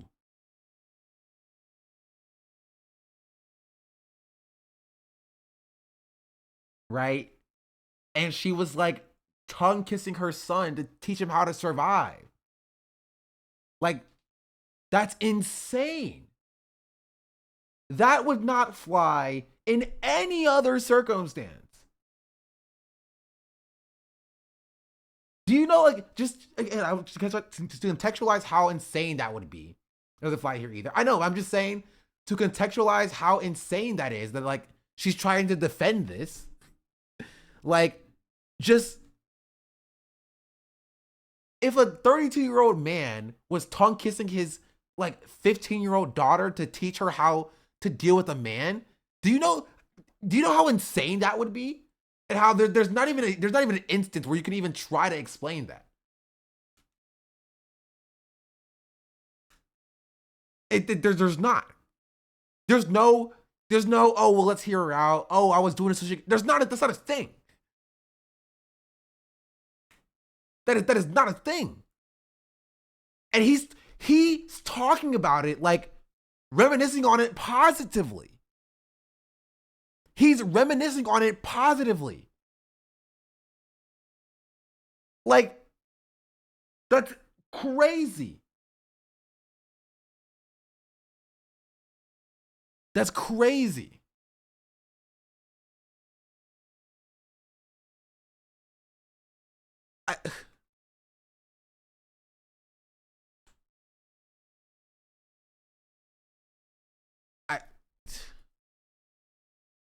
It's so bad. It's so bad. And it's so normalized.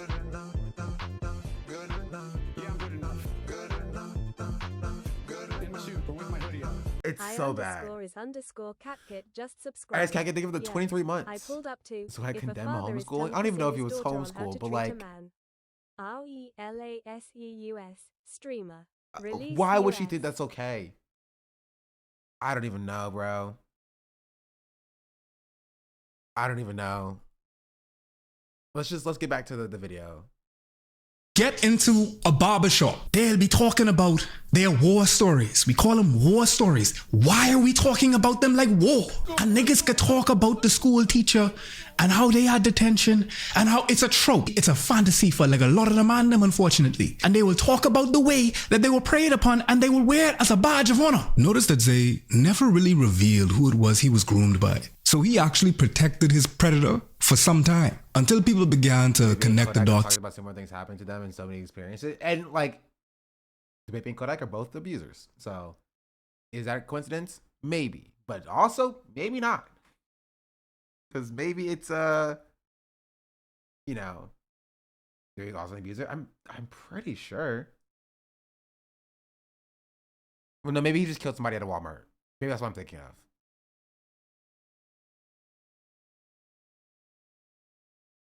I don't know. Maybe it's just that. But you don't know, chat? Yeah, no, the baby killed somebody at a Walmart. I used to go to that Walmart too. I used to live by there.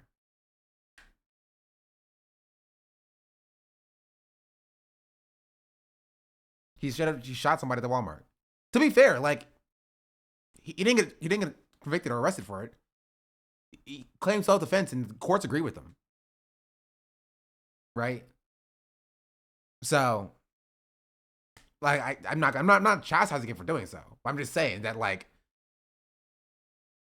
that's what happened.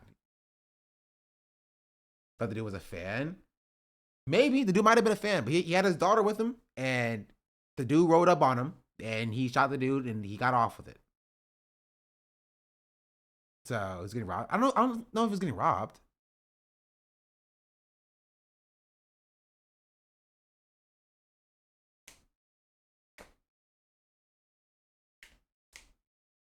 Right? Regardless, it was self-defense. Right? Legally, it was self-defense. The courts ruled in his favor. That it was self-defense. So after this clip started circulating. She mad because it knows true? Sorry, and groomed by. They will wear it as a badge of honor. Notice that Zay never really revealed who it was he was groomed by. So he actually protected his predator for some time until people began to connect the dots after this clip started circulating. She mad because it knows true? Zay explained, it wasn't her mouth. I was 17, you feel me?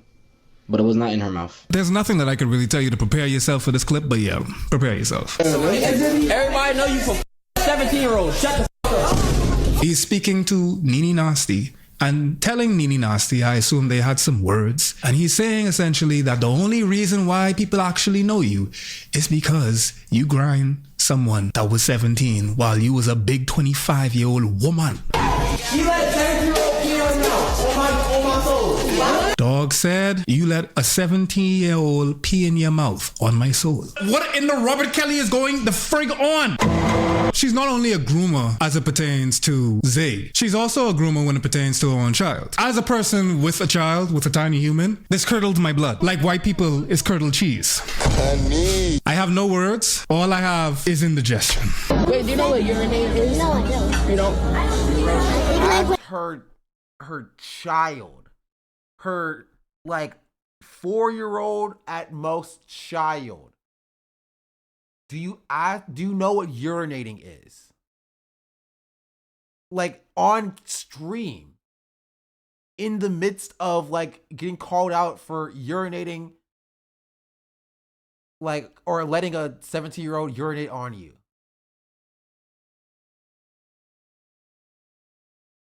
Like, what are we doing? When it gets like old. Shorty asked her toddler, do you know what urinating is? Now when I saw that, I was just like, you know what? I don't know why you would ask your child that on camera for kick users to watch. Gets way worse. Talking about some urinate in the mouth. That's a cap, my nigga.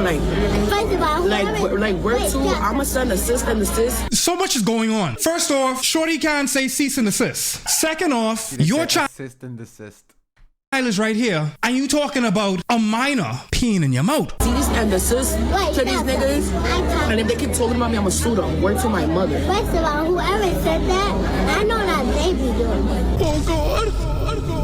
Why the child, Lord, I got behind you.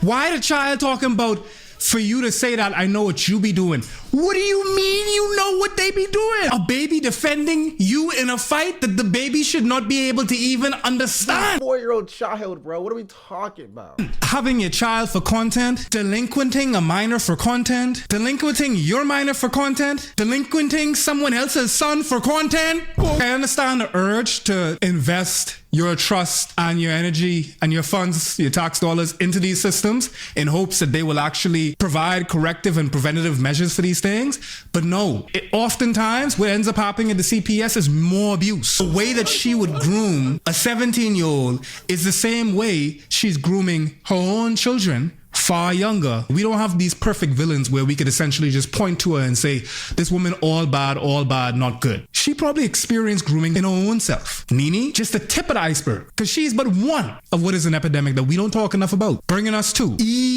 Kane. I know her mostly because she be hanging out with Freaky Frost. Kane is the Robin to Freaky Frost's Batman. Freaky Frost I talked about in the Down Low Negro Problem. Freaky Frost is known to embarrass specifically black women on his streams, engage in lewd conversations with female strangers just for content. And a lot of the time, Kane would be present, would be the person that girls who are being preyed upon by the shade would see. Man, I don't know much about him. I know he doesn't shower. That's all I know.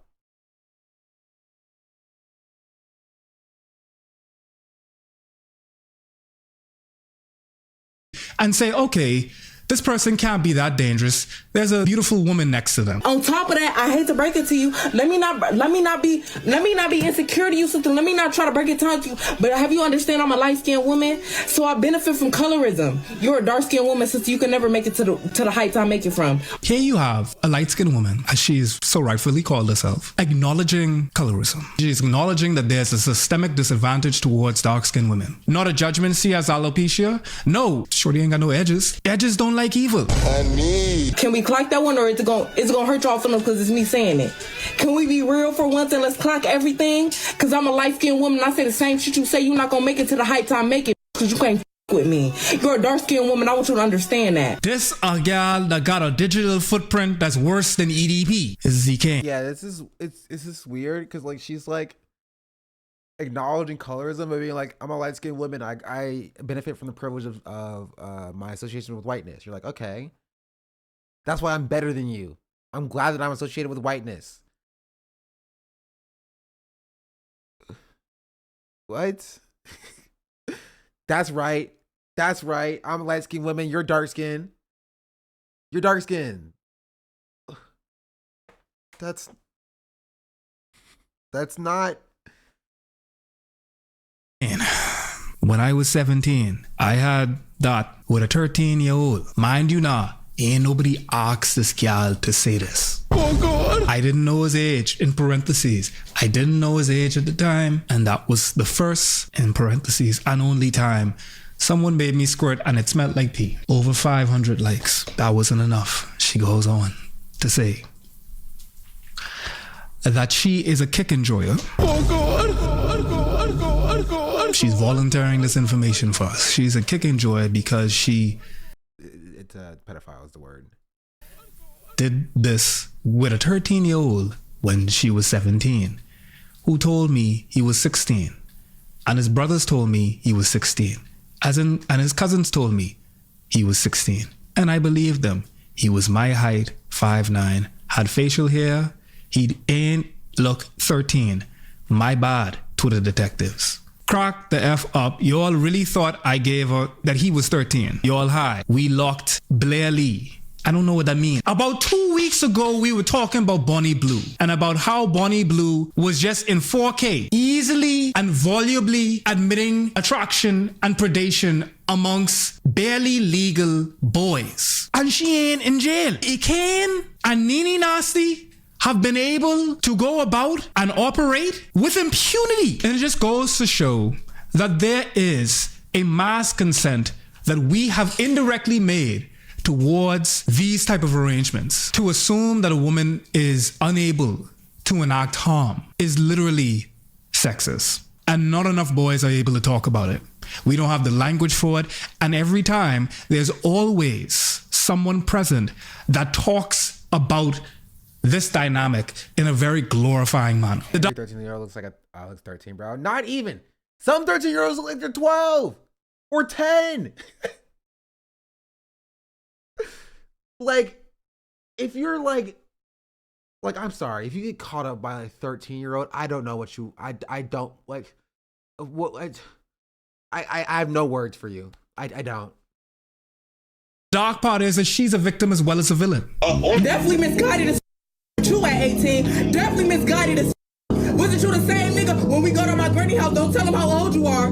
Don't tell them your age if they, don't tell them you was 26 years old, but you knew what the was going on. And so did I. That's a very poignant point right there. The idea of hurting people is kind of prosaic and tried at this point because like it's been said so much. There's no commonality between 26 years old and 18 years old. You're in very different stations of life. Villains are victims as well. A Kane doing what was done to her. If you look at the villain-victim dynamic, you have people that, I'd be remiss not to discuss it. Zoe Spencer. So the lore behind Zoe Spencer is that she is very much in Kai's circle, or at least was in Kai's circle. And she tried to be one of the boys. In all intents and purposes, like she would fart, she would bite people. I don't know why. She put Kai Cenat in a headlock in front of... Let's be real, it's been mainstream for a while. Like, you got freaking pedophiles running R. Kelly for years.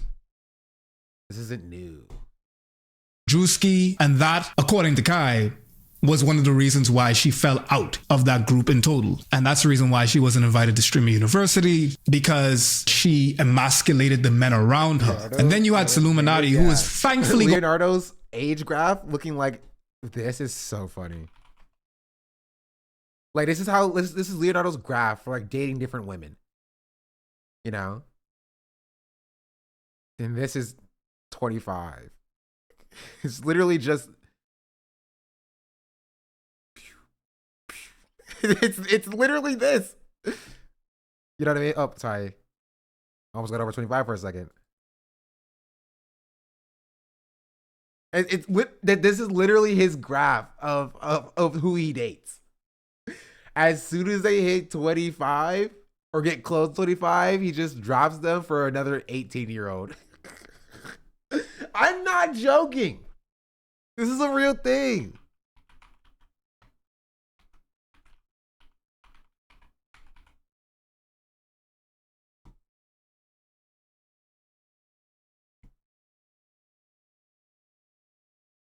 You think I'm making this up? I'm not. I'm not. Leonardo DiCaprio's age versus Leonardo DiCaprio's girlfriend's ages. 18, 19, 20, 21, 22, 23. Drop down. 20, 21, 22, 23, 24, 25. Drop down. 23, 22, 20, 21, 25, 24, 25, 20, 21. So since he was 24 years old, he has never dated anybody above 25 for the last freaking 20 years of his life.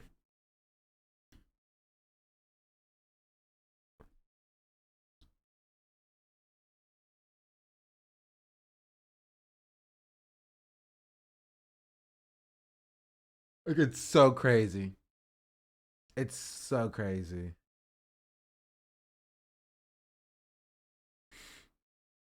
It is. It is. 24-18 is definitely like, because I'm 24 now. I could not imagine dating somebody who was like potentially still in high school, if not just getting out of high school. No, thank you, please. I'm good.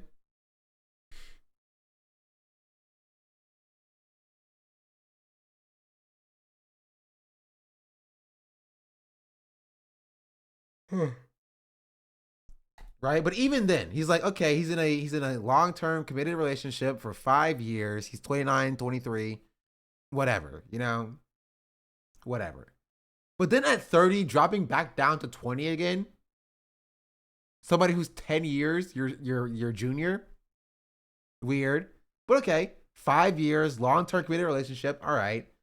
And then at 35, dropping down to 23. At 36, dropping down to 22. Like, he's going backwards now. That's not good, Leonardo.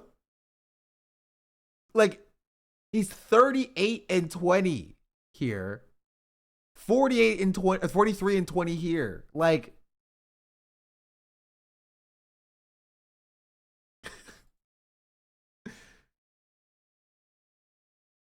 yeah.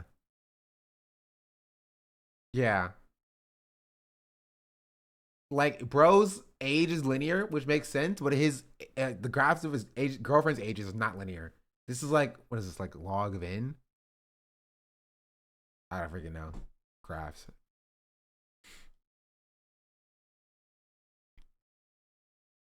Let's continue. Gone on a hiatus, hopefully indefinitely, and did a whole campaign, a whole hate campaign, essentially calling her Zoe Plant, saying that like she's an industry plant, the dick eater. And saying that like by virtue of you biting niggas means that you also would bite on a nigga dick or something like that. Oh God.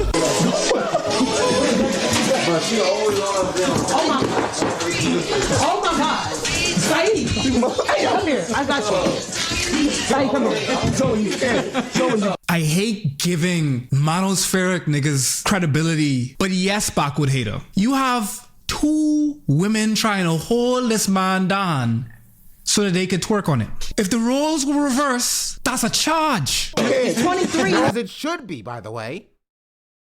I think something we oftentimes lose is about like role reversal. Is like this implication that like,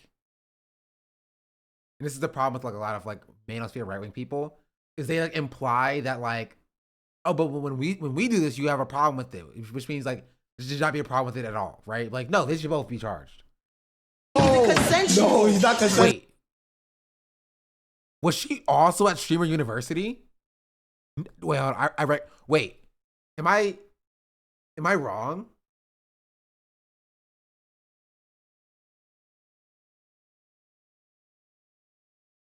That's Nina Lynn? I might be wrong. Twerk I on don't it. know these people, chat. I'm trying to figure it out. If the roles Y'all were aren't helping me. First, Yes, that's he was. a charge. So why did Chatter say no?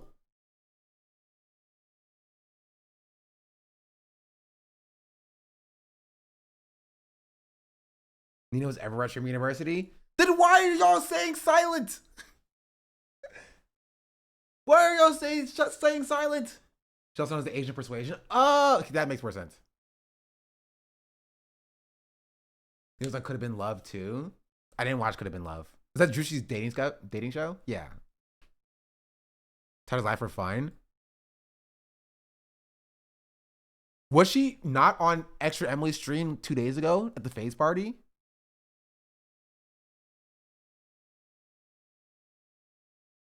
She was.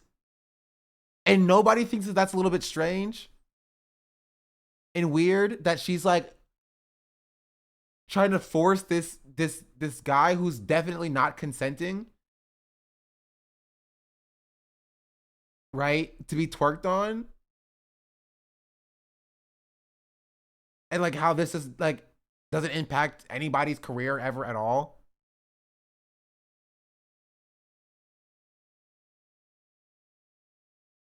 You know?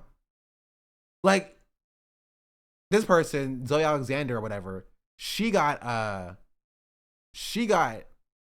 ostracized from the streaming space because she was like biting people or whatever. Right,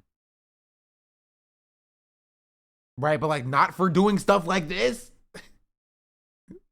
Hold this man down so that they could twerk on it. If the roles were For reversed, some reason, that's people a only have an issue with Zoe Girl, not Nina, when she was acting sexually aggressive towards men as well. charge. He's 23. He's consensual. No, he's not consensual. Yes, he is. But like she's directly complicit.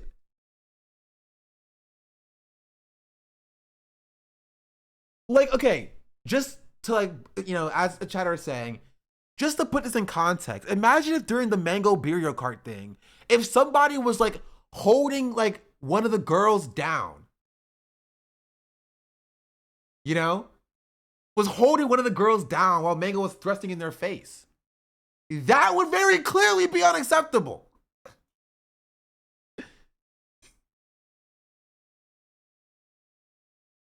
That would be very clearly unacceptable. He didn't actually apologize for this one and behind the scenes.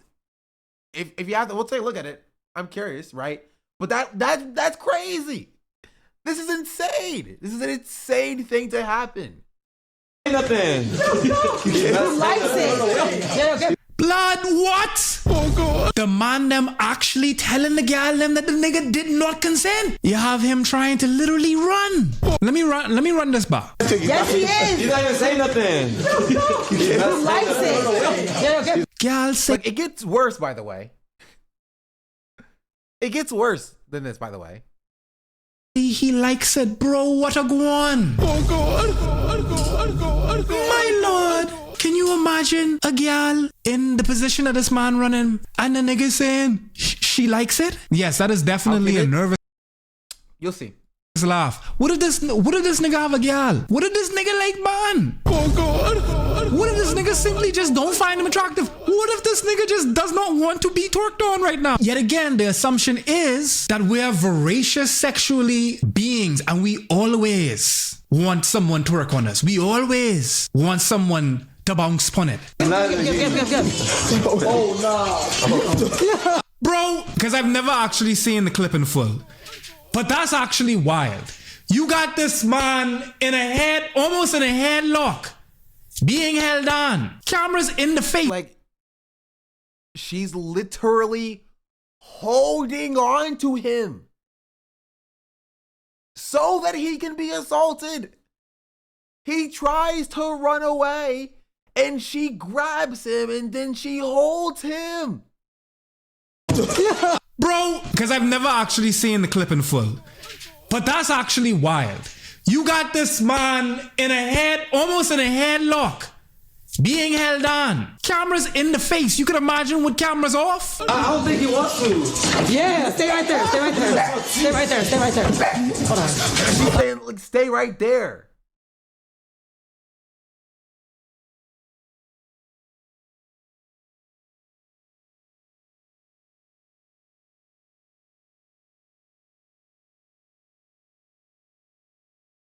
What are we talking about? What are we talking about, bro?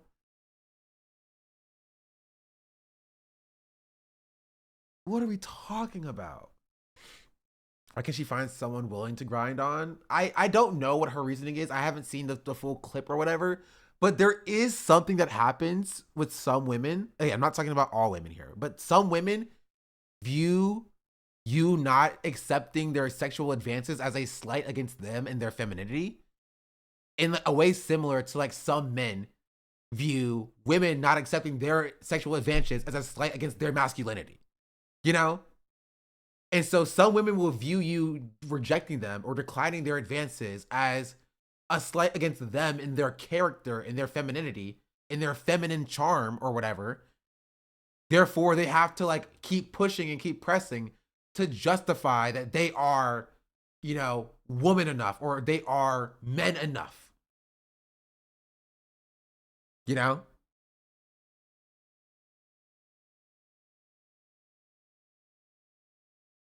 Like that is a thing that happens in both instances.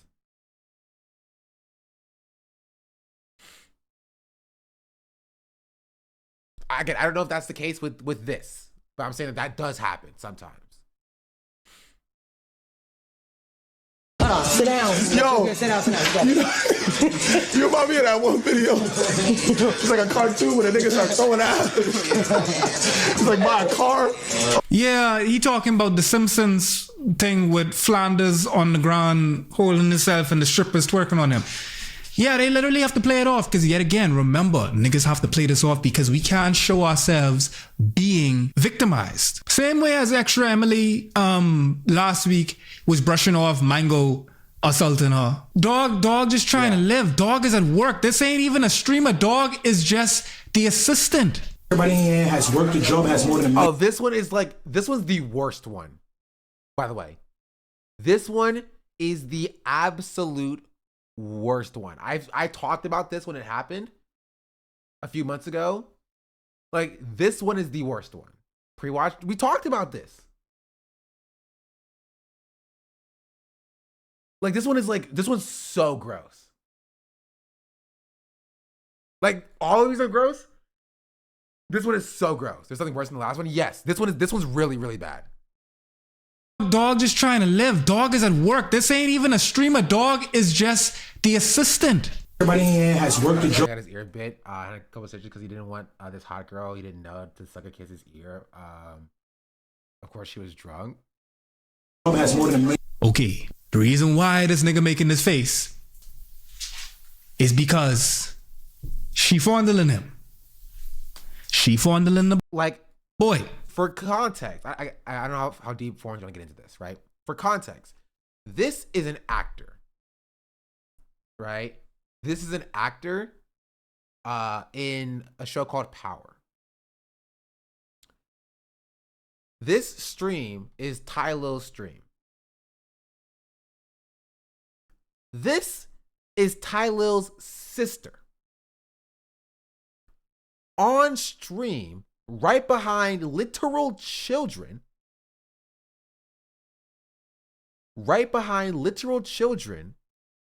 where this guy who was an actor, she walks up to him and starts rubbing on his crotch. That's what's happening here. Is it consensual? What do you think? Look at his face. $1 million. Y'all never worked. Han right there. Mind you now, nigga ain't on that type of timing. He did not want this. He did not ask for this. Y'all never did nothing. Y'all literally have 5 Look at minutes his of face. Look at him.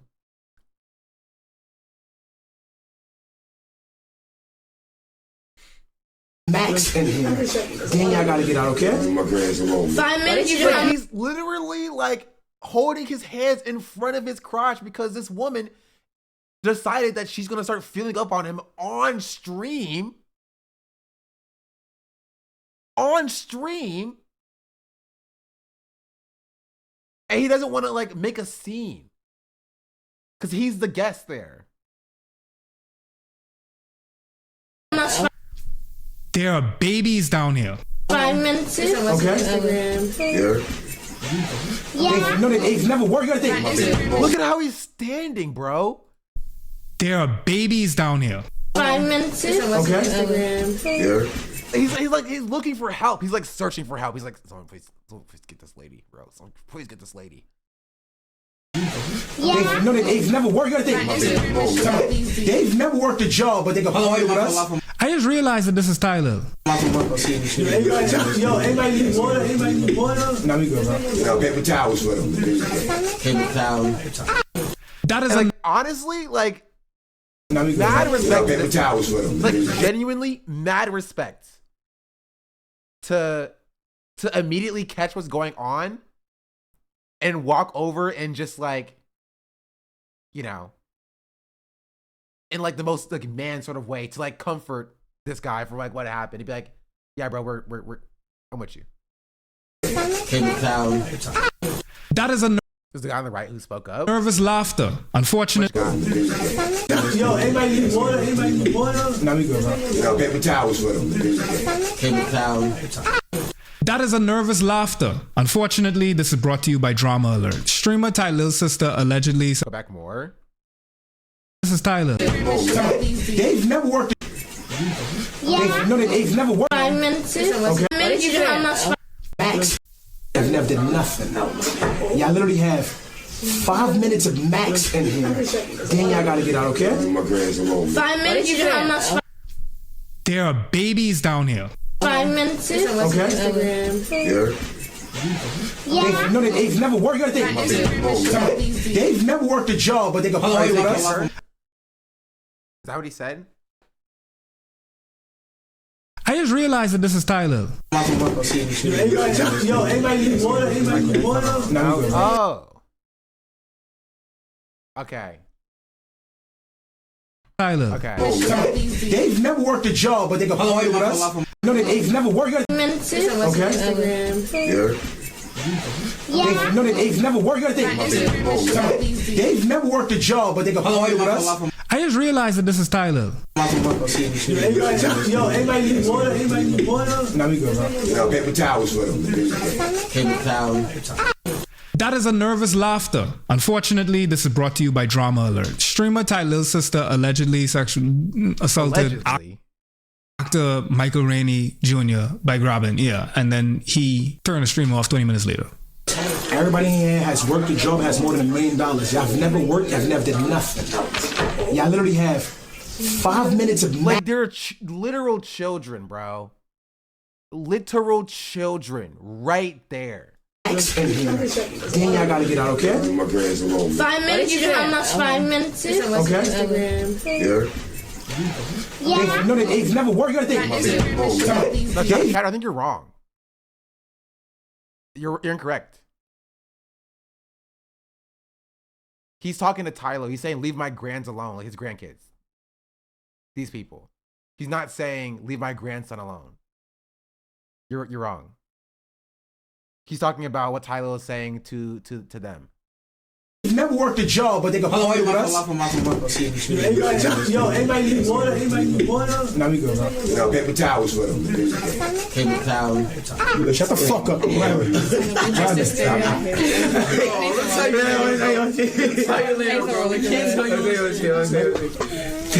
Chat, word of my mother, I'm trying to. He's saying, like, Tyler's like saying, like, what happened? He's saying, we'll tell you later. We can't tell you,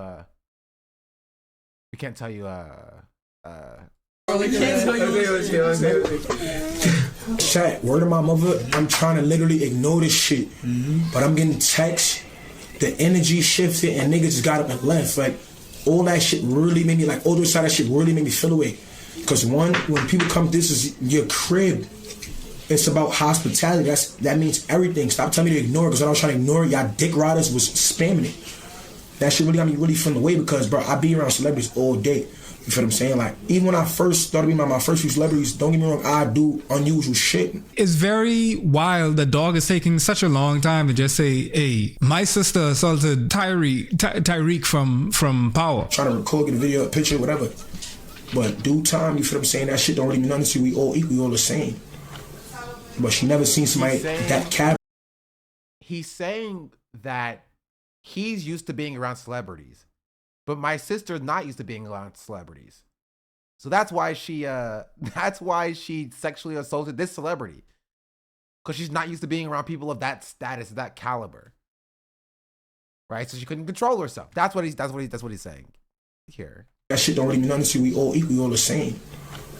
But she never seen somebody that caliber, so she start. You know what I'm saying? And that's my sister, so like I'm not gonna say nothing bad about her. I'm gonna just check and tell her like you don't gotta be on it. We all the same, we all human. If he's here for me, he's here for you. Family Sunday dinner shit every Sunday. You feel what I'm saying?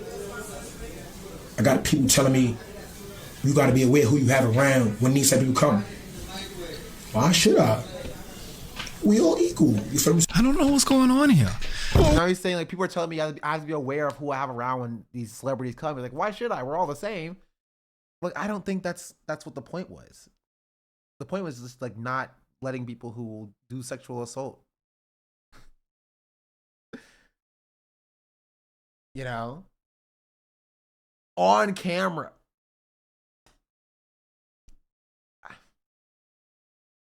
I don't know. It's oh, jeez Louise, bro. I don't know.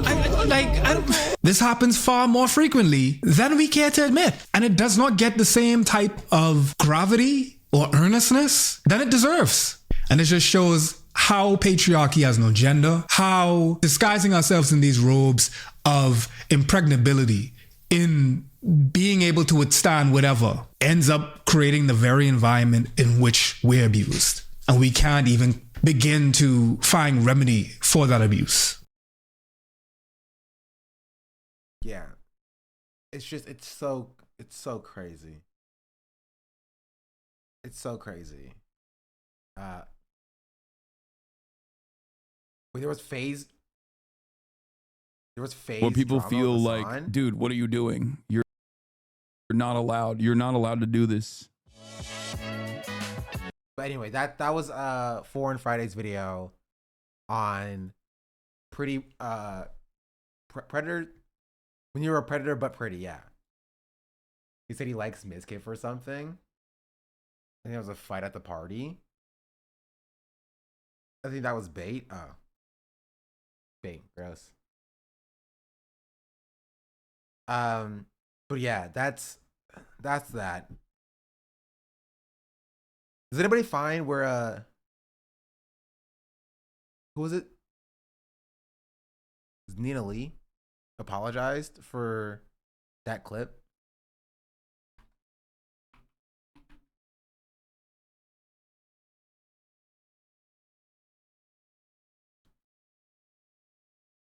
Born Zoji, yeah. Nina Lynn apology. Let's see.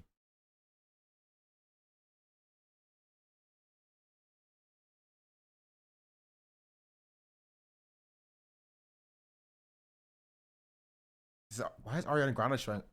Okay, I just see Ariana Grande just crying. But yeah, that's the Oh my god! Miss K-pop Korean. This one was crazy. I just where's it this is crazy.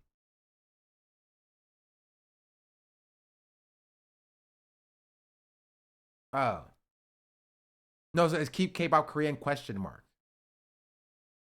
That's what it is. I mean, brief aside, I do want to get to this is the same person. She refused to put the guy down during a kickstand.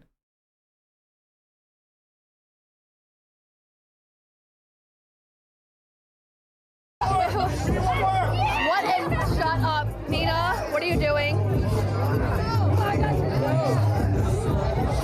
What is happening? Guys.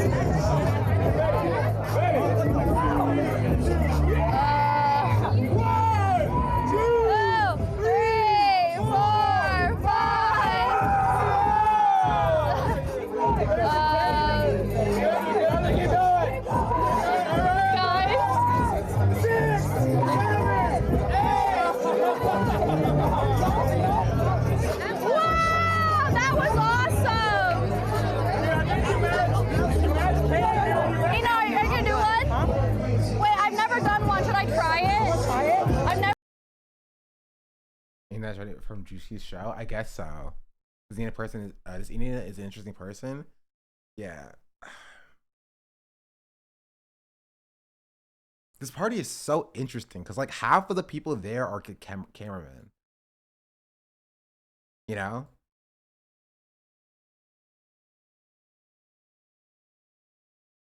I didn't really see anything from this party though.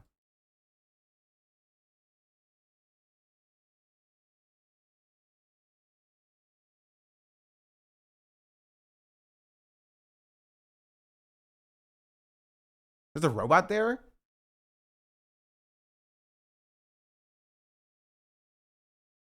Yeah, it's like they made a frat party a Disney attraction. That's funny. Speaking of the party, let's see about the drama. Or Hasan addressed the drama. Connery's Pants was also there. This is true. So I get all my influencer news from Connery's Pants. Oh, I'm alive, and I hope everyone's having a fantastic one. It's 70 degrees and sunny here, and I lost Anyway, if anybody can find an apology, I would be down to see it. But I just have not seen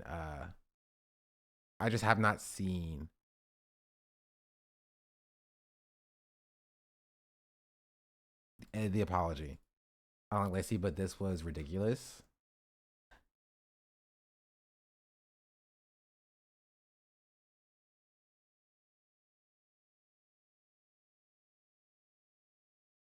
Okay. Don't show me Lacey's W's, okay? Gosh darn it. All in my page, sucking dick. All in my comments, with my name. All in my page, sucking dick. All in my comments, with my name. While I'm in the club, doing them hundreds and fifties for bars.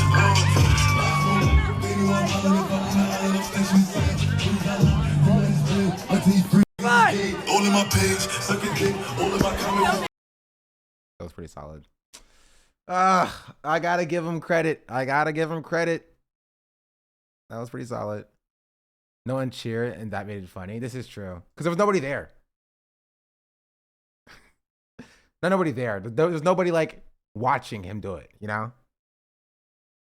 I feel like that should have got a lot more heat. Voice last night. Also, because half the people there are not... Half of the people there aren't participants in the party. That's kind of the problem. Right? So the party that usually would have that many people would be very active, but half of the people there aren't participants. They're the camera people. They're there to like get footage of the participants.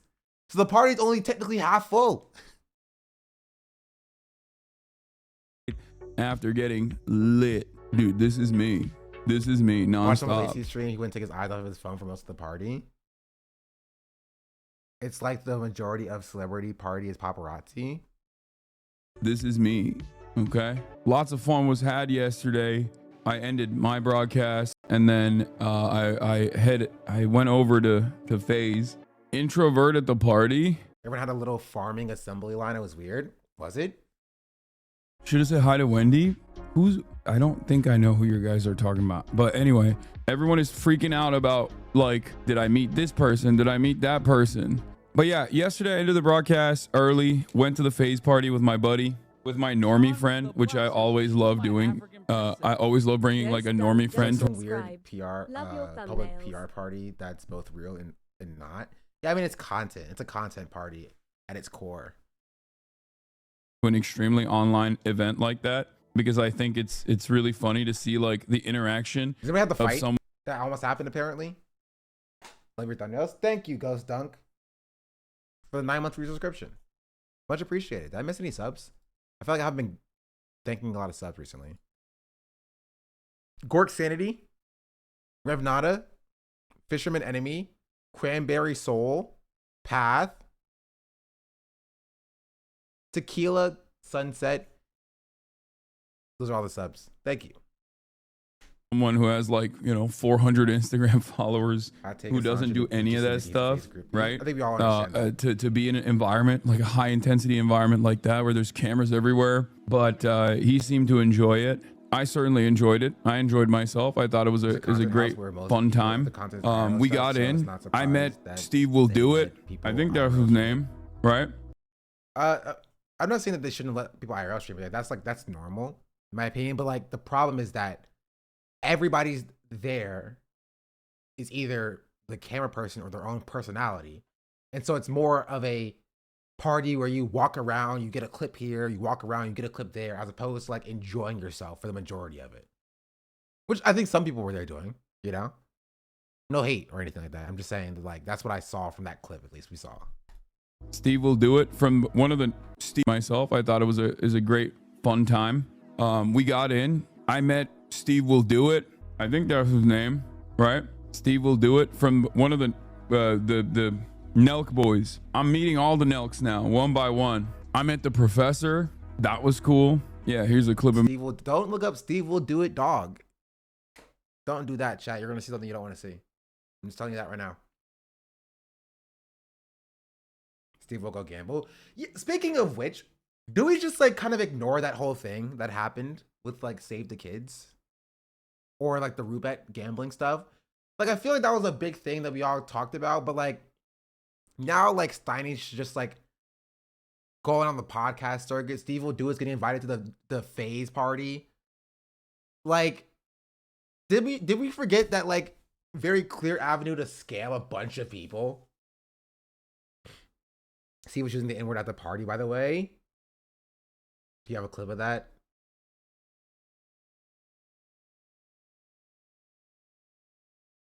Hey, no closet racist though. He's always saying the N-word in the party. They are Trump supporters. I mean, obviously, but that's not a line. It is still kind of funny. You know what? I'll say this as well. It is still kind of funny to like invite Steve will do it, but draw the line at Miskiff. Like, I'm sorry. It's funny. It's humorous. That is a funny thing to do. To like draw the line at Miskiff, but like invite like Steve will do it in freaking neon.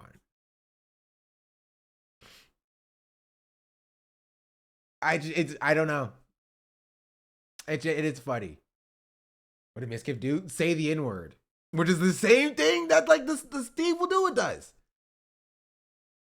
Miskiff is just that annoying. To be fair, yeah.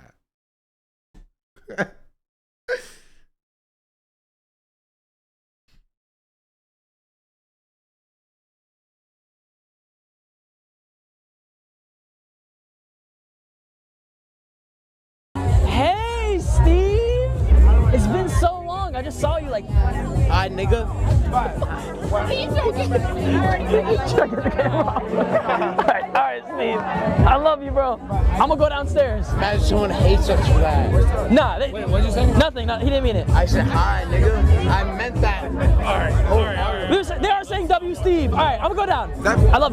Is that Bradley?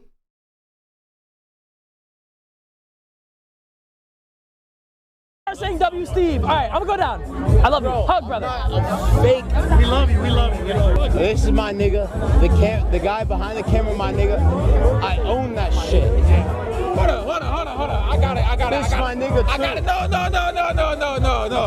I love you. You can't say that, brother. What, you know how much Steve's done for the hood? Huh? Steve's done so much for the hood. You have.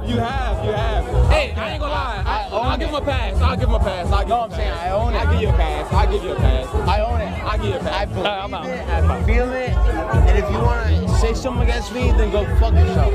I'll give him a pass. They're saying you got aura, bro. Yeah, but no, you draw the line at Miskiff. I'm sorry. Like, it's so funny. It's so. Bro, it's true. This the only white person I allowed to say. Bro, you wanna fuck with me? True. You can say it again. Fuck it. Say it again. Say it again. I love my niggas, bro. Straight up. Was banned from the party? Yes, Miskiff was banned from the party. Oh, he Shane Dawson his dog? Yep, he did.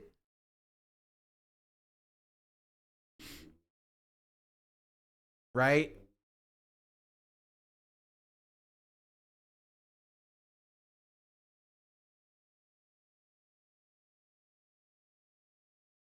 In fact, you're racist if you don't let him say it. Stop.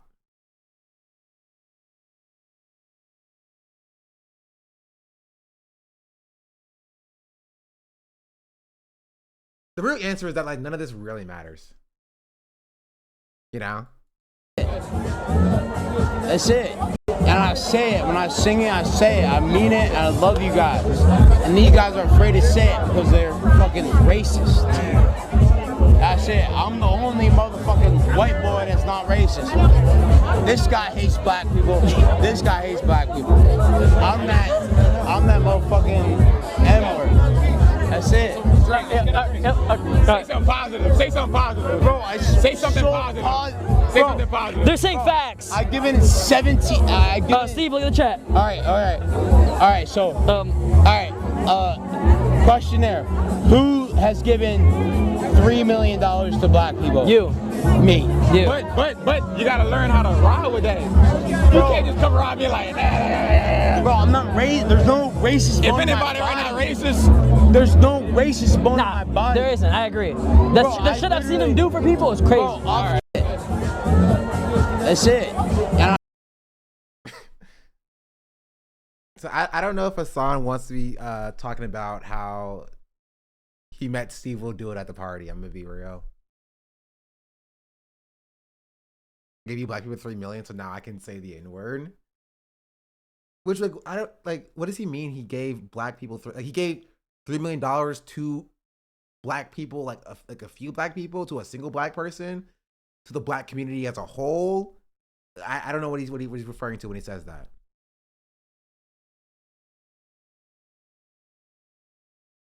Me meeting the professor, I was fang.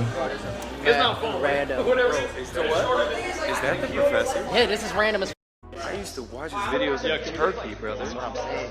That's crazy. What's up, man? Hey, hi. I'm Hasan. I don't mean to fanboy over you. Oh, look. I know who you are. Oh, thank you, bro. I used to watch your videos in Turkey when I was your. He's got such a crazy haircut. It's crazy. Who's the professor? He's a famous N1 street ball player. And he still does he's Mr. Ball handler. He's a real hooper. The white boy that cooks up everybody on the court. That's his brand. Made him feel old. I mean, he's in his 40s. Bro, I feel old. I feel old all the time. I felt extra old yesterday. Everyone there is like 24, the 20. Professor is a cold name though. That's a cold name. I'm 33. Cutie Cinderella and Hasan defends Zoil from the mini comments from Yugi and Arky. Because in Clash of Clans, you can pay for the big giant, the ultimate giant. The big giant. Hey, don't call him that. But that's what makes. Leave him This alone. is my guy. Oh my god. Dude, Cutie is so dope. I was so excited. I mean, don't tell her I said this, but I was so stoked that she came to the party. She's like the glue, you know what I mean? She's the glue that holds everything together. She's a real legend in these parts. He's normal size. No, He's normal size? No, now she's just lying. He is normal to you. Bro, to you. Bro, you are. He is so I normal make you feel normal size, huh? Yeah, he does make you feel normal size. And yeah, don't you dare disparage Zoil for his size. Okay? Yugi stole his shoes earlier. We're gonna walk. Yeah, No, let's walk. Don't walk, y'all. No, it's not worth it. I'm It's not walking. worth it, y'all. We're out. No, it's coming. It's coming. Look, Zoil, look how you left me. No. Let's come to the chair. Joking about Yugi with Miz. I saw you doing a lot for race relations on the Pogger side.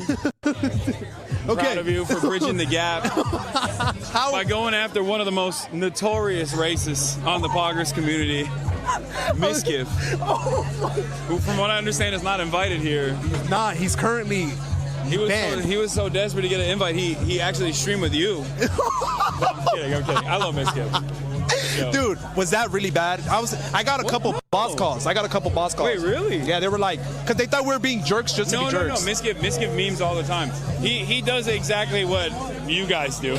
Yeah, but just on the Pogger side, huh? Yeah. Yeah, man. Well, it's good to see you again, bro. I remember. Seeing this brings me back to the peak era of shit camp type of vibes on Twitch. I love it. Yeah, dude, I have to say something, okay? From a content creator perspective, they have it down to a science, okay? No matter how big or small, every content creator there has a camera person that is literally on them at all times. They all have like the TVU backpacks. A lot of them have like the backpacks that even I have. And this is like when I started doing this stuff, like the technology wasn't even there. Into someone problematic at something like this.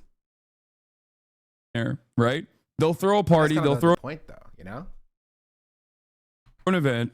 They'll allow certain people to also stream the event, and every single person has a camera guy on them at all times. And then instantly, once they're like, you know, clip farming, every single interaction is like a moment, a unique opportunity to like farm something and turn it into a TikTok clip. So then they have people in their chats constantly watching that will just take stuff from the stream and then boom, boom, boom, put it on TikTok, and it goes viral. And there's a lot of collaboration happening as well, like because there's a lot of TikTokers there, there's a lot of like YouTubers there, there's like, you know, there's people from all different walks of life, basically, and so many different industries as well. Like, it sounds dystopian, I know, but like they've got it down to a science. Like, it's so perfect. I mean, kind of. And you know, we gotta get better at that as a community. I realize, like, I'm gonna start clip farming, and but for socialism. That's what we do. It was nice. Nice to see how much security I have for the party. Yeah, it wasn't, I thought it was going to be like a little bit like TwitchCon, where, you know, it was going to be like kind of crazy with everybody trying to take photos and you know, be maybe a little, the vibes would be like a little off. It wasn't. It was like surprisingly very much like a normal party, even though every single person was on camera and was making content. Everyone seemed so disingenuous at the party. Like, no one was actually interested in having a conversation. They seemed more interested in creating content. I guess I enjoyed it. And that's what I saw, right? Not necessarily disingenuous per se, but they're just content creators. But that's what it felt like, at least from the clips that I've seen, right? I didn't watch much of the party itself, but just from the clips that I've seen, it was mostly just every interaction was just an interaction just for content, right? So if somebody approached you, they're approaching you for a content reason. Where if you've been to parties, sometimes you'll just sit down next to somebody and just start talking to them, and you'll have a conversation, and it's like, you know, a normal interaction. But that doesn't exist in this instance. It only exists for, like, Steve will do it saying the N-word for content reasons. Like, he's not saying that because it's a word he actually says or uses in his day-to-day basis. He knows he's on camera. He's farming clips to get this clip out. Be like, oh, Steve will do it says the N-word or whatever. That's the entire thing. Would you go to a phase party if they invited you? Well, I wouldn't be invited, so that's not even a question. It's like saying, oh, would you go to the White House if invited? I'm not going to be invited to the freaking White House. For either administration, by the way. But yeah. Having every party interaction on camera sounds exhausting. Because it's not party interactions anymore. It turned into like content, right? You as a streamer now have an opportunity to like demonstrate your comedic style or whatever in front of a new audience. It's kind of like Kill Tony a little bit, where like you have like comedians come up, do a little bit of their best work, so that people in the audience that like them can like go and follow their work and support them or whatever. It's kind of like that. Like, you're going to this party so that you are in front of a camera, so you can demonstrate to other people's audience that you're a cool, sick person, so that other people can potentially reach out to you for collaborations other than that. Or their audience comes and they follow you and stuff. You become the Black Asman and you will just get invited to the press. Well, that's crazy. Not a real party, like copyings aren't unions. Yeah. They're saying to your girlfriend, we don't have deep conversations at the club. Why not? It's not a place for genuine responses. Yeah. It's a content event. It's what it is.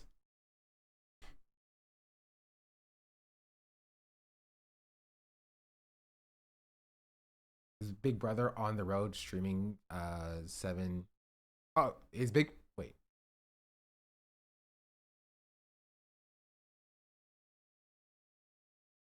It is Big Brother on the road streaming 24/7 everything you do. Just like Kill Tony with the casual racism too. True. Just get a beanie, problem solved. Cena was contemplating going, and then when she found out she might miss the streaming window, she considered not going. there was a streaming window, so you only stream for a certain amount of time. I don't know how this worked.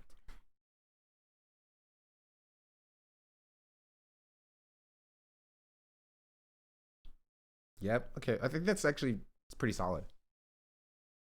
And then like, wait, is it like you stream up until the party ends, or like eventually the party ends, and then like, or is it the streaming ends and the party can continue like normally? Which I don't think Hasan stayed for that. Like Hasan does not strike me as somebody who would stay for like the actual party afterwards. For being entirely real. Oh wait, I knew this. Because there was some guy who got mad that they asked him to turn the cameras off.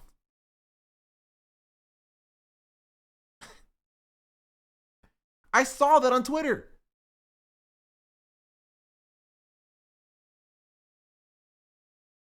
I don't remember who it was. I remember seeing that though. Stream it because I was like, there's so many people. There are so many people that are like streaming it and stuff. So I, you know, not something that I'm interested in. Yeah, this is the most impactful moment from the day. What do you want to do? Fuck, wait. And then, hey, we gotta do the nail pose. Yeah, I meant. We gotta make this the signature. Oh shit. Bro, she sounds like Kaide. Like when she speaks, she just sounds like Kaide. They sound exactly the same. And then what? Okay, don't be weird.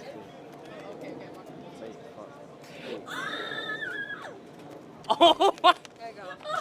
That's what What happened? W, nephew. W. Ain't no way. She's farming him. It's pretty obvious and it's sad to see. See, this is what. That's so Dude. funny. Bro. Oh, it's Jay Mershon. We know who you are. She's farming him and it's sad to see. Bro, stop. Jeez Louise. They're like, ah, sad for Jason. She doesn't really like him like that, and she's farming him for all of his viewers. Like, this is like watching wrestling and getting mad that it's fake. You know what I mean? Like, you're getting mad at the heel in wrestling. It's their job to make you angry. You're no, I can't. I can't. That's so funny. You guys are literally, you're like a whole ass adult, man. Aren't you supposed to be like a defense attorney soon? Like you're like, what do you can't, no, that's not, you can't do that. This community is comprised of actual whole ass adults. That's crazy. Just experience it. He's defending Jason. Yeah, this is basically like as I said before, it's like Love Island, kind of. It's I also don't watch that. You know, trashy reality TV drama, but then there's also an it's not for me and it's not harmful, which is why I don't call out some of this stuff, because it's just you know, it's not for me. But I will talk about things that I do view as harmful as well. You know, I stand by my take that I made in my video that you should watch, by the way. And that is, it's still weird to like draw the line at Mizkiv when you have Steve will do it saying the N-word at the party, you know? And he kind of gets away with it. Not even kind of, he definitely gets away with it. That is hilarious to me.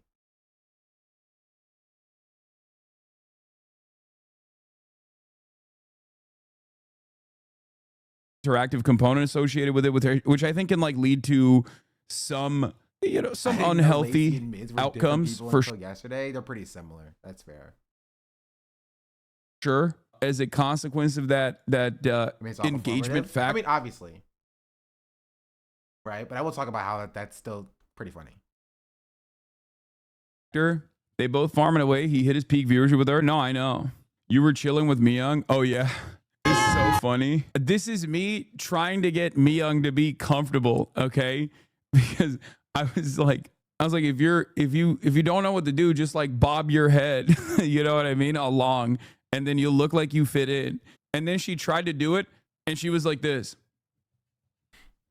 That sounds like me. Yeah, I was being a good friend. Aura farming. What is this? Non-Tom Piker peeping Wendy stream. Is this the person? Is this the person that you guys were saying I should collab with? Is this the Wendy that you guys were talking about? Who's Wendy? Wendy is a big Latina streamer. She's been speaking out against ICE. Oh, nice. This is rich white girl high school ass party. You need to have her on the podcast? Yeah, that'd be great. Did the stream end at some point? Do the cameras go off to be human? I mean, I think they were telling... Who's Wendy? YouTuber. Oh, she has a knowledge panel, so she's bigger than I am, of course.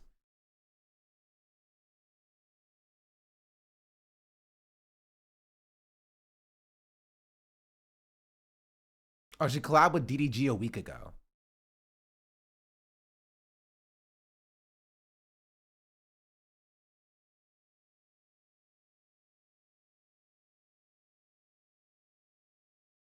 Also, I love that the question, what is Wendy Ortiz known for? This is a different person. I don't think that she's a memoirist, essayist, writer, poet, psychotherapist. I think this is a different person, I assume.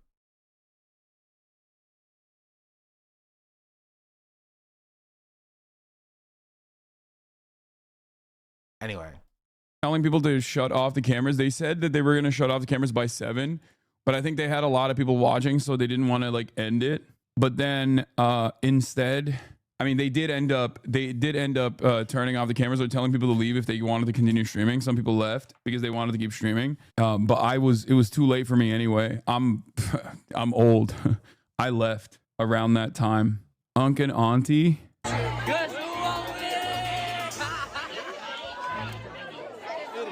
Did he take it down? It disappeared from me earlier too. Was this on a Snap story? These clip farming pages are wild with the captions. Oh, this is a thing that they always do. They just lie. That's like another thing that I've noticed is that a lot of the clip farming pages will just like straight up lie about whatever This is true as well. is on.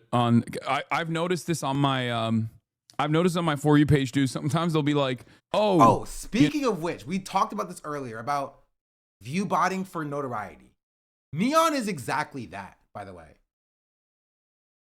Like, Neon hasn't really done much to justify his inclusion in the space outside of just view botting himself to the top. That's kind of really been it. He view botted a bunch after he got banned on Twitch, on Kick, established himself around like Aiden and Aiden's space. And now he's still on Kick and still probably view botting as well. And now he's just like in the space, I guess. Because I think like Lacey likes him. Because I think Lacey likes Aiden.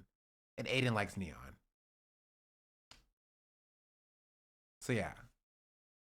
You know, Marlon met insert celebrity, right? And then it's not actually that celebrity, but they're just like lying so that more people watch it. You know, Jason the Ween meets Thierry Henry, but it's like not him at all. You know what I mean? They'll just like straight up lie. Hasan Piker was not too happy when he reunited with Neon for the first time in months. Hasan! No, I'm just going to take a piss. Hello, sir. How you What's doing? up, man? How you doing? This guy? No. You're Wait, didn't you guys have beef? Oh my God! That's what he told me. It's not. They just lie for engagement. Seems normal to me. I did see Bryce. He said he's not MAGA. He was just invited to be on stage by Donald Trump. And he was like, he's a historic figure. You know, I took it. And I was like, some historic figures you shouldn't.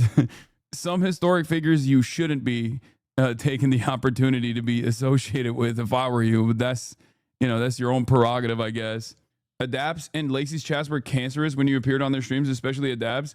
Yeah, okay. I don't really care about this, especially because I love Adapt. And I've known him for... Honestly, Adapt is cool. Like, outside of Jason, I think, and this is like kind of one of the most common things I hear people say. Like, I think I heard Cutie say this, Ray say this, Ludwig say this. I think Adapt is the coolest phase member. Like, just the most chill.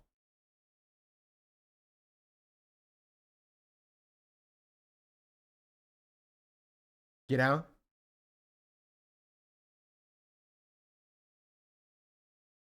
He's seen it all. True. What about Rage?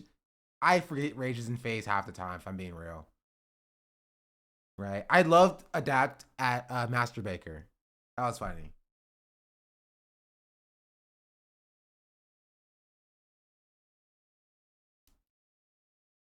He's going left from back in the phase prank house days. Rage is in phase. Rage is in phase.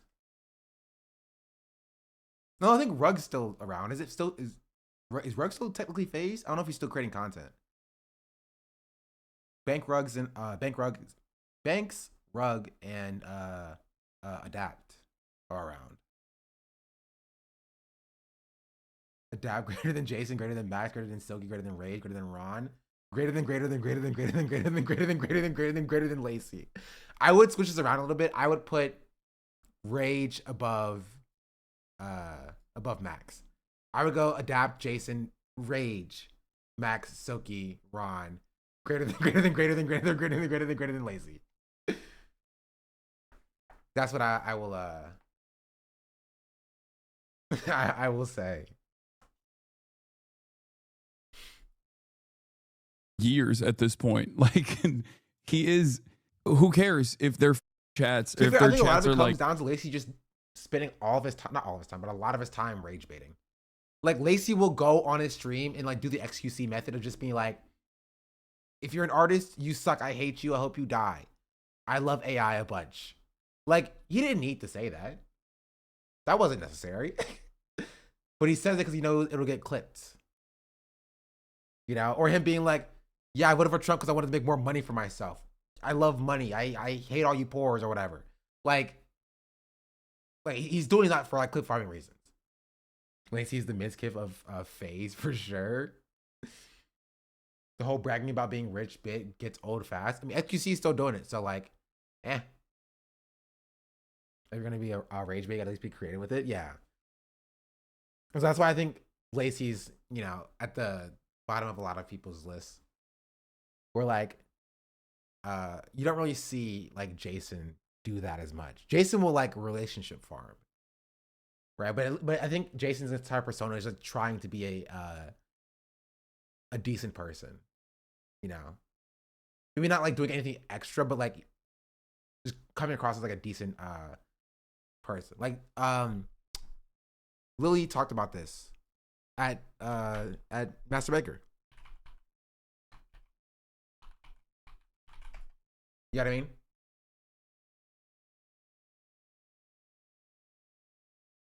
Oh, I dropped my thing.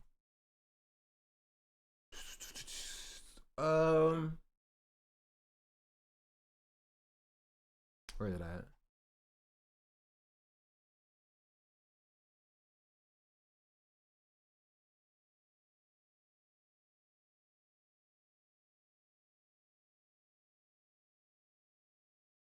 Here.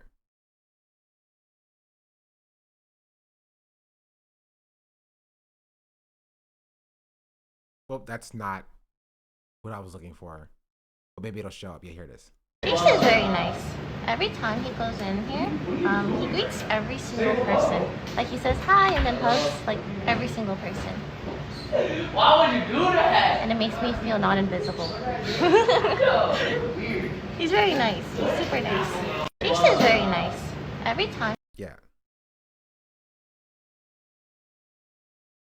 So he seems like a cool dude.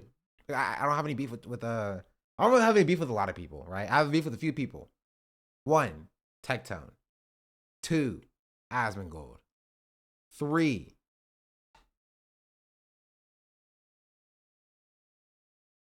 Ethan Klein. I almost forgot. That's right.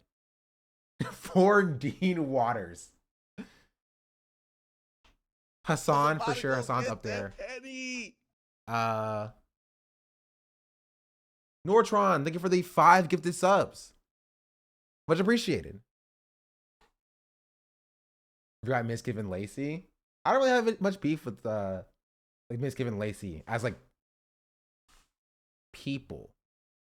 I have beef with their opinions sometimes, but I don't have beef with them as like people. I don't have an issue with them like as like, you know, human beings.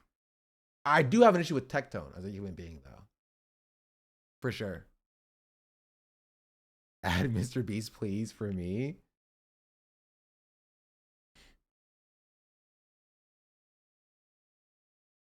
It's crazy that Kaho and Miz have beef now, though.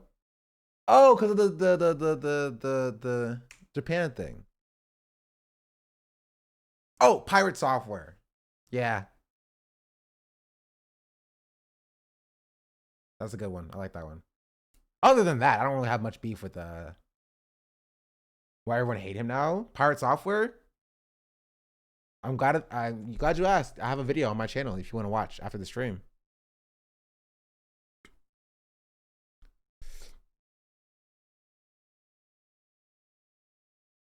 Called My Problem with Pirate Software.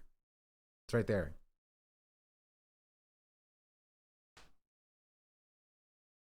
I know why you hate him. I'm asking why other people. But yeah, but they hate him because of why they hate him because of why I hated him. That one wasted rid of the copyright on YouTube. I don't even think about that person. That person doesn't even register as a human being to me. I just want to mention I've just like Pirate Software before it was cool more than a year ago. Same.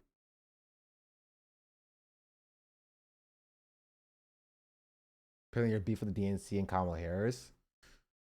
Yeah, but Kamala Harris has stayed out of the news cycle, so I don't, you know. I have more beef with Joe Biden specifically. He also stayed out of the news cycle, but he hasn't.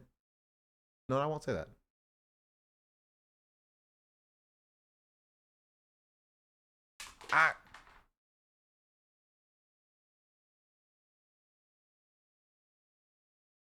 Yeah, we're just talking about how the loser pays it over her eyes. Well, she lost. It's true. She lost. That stop killing games Bill take from Pirate Software was stupid thoughts. I talked about it already. It's also not a bill. It's technically an initiative. And yeah, he's stupid. He's dumb. Hasan on me. Hasan on me. Thank you for the gift to sub. Wait, is Hasan live now? 24 gift subs in the channel. On Austin's channel?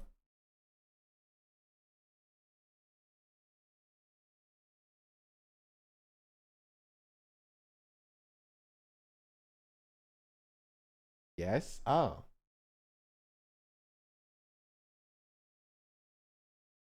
So fucking much that like they go to fuck a boy and it's like, okay, well now I'm here for fucking 30 minutes as you rail me, you know what I'm saying? Like, bro is going to brunch with a Rolex hat on. So out of touch.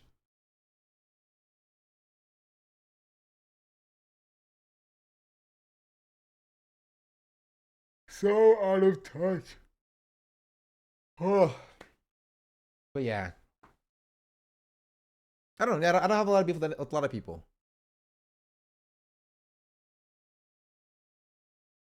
I have a beef with, actually, you know what? I take it back. I have a beef with a lot of people. I have a beef with every single person who does not follow me back on Twitter or on Twitch. That's how I determine my favorite streamers. People who are nice to me. That's it. So if I ever call somebody my favorite streamer, it's because they've been nice to me.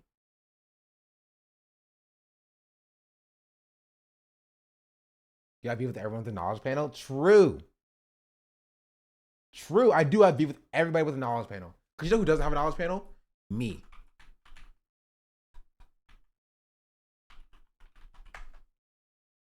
Whatever happened with that chatter, who's gonna make me a Wikipedia page? All that shows up is freaking r/destiny. Ugh. Gross. Did you use the Zara on Black discourse? I did not, actually.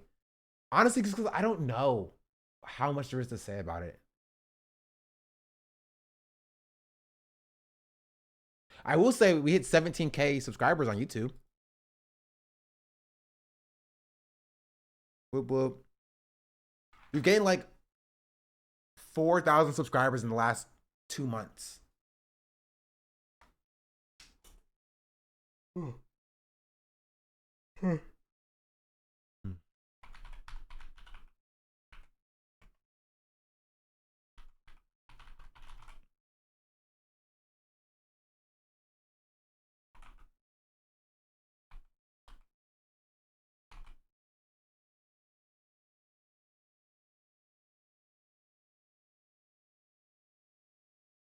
Yeah, we gained like it's not even updated yet, but we gained like 3,000 what's it called? Subscribers. And you know what did this, chat?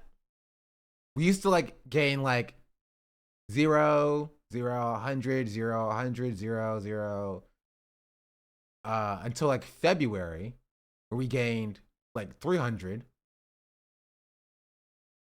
Yeah, it's stream clips. Thumbnails? No, it's stream clips. I started 1 month ago in June. Ow. Did I have to accept you make more money than me, look better, dress better, you have a shoddy better than I could ever have, teach for your ways, comrade Sean? That's crazy. How do we farm Ethan so Sean gets 50K before the end of the summer? That's not happening.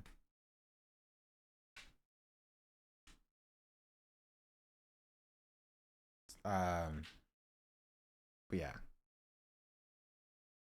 Yeah, like Ethan's like yelling about Taylor Lorenz now. You know?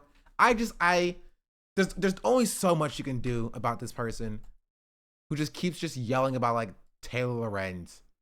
Look, the first thing, he's like, look at this person talking about Taylor Lorenz. You know, he's back tomorrow, so we're gonna see what he talks about then.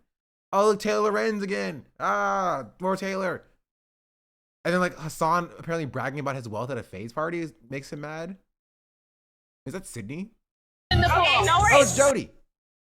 I made more money than everyone here. Yeah, Chad likes it when Broden holds the camera because he's cold. I like that. I kept saying I want uppies.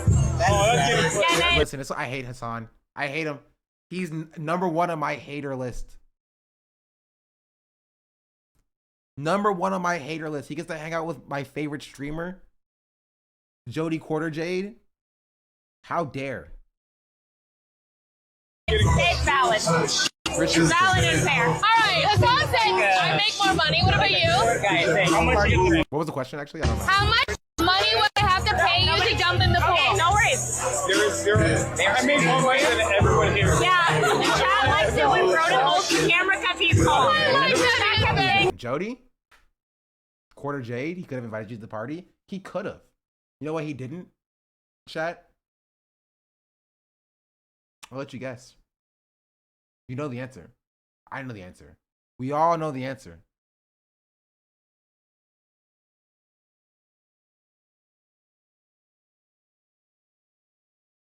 It is racism.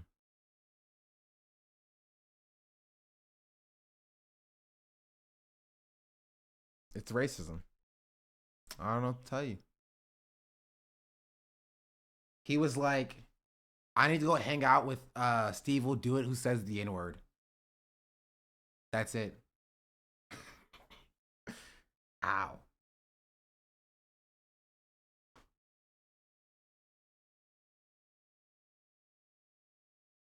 Dude's mad he didn't get to see Hasan wet. He sounds like y'all. I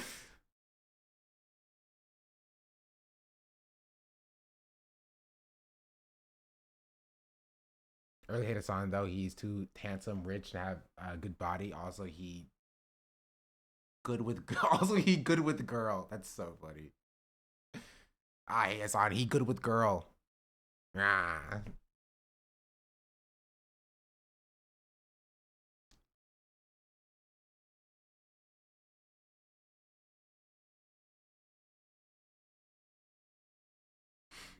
Anyway.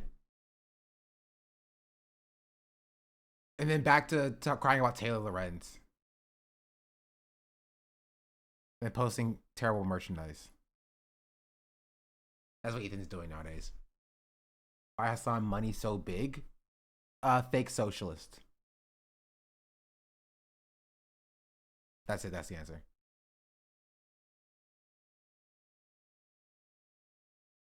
I hate Hasan because the internet told me to, and the internet never lies. The boys are liars. The boys are liars. Or we saw my day for 3 months. Much appreciated. He also got a tattoo of his kids eating watermelon. I saw that. I don't. That's fine. That's the face stuff. You talk about Zoran already? I did not. I talk about Zoran tomorrow. Do y'all think he's African American, chat? I'm curious about your thoughts. Is Zoran African American?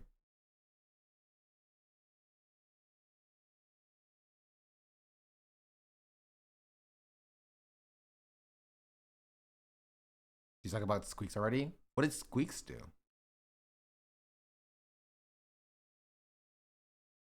If he keeps quoting MLK, he will be. Yes, but not FBA. That's not how that works, chatter. He's born in Uganda.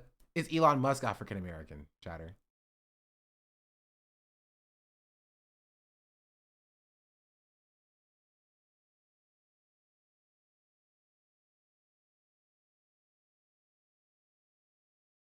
No, he's autistic. I don't know if that's is Elon even American? Yeah, he's an American. Wait, is he an American citizen? I think he has citizenship. I'm pretty sure. I don't think he's a natural born citizen. I think he got citizenship.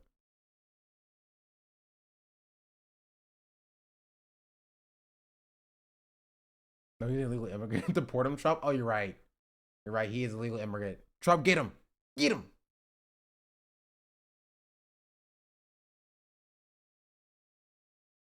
What's FBA? I'm trying to look it up. It's giving me Amazon services. FBA is Foundational Black Americans. They're just conservative Black people who want to identify more with the American imperialist project as opposed to like the Black identity.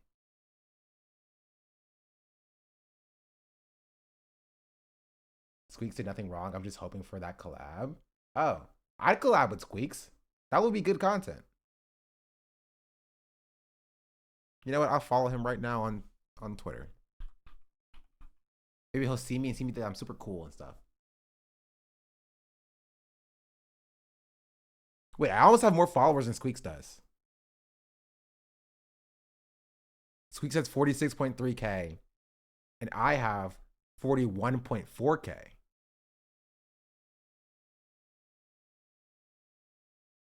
I'm almost more popular than Squeaks is. Confirmed. Follow him on Blue Sky. Does Squeaks not use Twitter?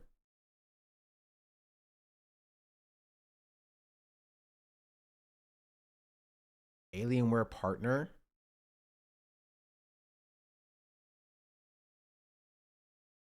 I want to be an Alienware partner. Follow.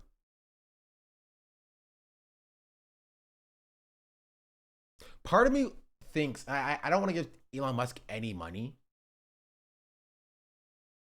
But like part of me thinks that it would be better for me as a streamer to actually have a blue check mark on Twitter. Just for like discoverability purposes.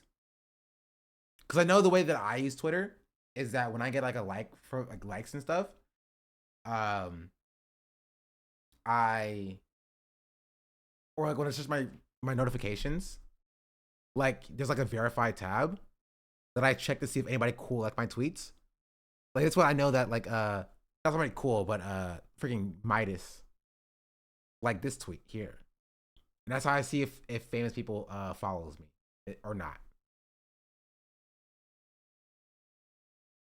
If you get a blue check mark, all the people who follow you on Twitter will on Blue Sky will unfollow you, by the way. Like manually, they'll see my blue check mark on Twitter and unfollow me. Or will like automatically unfollow. I don't even use Blue Sky. If I'm being real. It's just annoying.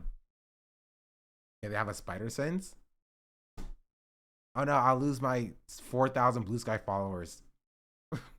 My 13 posts will be in vain, I guess. It works all the time. These blue check marks be lying. And people believe I got tricked in looking up a fake NBA trade. This guy's kind of boring. Let's see what's being said on the main feed. Discover.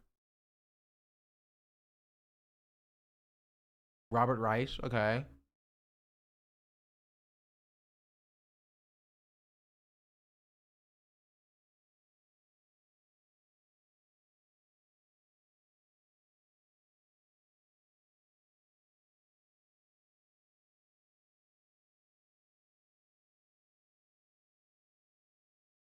Obama's on here, I guess.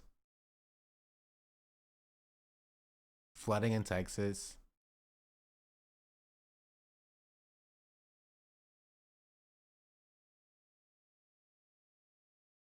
There's nothing for me here.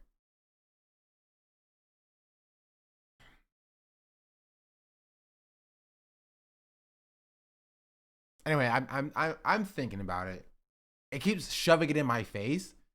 What I would use it for is editing my tweets because I have terrible grammar, and like showing up in other streamers'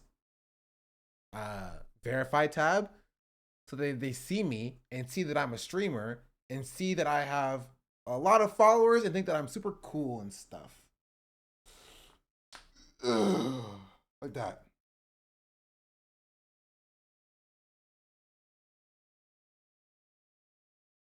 Or maybe not. Who knows? Anyway, let's finish this. Like immediately, like this guy. Who gives a shit? He doesn't give a shit. Let them cry. Let them cry until inevitably they go, okay, you know what? Guess what? He gifted a blue check mark and I didn't. Gift me a blue check mark. He already has money. But I guess he's kind of cool. That's usually how it works. People will be like, oh, I've only heard bad things about this person, right? That person being me. I probably will. My Twitter posts be going crazy, chat. And then they'll see me in a normal environment, hanging out and interacting with their favorite content creator. And then the rest of the community will obviously turn around and be like, dude, shut the fuck up. You're being weird.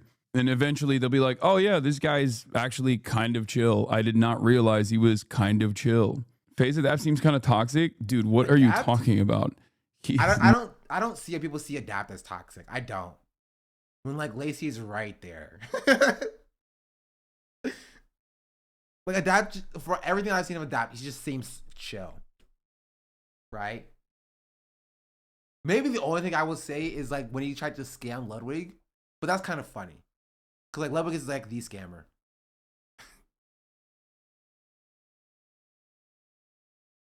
You know what I mean?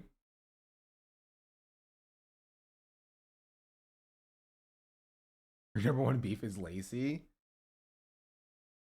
What can I say? What can I say? Not at all. He's hilarious. And absolutely not. And yeah, I will. Me and Adapt are working on doing a stream together. Don't worry. We're gonna do something where he's gonna teach me how to trick shot, and then I'm gonna teach him politics. Oh no, that's not happening. Hasan will never game. So go ahead and follow this in like things that will just never happen. Go ahead and follow us under the things that will never happen. He's not gaming. It was crazy seeing the house. See, he doesn't even need these collab opportunities. He doesn't. He doesn't game. He doesn't do any of this stuff. Like Hasan could have gone on Fortnite Fridays with Connor. He's not going to do it because he doesn't play games. All of these collab opportunities are meaningless because Hasan just won't use them. Which is why he should give them to me instead. So how you never collab with FD and Maya? Okay, chill on me. Chill on me. I don't need this from you. He was supposed to play Peak. Yeah, what happened to that? Will, Nandre, Ray, and Hasan were supposed to play Peak. He was supposed to play the Horse Girl game. Whatever happened to that? Remember Night Ray? No. No, I do not.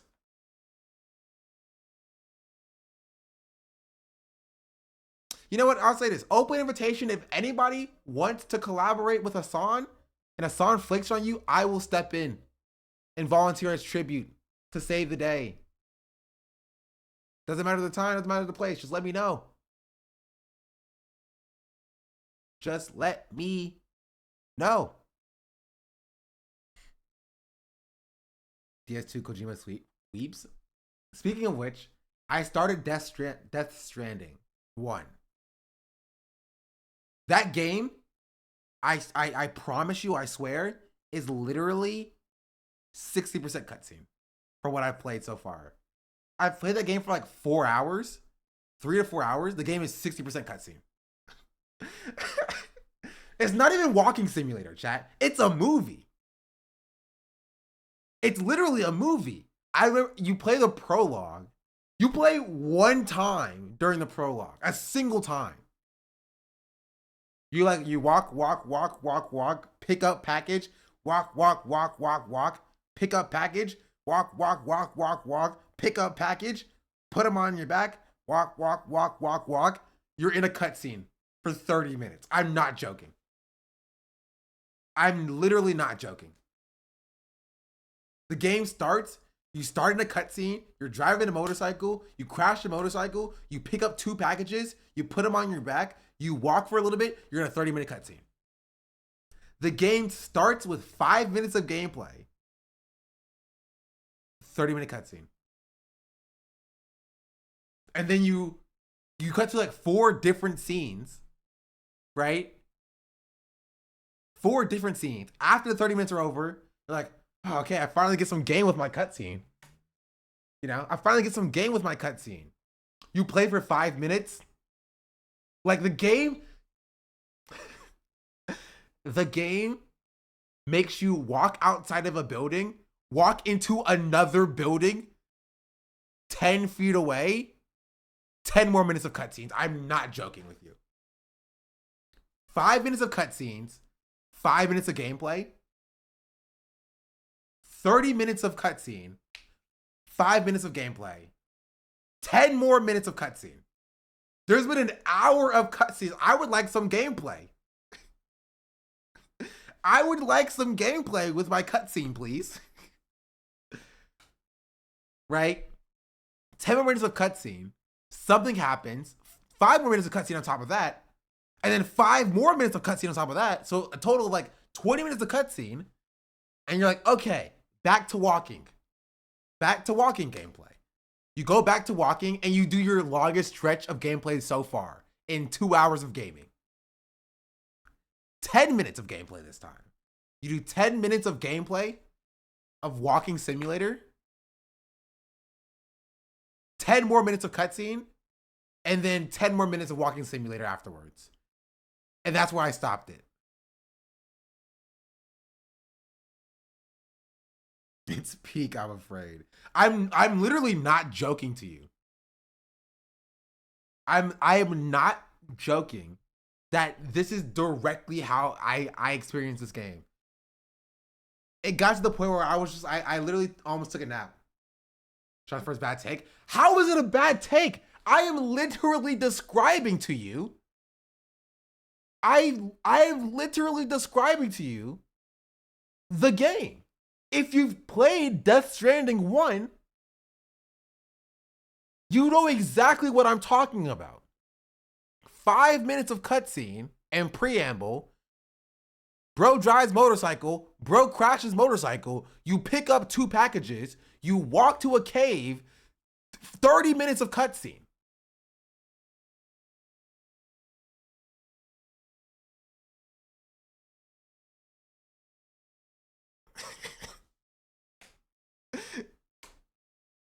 You leave, you get to building, 10 minutes of cutscene. You leave building, walk to another building, 10 minutes of cutscene. You take body to place, burn body, walk back, 20 minutes of cutscene. This is what happens at the beginning of the game.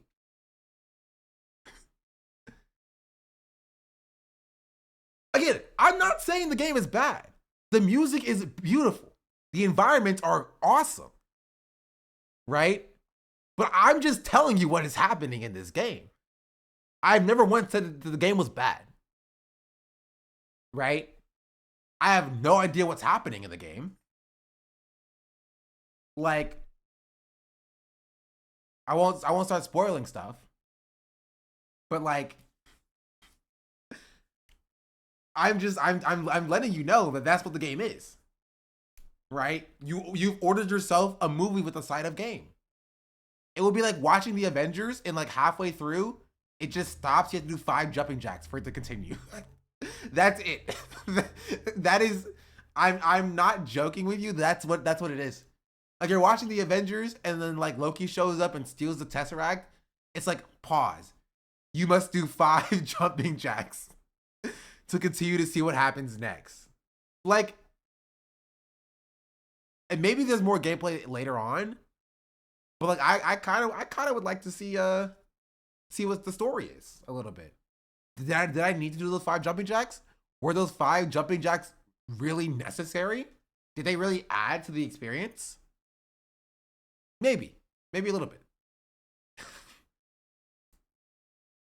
That's Death Stranding 1.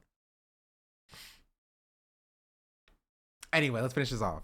So differently, like the house that I've been inside of many times for offline TV turned into like an actual party house. Yeah, it's like shocking how little these guys actually know about politics or care about politics. But, you know, I guess I should not be surprised by that.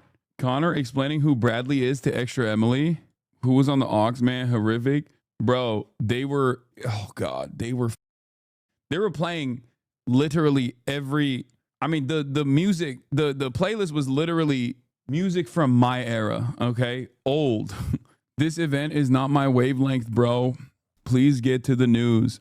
I really need to put back this kind of stuff into my normal rotation in my variety content that I used to do, because for the first like 5 years of my career, we had a much better balance of news and like normal shit and fun stuff and you know, IRL content, things like that. I used to do like dating shows and stuff. Like I used to do all of these different things. And I think the community that I've cultivated in the last year, especially like the last 2 years, is like so aggressive about any kind of deviation away from the norm, where people feel like, dude, what are you doing? You're not allowed to do this. You know, it's fine. It's okay to do some variety and mix it up, Yeah, especially because that's how you bring in new politics. Exactly. Perma-politics with like a slight interception of a little bit of drama, right back to perma-politics. Which I'm glad he does, because like that's how I get my news. people into the community. Okay. Sad to see how the community reacts. I mean, it's not everybody. I think most people that are here don't care that I went out and had some fun.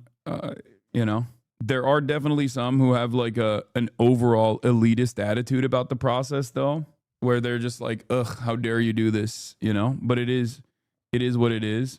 But it's not, it's a tiny group of individuals in the community, in the chat. LOL reacts. He doesn't do these anymore. All it is politics. It's politics day in and day out, for now and forever. This is all you get, chat. You only get politics. You only get politics. Ugh. My arms. Okay, I have to call it here, chat. I need food. We got to basically nothing in the title. We'll get to that tomorrow. Gonna have to voice your displeasure with everything he does. Yeah, only I can do that.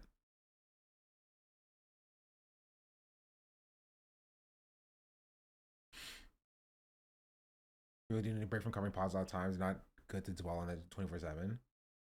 Why do they want him banned? Oh, they said he brandished a gun at a hater, or at a. They said he brandished a gun at a YouTuber and doxed them. You know if Hasan will be streaming today? I don't think so. He's live on Austin's show right now. Wherever it is. Okay, I'm not getting it.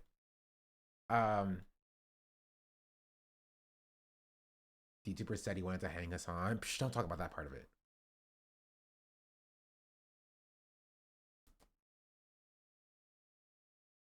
The doctors are saying that he doxed. Yeah. He has to go to New York later today.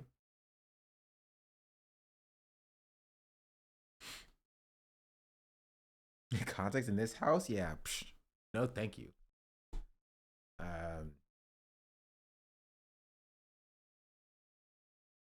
Epstein's kid caught a lifetime ban for something gun related. I do not care. I'm being entirely real. I want to know nothing about his children. Ever in my life. He's going to New York for like 2 weeks? True.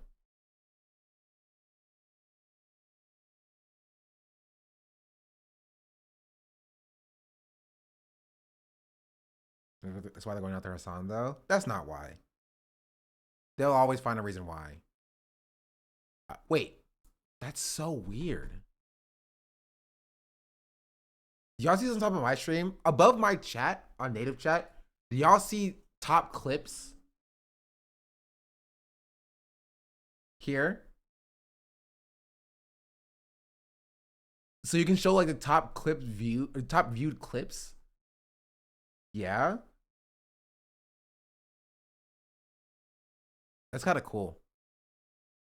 Twitch is desperately trying to get people to clip more. And honestly, it's not going to work.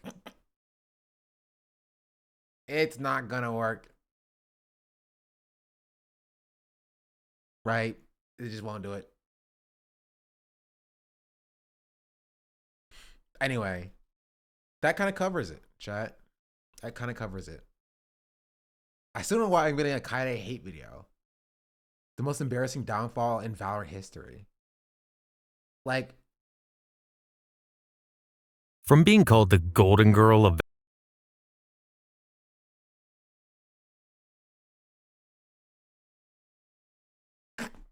Kaide 10s, Kaide controversy, Kaide hate. I don't see it. Click on the arrow, chat, next to the bits.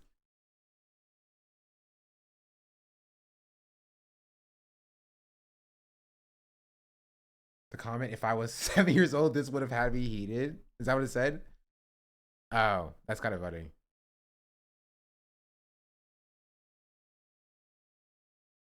I'm happy with the video. I don't know why they are mad.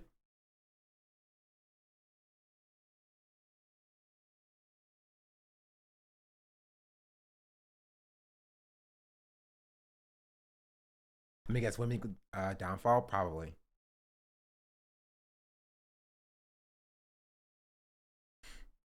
Anyway, that's all I have to add for today.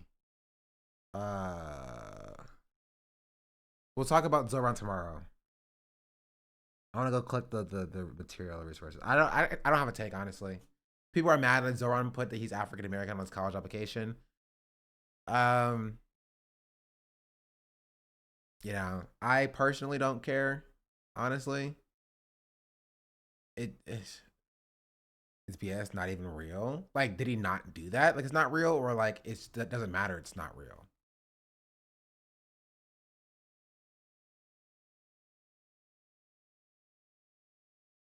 Like, people don't give a look. I mean, that's true. Did you hear about how New York Times got the info on Zoran? I did hear. Nobody actually cares. Maybe it will have staying power in like the older black constituency. Maybe enough to get them outside to vote against them. Maybe. He explained, and it's a school form issue. But Ugandan in the optional description. I will say, this is what I'll say, that I think I disagree with a lot of people's take on it. In that, like, my take is, one, I don't care. But I do think reducing it down to being like, oh, well, he is from Uganda, though, so it kind of makes sense, is not necessarily like the answer. I think the response is just that, like, it doesn't matter. And not to play into this, like, you know, this stupid thing about reducing the, like, you know, African American identity down to like, oh, well, you know, well, they're African and they're in America, because like this also apply to like Elon Musk and stuff, you know. I just disagree with that. Like, I don't think Elon Musk is African American. You feel me? I think that's silly and that's stupid. But I don't think he like is trying to take black scholarship dollars to you know, from black people or whatever. Like, black people ain't getting those dollars to begin with. You know, it's not African American. That's the point, though. That's what I'm saying. The form didn't have a proper category to explain his mixture.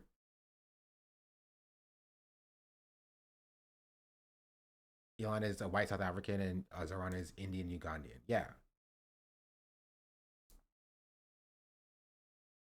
He lived in Africa. He's not African American. He's Ugandan American and isn't black / African American. Yeah. That's the point. I think a lot of people are being purposefully obtuse about like African American as an ethnic identity.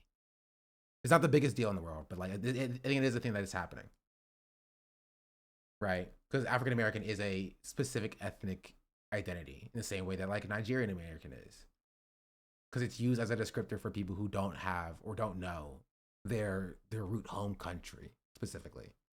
Again, it doesn't necessarily matter, but I think it's an interesting conversation about the uses of the label.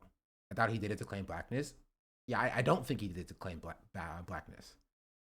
Right, so I think it's silly as a whole. You know, like I don't think he was trying to like claim black dollars for like scholarships, like some people are trying to make it out to be. But you will see like FBA people running around being like, he's trying to steal black dollars or whatever. This is why we never trust left-wing socialist people. They always try to come for black people or whatever.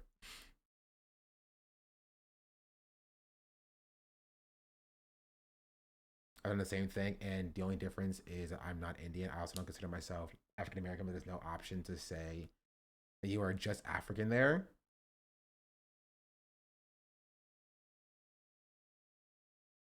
It's weird because he's both is African American and not African American. Probably just put it on the app because he's like, yep, from Africa. If it was on a college application, likely they were trying to gather information on demographics. I'd look into it, but I don't care enough to. It was who hates Zoran to try and deter black people against them. Yeah, that is what is happening. I am a Jamaican American, but I always put African American on forums. Well, because it says Black African American for the most part. That's what it's. Did he misunderstand what African referred to? No, they probably like he's from Uganda, like he's Ugandan and Indian and American. Like there's not going to be a form, or not all forms have like a way to intricately cover your identity. Just subscribed. Right, he's very literally an African American. He is not African American as like an ethnic identity. Right, and the issue is that the way that race is used in America is that like there's never going to be you're never going to be able to encapsulate somebody's identity in like forms of that nature. Here in Canada, we use African descent. Yeah, but we're America, so also Canadian. There's a difference between the two. Yes, there is a difference between the two. Between somebody who is of African descent and like African American as an ethnic identity. Right? Which is kind of the point which I wanted to talk about. It's like, because like we understand like what they're doing to Zoran is like obviously stupid and trying to turn black people against him, right?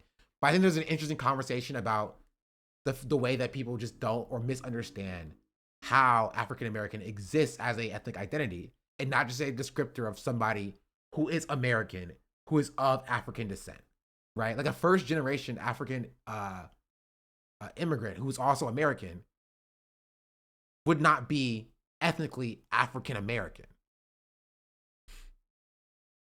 You know? Zoran is literally African American. That's not true, chatter. African American is an ethnic identity to describe somebody who doesn't know what home country they are from. That's not correct.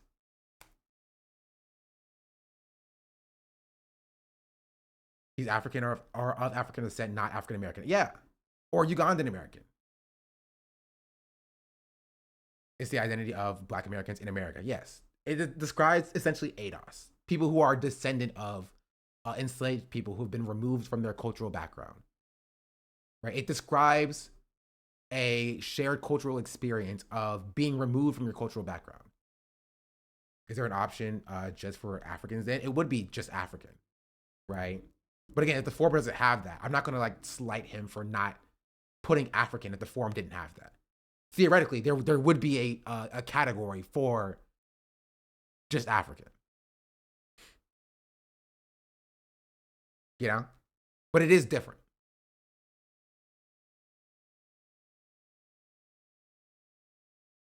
you would never, in a realistic scenario, someone from Morocco, African American, for example, say someone from Morocco is African American, for example, like freaking well, technically Pokemon is Canadian as well, but yeah, like Pokemon. Also, people are mixing African with black when African was never universally black. The Maghreb was full of white people. Tunisia is a majority white, a parts of East Algeria too. When I was a kid, white people would not call you black to your face.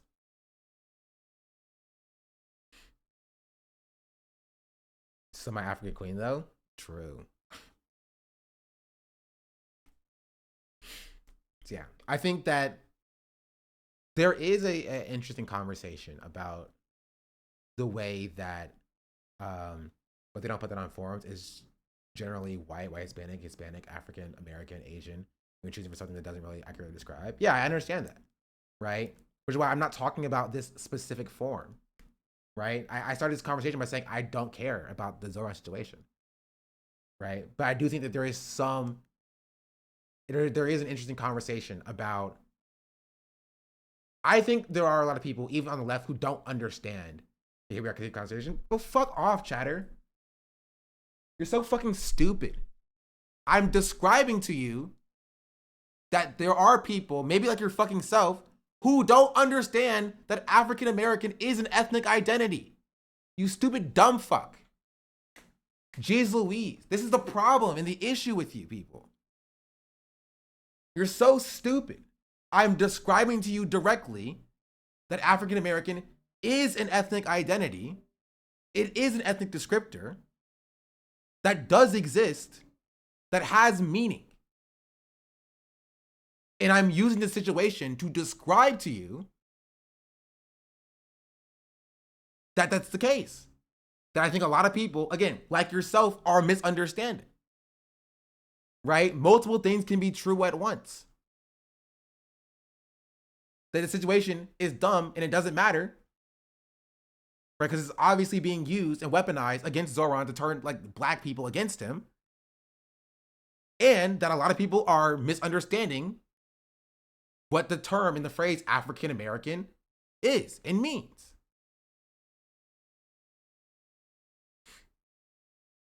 My parents immigrated from East Africa. I was born here. Does this mean that I'm not African American? As an ethnic identity, no. You are whatever your parents were. Right? If you're from Nigeria, you are Nigerian American. Right? For the most part, if you can trace back directly where, like, what country you've come from, that is the descriptor. Right? Like if you come from Mexico, your parents, immigrate to America from Mexico, you are Mexican American.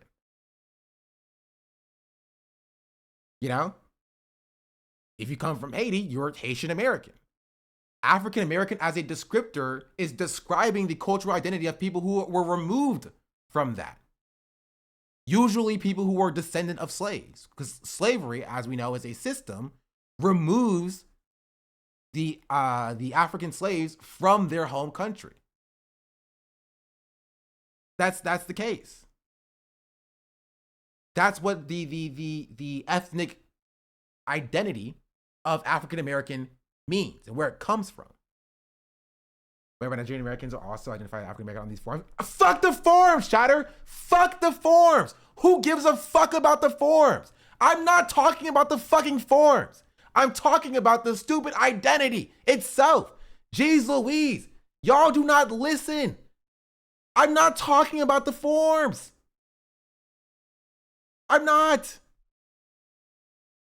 I'm talking about the way that the identity exists. I don't care about the forms. It doesn't matter. I'm talking about the identity of African American and how it's used and how it differs. That's what I am saying.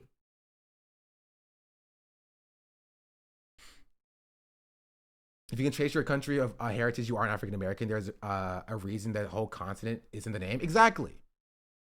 The point is because it literally was created and it existed for people who did not have a way to tie back their cultural identity to those countries. That's what it's used for. That's where it was crafted. It was where it came for. That's it. Yes, we understand the forms are stupid. Yes, the forms are dumb, which is why I started the conversation by saying the forms are stupid and the forms are dumb. And I don't care that Zoran put African American on his form. And then I went on to say there is a interesting conversation about the way that people misunderstand the ethnic identity of African American. And then chat's like, but have you considered the form though? Like, yes, we've considered the form. That was the first thing I considered. That's how we got here in the first place. We have considered the form.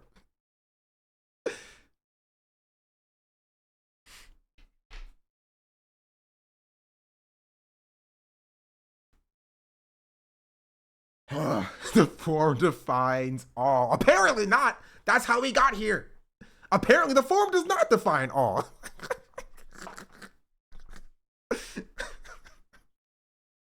It does the opposite. It does not define all. Form was considered in the first sentence. Apparently I didn't identify it enough. If I'm asked what my identity is, I say Korean American. If you're from say Nigeria and someone asks your identity, you're saying Nigerian American because you know where you're originally from. Yes. And the ethnic identity of African American, right, means that that person cannot tie their lineage back to a specific country in Africa, usually due to the removal of the cultural identity and the people from the land and the amalgamation of all identities as Black through chattel slavery. And that is how the term African American exists.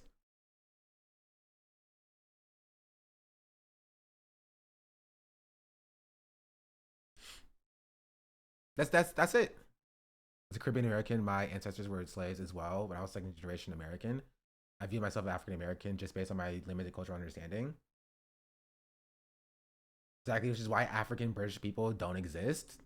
Yeah.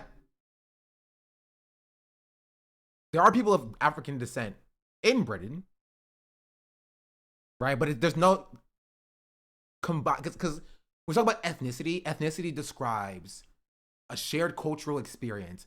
If we're not getting back to the form, don't piss me off. Ethnicity defines shared cultural experiences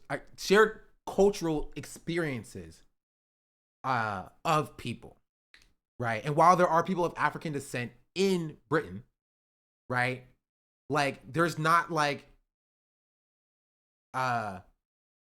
African British people per se, because they didn't experience that same removal of cultural identity that chattel slavery imposed upon people in America specifically. Right? Kind of sounds like an argument for FBA. No, FBA is stupid. FBA is dumb. Because what FBA does, and oftentimes does, is it takes that to the extreme of like, also the Caribbean. Yeah, of course. Don't let me leave the Caribbean out of this. But it takes the American part as the central identity of the Black experience. And so what FBA does is it removes the Blackness from other Black people, like Black British people, because they didn't experience that cultural like cultivation of existing under chattel slavery. But those Black British people still experience white supremacy, right? Black Canadians experience white supremacy. Black people all across the diaspora still experience white supremacy. And so you can't necessarily remove Blackness from those people because they are Black people, right? They're just not African American specifically. I know that Black British people defended free slaves. Defended of free slaves do exist, but they aren't a huge population. Most Black Brits who came to UK the last 100 years built community here voluntarily. called Windlish, and are the largest population of black people here. I'll take your word for it. I don't know the intricacies of black history in the UK. Mari, thank you for the raid. This is the first reverse raid. Usually, I'm the person raiding Mari.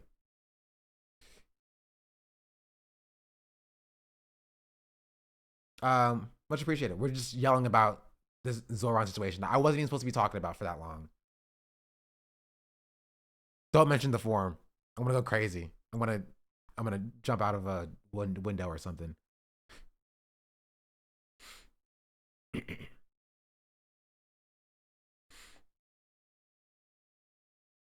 Well, hope we had a good stream. How was were you watching the Hasan brunch thing? You do a form filling out tutorial on your YouTube? No, please stop. I'm gonna go crazy. I'm gonna go crazy. No more forms. No more forms. I can't stand the forms. I'm gonna explode. The forms are gonna make me explode, bro. They're gonna make me explode. African American is a specific culture, language, and even from a generic POV, African American is Western European DNA or native DNA. So African American checked all the boxes for being categorized as an ethnic group. Yeah.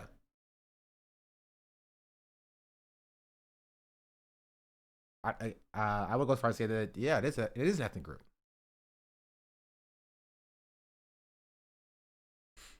Which is why, like, I think it's an important thing to discuss about, like, it being distinct.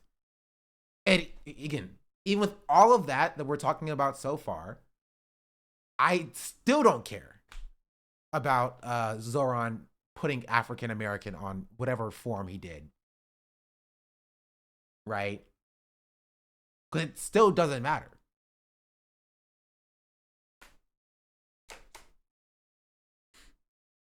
Look at all these forms. True. Blackness has 3 forms: American, European, and African. You can be black without being American. I wouldn't even say 3 forms, because, like, you also have black people who don't fall into those specific boxes. Like Blasian people, Black and Asian people who live in Asia are also black. They do experience white supremacy as well, to a certain extent. It's different, but, like, it's a shared. It depends. It depends. Which is why it's such an interesting conversation. Blasians.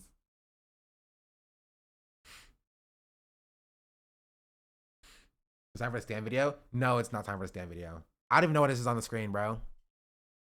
Maybe tomorrow. Sending a motion to the council to formally claim Zoran. You know what? We can claim Zoran if we also claim Pokey. Who's with me, chat? Who's with me?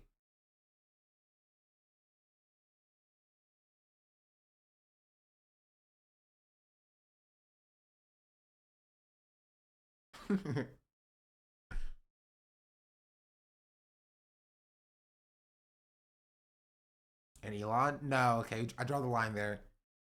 We can claim Zoran and Pokey, but not Elon.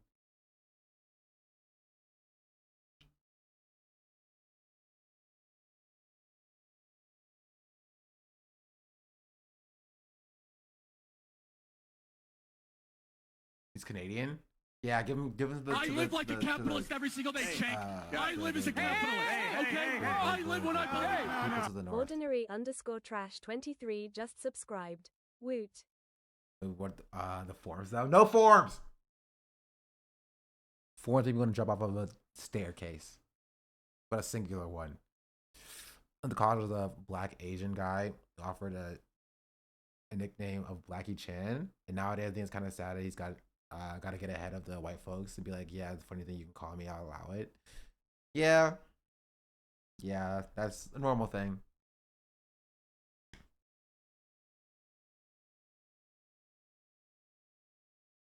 Anyway, I have to use the bathroom. I want to get food. But I think I covered. Actually, you know what? We covered the Zoran thing, I guess, technically. We got very caught up on the forums and stuff. But I think we still covered it, technically. Oh, it's a new JIT video. Or, wait. There's a Jid video with Eminem. I didn't know he did a song with Eminem.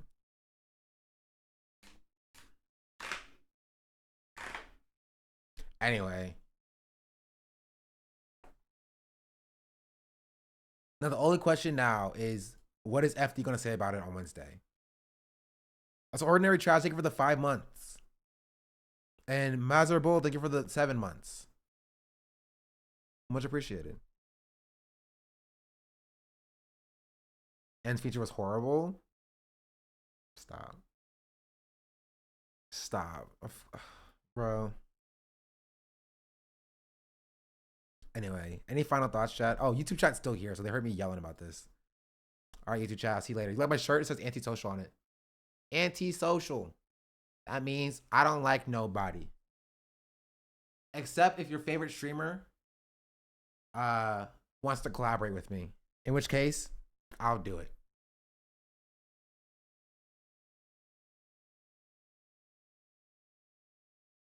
I'll do it. I hope Alveus is okay. Last I saw, they're like, it was flooded, right?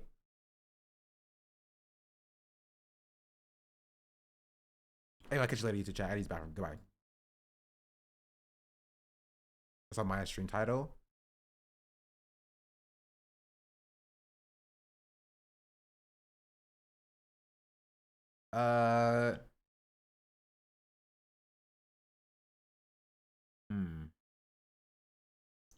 Flooded damage repair.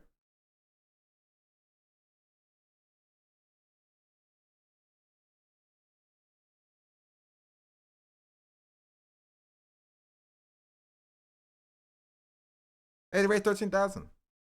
Anti-socialist? That's me too. I'm also that. I'm also anti-socialist. I have to use the bathroom. Okay. I have to end it here, chat. But chat said that the animals are safe. Yeah, she said that all the animals are safe, but the road's blocked.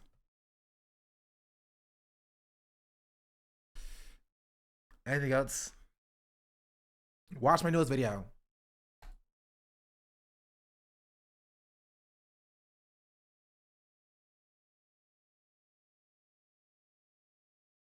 I'd appreciate that. Fun to watch, thank you. Yes, I apologize if I yelled at you about the forms. I found my new phobia. That is freaking forms. Are you still alive? Nope.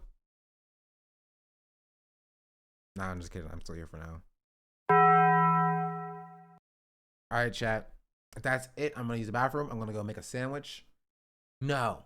I'm going to go make some rice and some chicken and some sweet potatoes and some roasted corn.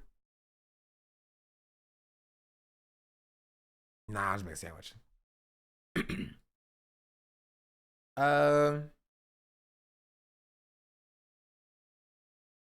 And yeah, I had to use the bathroom too. All right. DMV hate to see Sean pull up. Like the Department of Motor Vehicles?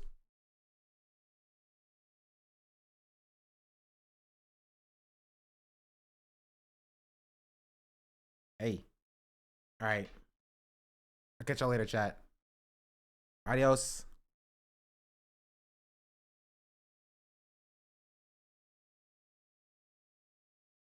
Thanks for the raid again, Mari. Love you, chat. You're great. You're awesome. Amazing.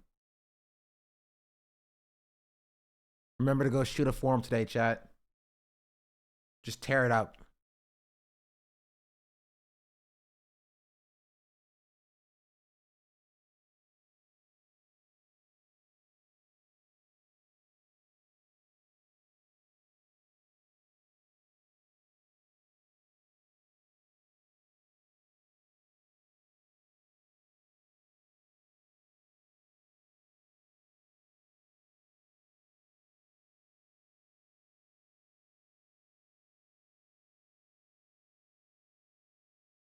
My computer's frozen. Hold on. Hold. Hold